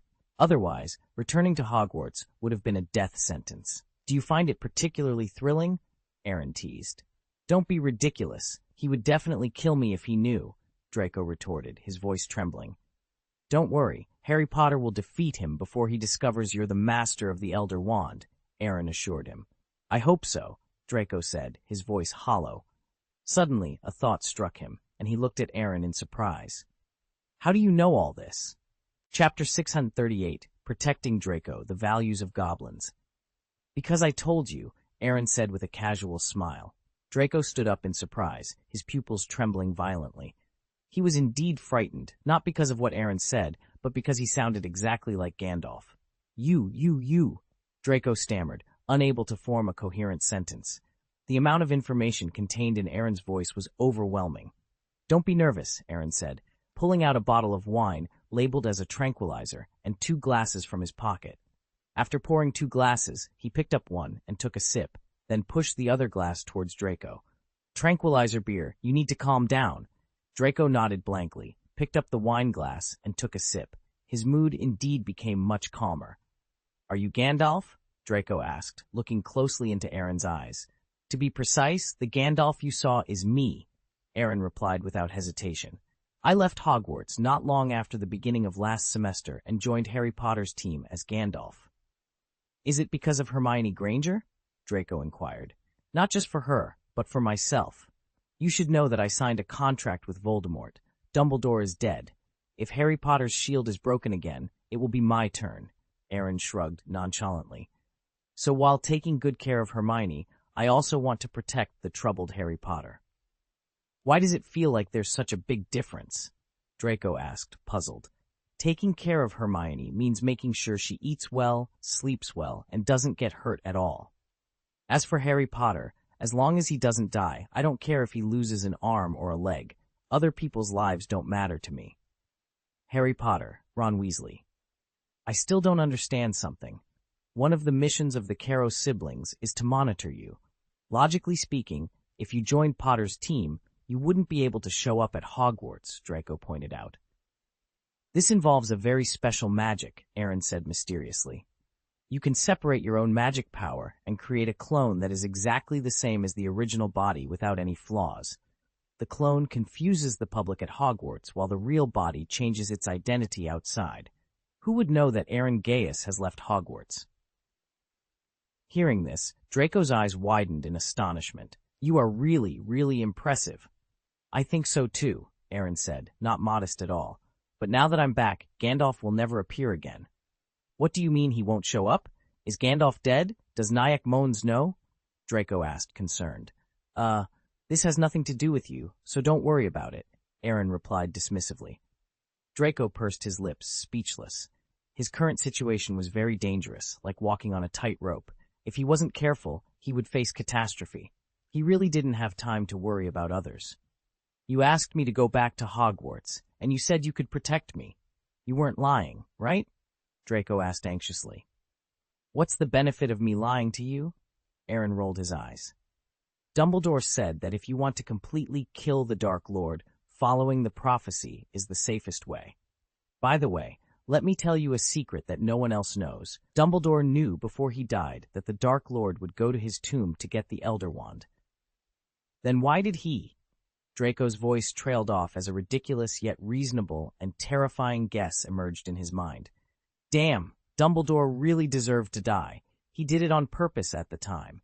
I always thought that as a famous magician, no matter how weak he was, he wouldn't be defeated by me with a simple disarming spell. It's too late to understand now. You are already the master of the Elder Wand. Aaron sighed slightly. He may not have wanted to trick you. This burden was originally prepared for Professor Snape, but you beat him to it. However, judging from Voldemort's character, as long as he is suspicious, no matter whether you are the owner of the Elder Wand or not, he will kill you without hesitation. Draco's face paled as he realized the gravity of his situation.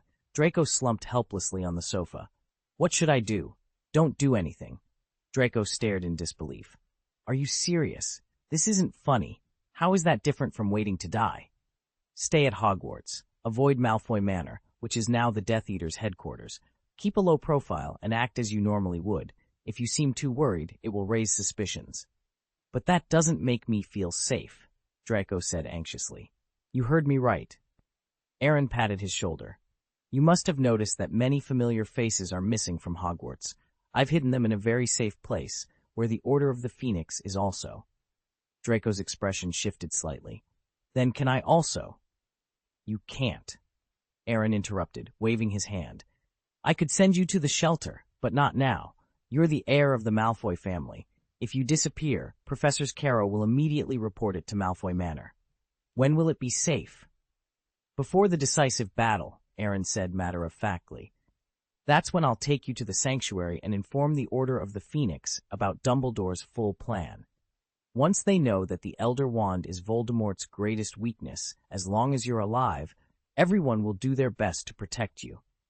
Draco's mouth twitched into a smile that looked more like a grimace. They won't mistreat me, right?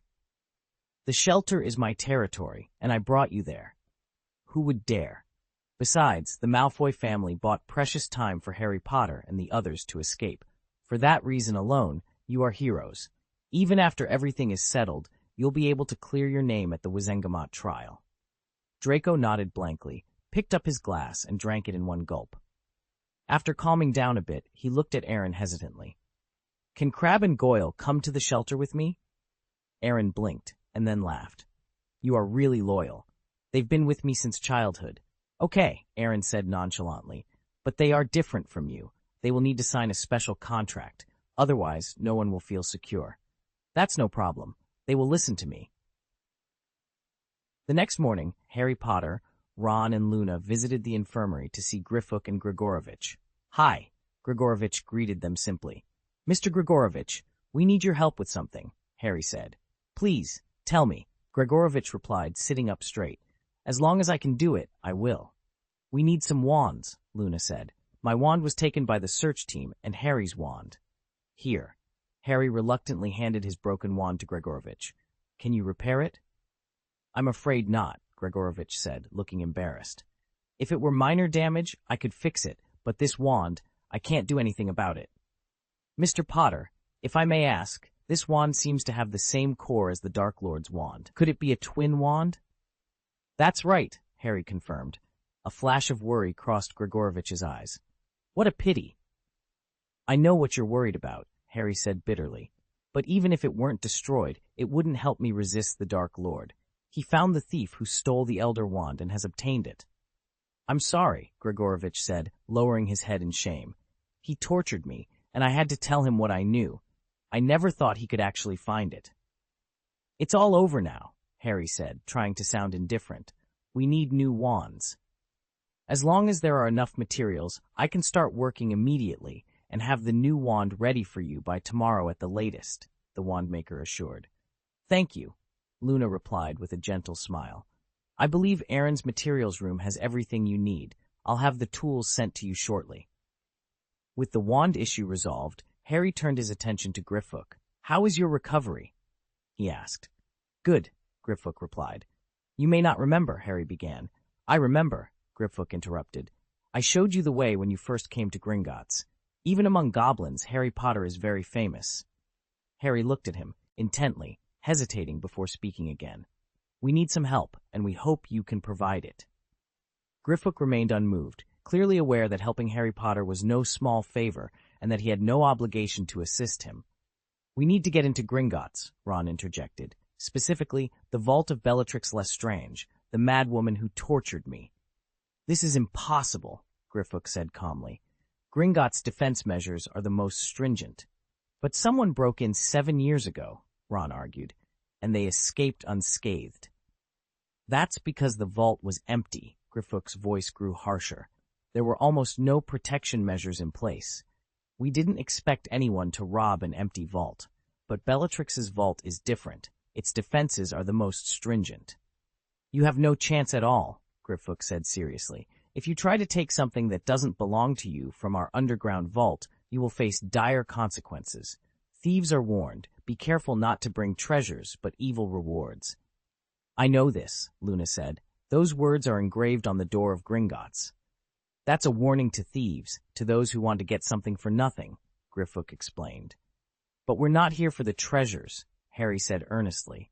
"We don't intend to take anything for ourselves." "I believe you, Harry Potter, but you're still out of luck," Griffook replied. "It's okay," Harry insisted, "as long as you're willing to help us. Goblins are indeed the ones who know Gringotts best. I even know some of the traps inside. But why should I help you?" Griffook rubbed his long fingers. "The goblins of Gringotts will see this as a despicable betrayal." "Does it count for the rights of goblins?" Luna asked. "Under the rule of the Dark Lord, goblins have a hard time. Otherwise, you wouldn't have escaped from Gringotts." "Don't talk nonsense with me, little girl," Griffook sneered. "The status of goblins is not much lower than before. I left Gringotts because I couldn't stand the wizards." "We have gold, lots of gold," Harry said hesitantly. "Yes, you can take whatever you want after entering Bellatrix's vault," Ron added. Griffook's face turned red with anger. "I am not a thief, and I will not take other people's wealth for no reason. Besides, I am not without gold." "Then what do you want?" Ron asked. "The sword," Griffook said firmly. "Gryffindor's sword." Hearing this, Harry's heart skipped a beat. "That won't work. Gryffindor's sword belongs to Gryffindor House. It belongs to Godric Gryffindor." "It's not," Griffook's voice rose. "The sword belonged to King Legnac first, but it was taken by Gryffindor. It is the treasure of our goblins, a rare masterpiece, but it has always been possessed by wizards." Harry was about to argue when Grigovich interjected. "Mr. Potter, goblins have a very different understanding of property ownership than wizards. From the wizard's point of view, Godric Gryffindor paid the goblins to make the sword for him, so he is the sword's owner. But for goblins, the rightful owner of any item is its maker, not the buyer. In other words, Goblins believe that anything made by goblins belongs to goblins. The wizard's purchase is just a form of leasing. The three friends exchanged glances, this explanation challenging their understanding. Is there anything wrong with this? Griffook asked confidently. Godric Gryffindor paid the rent, but after his death, he did not return the sword to the goblins. Goblin. What is the difference between this and theft? But the sword is really important to us, Harry said, resisting the urge to complain. Can it be exchanged for another reward? We can find other treasures. Hearing this, Griffook fell silent. After a moment of contemplation, a strange smile curled at the corner of his mouth. Besides Gryffindor's sword, you have two other things that can impress me. Chapter 639, The Insatiable Fairy, the romance between boyfriend and girlfriend. What? Aaron's disembodied form glared at Harry and Ron, who stood awkwardly to the side. Did he really say that? The two exchanged uneasy glances and nodded. Ha! Ha! Aaron sneered. As expected of a Gringotts goblin, he certainly has an eye for things. Well, Harry swallowed hard. Don't get angry just yet. Not angry? Aaron's cold gaze made Harry shiver. Wouldn't you be angry if it were you? He wants my gun and the scarf I gave Hermione. He's so greedy and bullying. Does he think I've never killed anyone? Or that I won't kill him if I save him? Calm down. Calm down, Sirius interjected, stepping in front of Harry. Harry is just the messenger. He's innocent.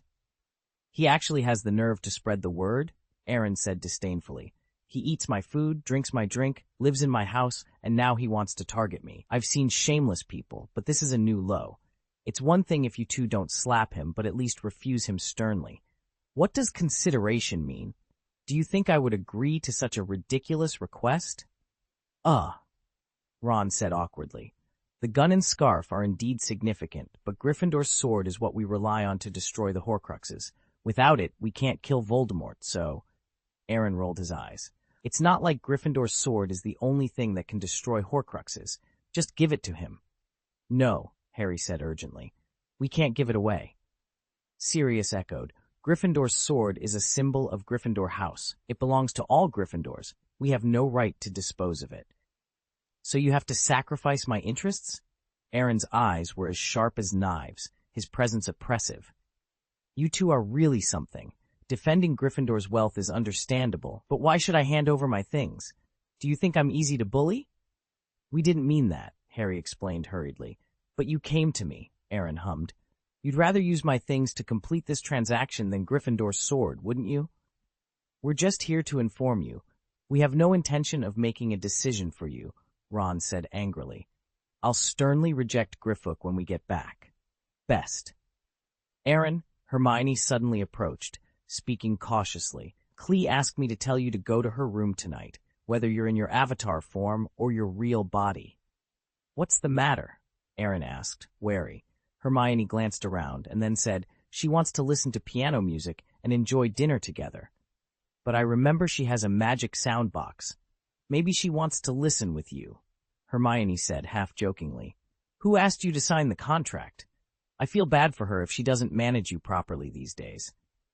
Aaron's face fell and he said resentfully, Who did I violate the contract because of? Don't worry, I'll be there too. I won't let her embarrass you too much. Hermione quickly turned and left, an unnatural blush on her face that no one noticed. Aaron felt slightly relieved. With others present, Clee wouldn't embarrass him too much. What contract were you talking about? Ron asked curiously. It has nothing to do with you. Just remember my stance. Aaron said before leaving the hall. I knew he wouldn't agree, Ron said, spreading his hands. Luna had the foresight to stay in the infirmary. We got scolded as expected. Do we really have to give the sword to Griffook?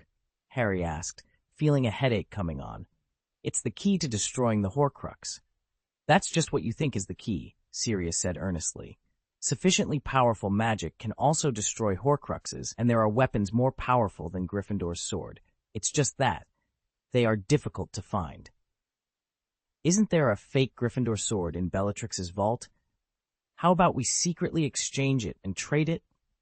Ron suggested. No, Sirius shook his head. It's easy for goblins to tell the truth from the lies. You can't fool them. As long as he promises to take us into the vault, we can trade the sword, Harry said after a long silence. Harry, I don't agree with you doing this. There must be another way to destroy a Horcrux, but we don't have time to find it. No, Sirius, Harry said with some shame. I mean, we can trade swords, but we can't tell him the specific time. Huh? Sirius was stunned for a moment, then laughed. That's a good idea. This is cheating, but I don't have any problem with it. We saved him, so it's right to help. After making their decision, Harry and Ron returned to the infirmary. Now that you've thought about it, which thing should I use as my reward? Griffook asked. The sword, Harry said with difficulty. After you take us into the vault, we will give the sword to you. It seems you didn't convince him, Luna said. Don't mention it. You almost scolded us to death, Ron said, depressed. As if those two things are valuable. Worth it? It's really vulgar, Griffook sneered. Although I only glanced at it from a distance, I'm sure that the design, forging, and enchantment of that gun are better than the goblin's magic. Especially the materials. There are more rare metals in that gun than in Gryffindor's sword. What about the scarf? The scarf is not that precious, but what is rare is that it can resist evil spells to a certain extent. It is much rarer than the amulets on the street. You really don't want to make a loss-making deal, Harry said, speechless. The combined value of these two items is much higher than the sword. I didn't buy or sell by force. The decision is in your hands. Griffook looked at Harry meaningfully. Promise me, Harry Potter, if I help you enter the vault, you will give Gryffindor's sword to me? Yes, Harry nodded and silently added in his mind. The specific time is to be determined. Griffook stretched out his right hand. Shake hands! Harry held Griffook's hand, thinking that the goblin's agreement was simpler than he thought. Can we start now? Harry asked after letting go. No, I need time to prepare, Griffook said. I have only entered Bellatrix's vault once. It was one of the oldest secret rooms on the deep underground level. There are many traps and tight defenses there, and there are even fire dragons guarding them. If you are not prepared, you may die on the way. How long will it take? Ron asked. If it's short, a few weeks. If it's long, 1 or 2 months. That's too long, I don't think this is enough. Griffook interrupted unceremoniously. What kind of place do you think Gringotts is? You guys are at risk of dying even if I lead the way. As soon as possible. Harry tried to keep his voice gentle. After all, Griffook was their only hope of entering the Gringotts vault. If he gave up the idea, the plan to find the Horcrux would have to be postponed for a long time. You don't need to remind me. Prepare another studio for me. A semi-dark state so that I can better concentrate on designing the Gringotts map. At 9 o'clock in the evening, Aaron and the missing body clones gathered in front of Clea's room, looking like they were ready to die. How will she torment us? Aaron asked guiltily. She used to be a princess, so she would be more restrained, but these 3 days she is a queen, so naturally she can do whatever she wants. The missing body said with a sad and bitter smile on its face. What contract did you violate when you said you had nothing to do? It doesn't matter if you are miserable. I have to be miserable too. I am just a clone. Clea is very smart. She knows that if she only calls one person, I will definitely send the clone there. So, Aaron patted the shoulder of the missing body and said affectionately, From now on, you are. Hearing this, the bitterness on the missing body's face became even more intense. You are really a loser. I think being stubborn is a success in a sense, Aaron said sheepishly. Identity swap. This is in order. Don't worry, Clea is joking in a measured way. After all, we have to live together in the future. How about you take me back? The missing body said, depressed. I've lived for almost 20 years and it's never been this thrilling. It's a good idea. The clone is used to share the firepower, Aaron chuckled, waving his wand to open the stone door. He then pulled the missing body through the black curtain. Entering the room, both Aaron and the missing body looked a little reserved. You are here, Hermione said, walking up to them with wet hair. She looked at them carefully for a while. Which one is the main body and which one is the clone? I am the true body, the missing body forced out a smile and said. Aaron shrugged. Yes, that's right. I'm the clone. It doesn't matter. I won't believe it anyway, Hermione said, causing both Aaron and the missing body to stagger. Aaron felt embarrassed, but the missing body felt much more relaxed. It seems that they have indeed changed their identities, Hermione said with a half-smile. You don't understand, Aaron said helplessly. Clea is definitely a good girl, but not many people can withstand her pranks. She had no chance before, but yesterday I personally gave her the chance. Where is she? The missing body asked. She's taking a shower in the bathroom. I'm sure she won't mind if you want to take a peek, Hermione said slyly. Stop joking, the missing body said speechlessly. What if I can't hold it back? Hermione chuckled. I just said that casually. Crunch! The bathroom door suddenly opened. In the hazy mist, the figure of a girl with jade-like skin emerged. Clea was wearing a white plain shirt, her exquisite figure looming. Her golden hair was scattered behind her like a waterfall, and her delicate white jade feet stepped on the ground, spotless. You came at the right time. Clea raised her eyebrows and smiled. We just finished taking a shower. You are tempting me to commit a crime, Aaron said, looking straight at the beauty coming out of the bath and swallowing unconsciously. I won't resist if you pounce on me. Who made me your fiancé? Clea walked up to Aaron with a smile and smelled his scent. We are all adults now. Aaron looked at Clea's seductive appearance and couldn't help but lean over and kiss her on the red lips. The missing body turned to look at Hermione beside him. How about we do the same? Hermione's face turned slightly red, and she nodded shyly. This kind of thing was something the two of them had become accustomed to.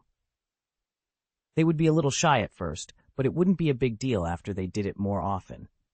The two of them just had a brief taste, but it took more than half a minute for Aaron's body to reluctantly leave Clea in his arms.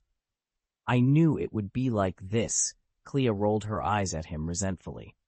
Your willpower really gives people a headache sometimes. A trace of clarity flashed in Aaron's eyes. Get married first before you can do anything. This is the solemn warning Mr. Vico gave me. I still remember his expression when he said this. Regret, joy, shame, fear, all kinds of complex emotions combined together to form a unique maturity. That's too far away, the missing body coughed. Let's get straight to the point. Why did you ask us to come here? Clea pulled Hermione forward and said coquettishly, Aren't we obvious enough? Do you think we will believe it? Aaron and the missing body both rolled their eyes. I still understand you. You won't be so anxious to get me before you figure out the clone and the original body. It's really boring, Clea shrugged. The water stains on her body quickly dried, and she put on a coat over her white shirt. Two delicate beauties are in front of you, and you are actually unmoved. I almost couldn't hold it back, but... I held back because I thought it might be a prank, Aaron admitted. What if it's not a prank? Hermione asked with a smile. Then you have to hold back, Aaron replied seriously. I'm not a gentleman, but I still have to heed my father's warning. He wouldn't deceive his own son about something like this. Besides, if Mr. and Mrs. Darwin find out that before marriage, there will be consequences. Don't overthink it, Clea interjected. I just wanted to enjoy a candlelight dinner with you tonight. Is it really that simple? Aaron asked, raising an eyebrow. What else would it be? Clea rolled her eyes. I just want to experience the romance between a boyfriend and girlfriend, but you always seem so busy. Hearing this, Aaron felt a pang of guilt, and the tension in the room eased considerably. Clea waved her wand, and a table appeared in the center of the room. It was adorned with white roses arranged in a heart shape, goblets filled with red wine, incense, and burning pink candles. The table was set for 4, with 2 places on each side, neatly arranged. Exquisite dishes and snacks appeared on the empty plates, and the atmosphere instantly became more intimate and inviting. Chapter 640, Betrayal and Separation.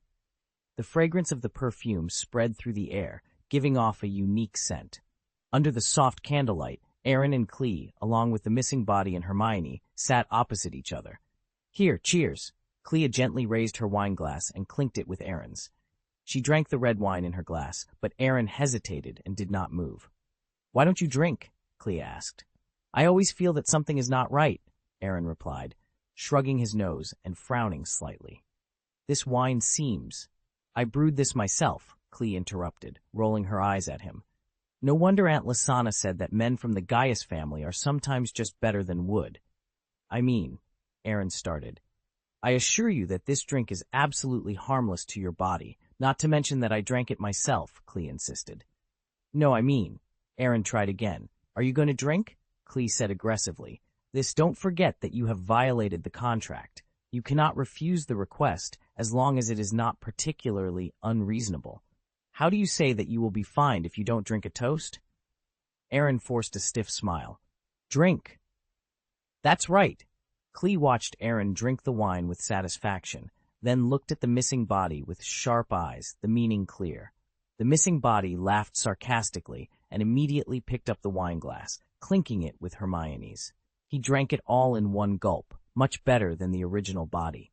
Soft music played, and the soothing rhythm made people relax unconsciously. Clee and Hermione were talking and laughing, and while enjoying their dinner, they kept pouring wine for Aaron and the missing body. Is this a rhythm that wants to get me drunk? Aaron and the missing body realized this at the same time, but they didn't take it to heart. Their drinking capacity had never been reduced over the years. With these 2 bottles of red wine, they could get him drunk, which made him look down on others. At least they should replace the bottles with barrels. But as time passed, drunkenness crept into their minds. Only then did the 2 realize that the 2 wine bottles seemed to be the same as when they were first opened, and the wine inside had not decreased at all. Hiccup! Aaron looked at Clea, who had a double image in front of him, but was extremely attractive. He suppressed his confusion and asked in a daze, How much did I drink? It's not much, just 2 buckets, Clea said with squinted eyes. Don't worry, it won't occupy your stomach, so you won't feel any discomfort. No wonder, Aaron smiled and shook his head, but it's not that easy to get us drunk. Of course I know, and we didn't want to get you drunk. The prank is over. Can we leave? The missing body felt a little uneasy, but he couldn't tell where this uneasiness came from. She blocked the door, Hermione said awkwardly. I'll tell him now not to worry. It's okay. What? After hearing this, Aaron and the missing body both woke up a little. The missing body stretched out its right hand towards the door, and a blue lightning shot straight through. However, as soon as the destructive thunder approached the door, complex patterns lit up on the door, and the lightning was swallowed up in an instant without even a splash.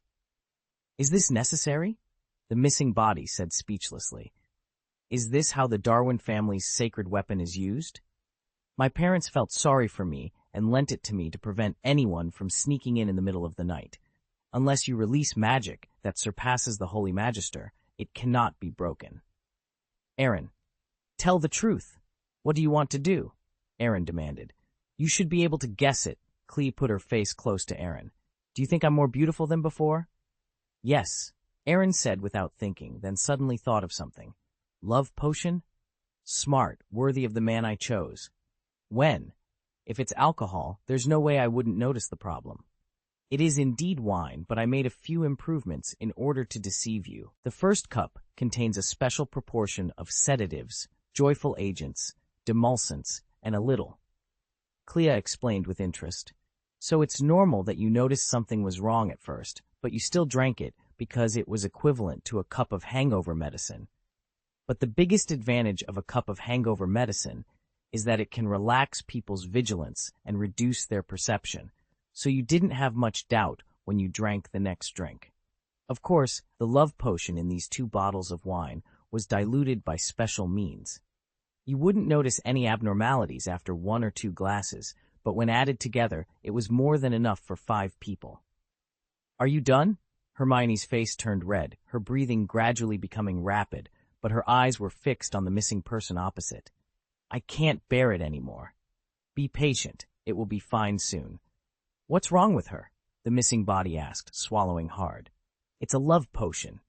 Clea pointed to the aromatherapy on the table. It's of high quality and doesn't harm the human body. It's just a catalyst for love. Although Hermione also drank a few glasses of wine, she also drank a glass of antidote at the beginning, so she can barely hold on for a while. How prepared are you? I took out the best batches from your potion room and used them. Water law. Aaron couldn't help but curse, feeling as if he had shot himself in the foot. Unfortunately, the potion is difficult to work on me. Aaron said while calling upon the power of the horse charm, but his heart went cold the next moment. The healing power was still there, but suddenly it stopped working. Potions that are harmful to the body are definitely useless, but the wine you drank was mixed with the god-suppressing potion prepared by Lant himself. It took me a whole vacation to get a small bottle from Rand's collection. You should know what it does. Suppressing the body's senses, even if you are on the verge of death or suffering from illness, your body will mistakenly think that this is normal. Aaron couldn't help but laugh. This thing can also have an effect on God. He is really willing to give it up. Who made me your fiancé? After telling me what I wanted to do with it, Rand gave it to me. Hurry up. Hermione couldn't help but take off a piece of clothing. Calm down, I'm a clone. The missing body said anxiously, but it couldn't hold it any longer. After drinking the love potion for 5 people, even he would have a hard time withstanding it. Yes, a clone. Aaron seemed to grasp the last glimmer of hope. There is still a difference between a clone and the real body, and you definitely don't want to. I don't care, Hermione interrupted. I have been prepared for this for a long time, with Clea's consent. I prepared this. Clea threw away her coat and then placed a brocade box on the table. Aaron's eyes widened, and he suddenly lost all hope. This was not shooting oneself in the foot. This was accidentally killing oneself. He felt that coming here tonight was a mistake. He and the missing body were ignorant white rabbits, while Clea and Hermione were big bad wolves in sheep's clothing. How did you know? The Darwin family generally has a strong thirst for knowledge. I found this thing in your treasure room, but I couldn't explain it with my knowledge. I thought you got it in another world, so I took it back to a professional to analyze it. After reading it, Jean suggested that I go to Diat. He is worthy of being the librarian of the Gaius family, and he translated its function just by relying on the patterns on it. Yin and Yang can separate the good and evil sides of people. Originally, I wanted to test it, but Flo told me that there must be a limit to the number of times this thing can be used. His original words were, I know Aaron too well. He is just a little fox. Real treasures must be kept close to you, rather than placed on a shelf to increase the risk of theft. This thing will turn into an ordinary stone after being used once or twice at Ost. Aaron almost spit out a mouthful of old blood in his missing body. Aaron's face showed a mix of bitterness and resignation. What does it mean to rebel against one's relatives? This is it. Normally, he had the utmost respect for his ancestors, but they didn't hesitate at all when they sold him out. Are you ready? Clea's eyes were wide, and she swallowed hard. I can't hold on anymore. No, you'll regret it.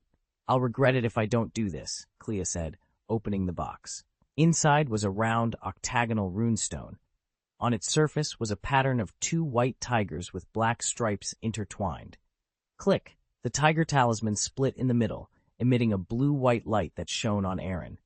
Instead of separating, a ball of white spiritual light flew out of his body and merged with the missing part. How does it feel to be complete? Clea asked with a smile. Not very good. The missing part shook his head. I don't feel anything, it's just... He trailed off, looking at Hermione with eyes that seemed to burn with red flames. The next moment, the two couldn't help but stand up, hugging and kissing each other. Hermione, your room is over there. Clea pointed to a wall behind them, and a door slowly opened. He is yours tonight. Boom. The door closed, and the two disappeared from sight. When have I ever been so embarrassed? Aaron smiled to himself, then poured another glass of wine. After drinking it, he couldn't help but hug Clea. Are you so sure you will succeed? Elixir of Fortune. Clea's eyes flashed with a hint of cunning. It belongs to Professor Slughorn. I gave it to Hermione before. You also drank the lucky potion? To be precise, we didn't drink it. You did. Aaron was stunned for a moment, then laughed. No wonder. In a sense, this is also a kind of luck, right? What do you say? The next day, Aaron opened his eyes in a daze. Turning around, he saw the blonde beauty nestled in his arms, and the memory of last night came flooding back. Slap! What a sin! Aaron slapped his forehead. I was impulsive, too impulsive. But at least I won't regret it. Clea opened her eyes and smiled. I have been waiting for this day for more than 10 years, and finally, I got my wish and let you sleep. Such words would actually come out of your mouth? I'm not the kind of nerd who only knows how to read. Okay, Aaron nodded lovingly. But I have to correct you. I put you to sleep. It's the same. It's different. Aaron snorted angrily, then passed through a magic circle, donning a neat wizard robe. Are you in such a hurry to leave? Shouldn't you say something to me?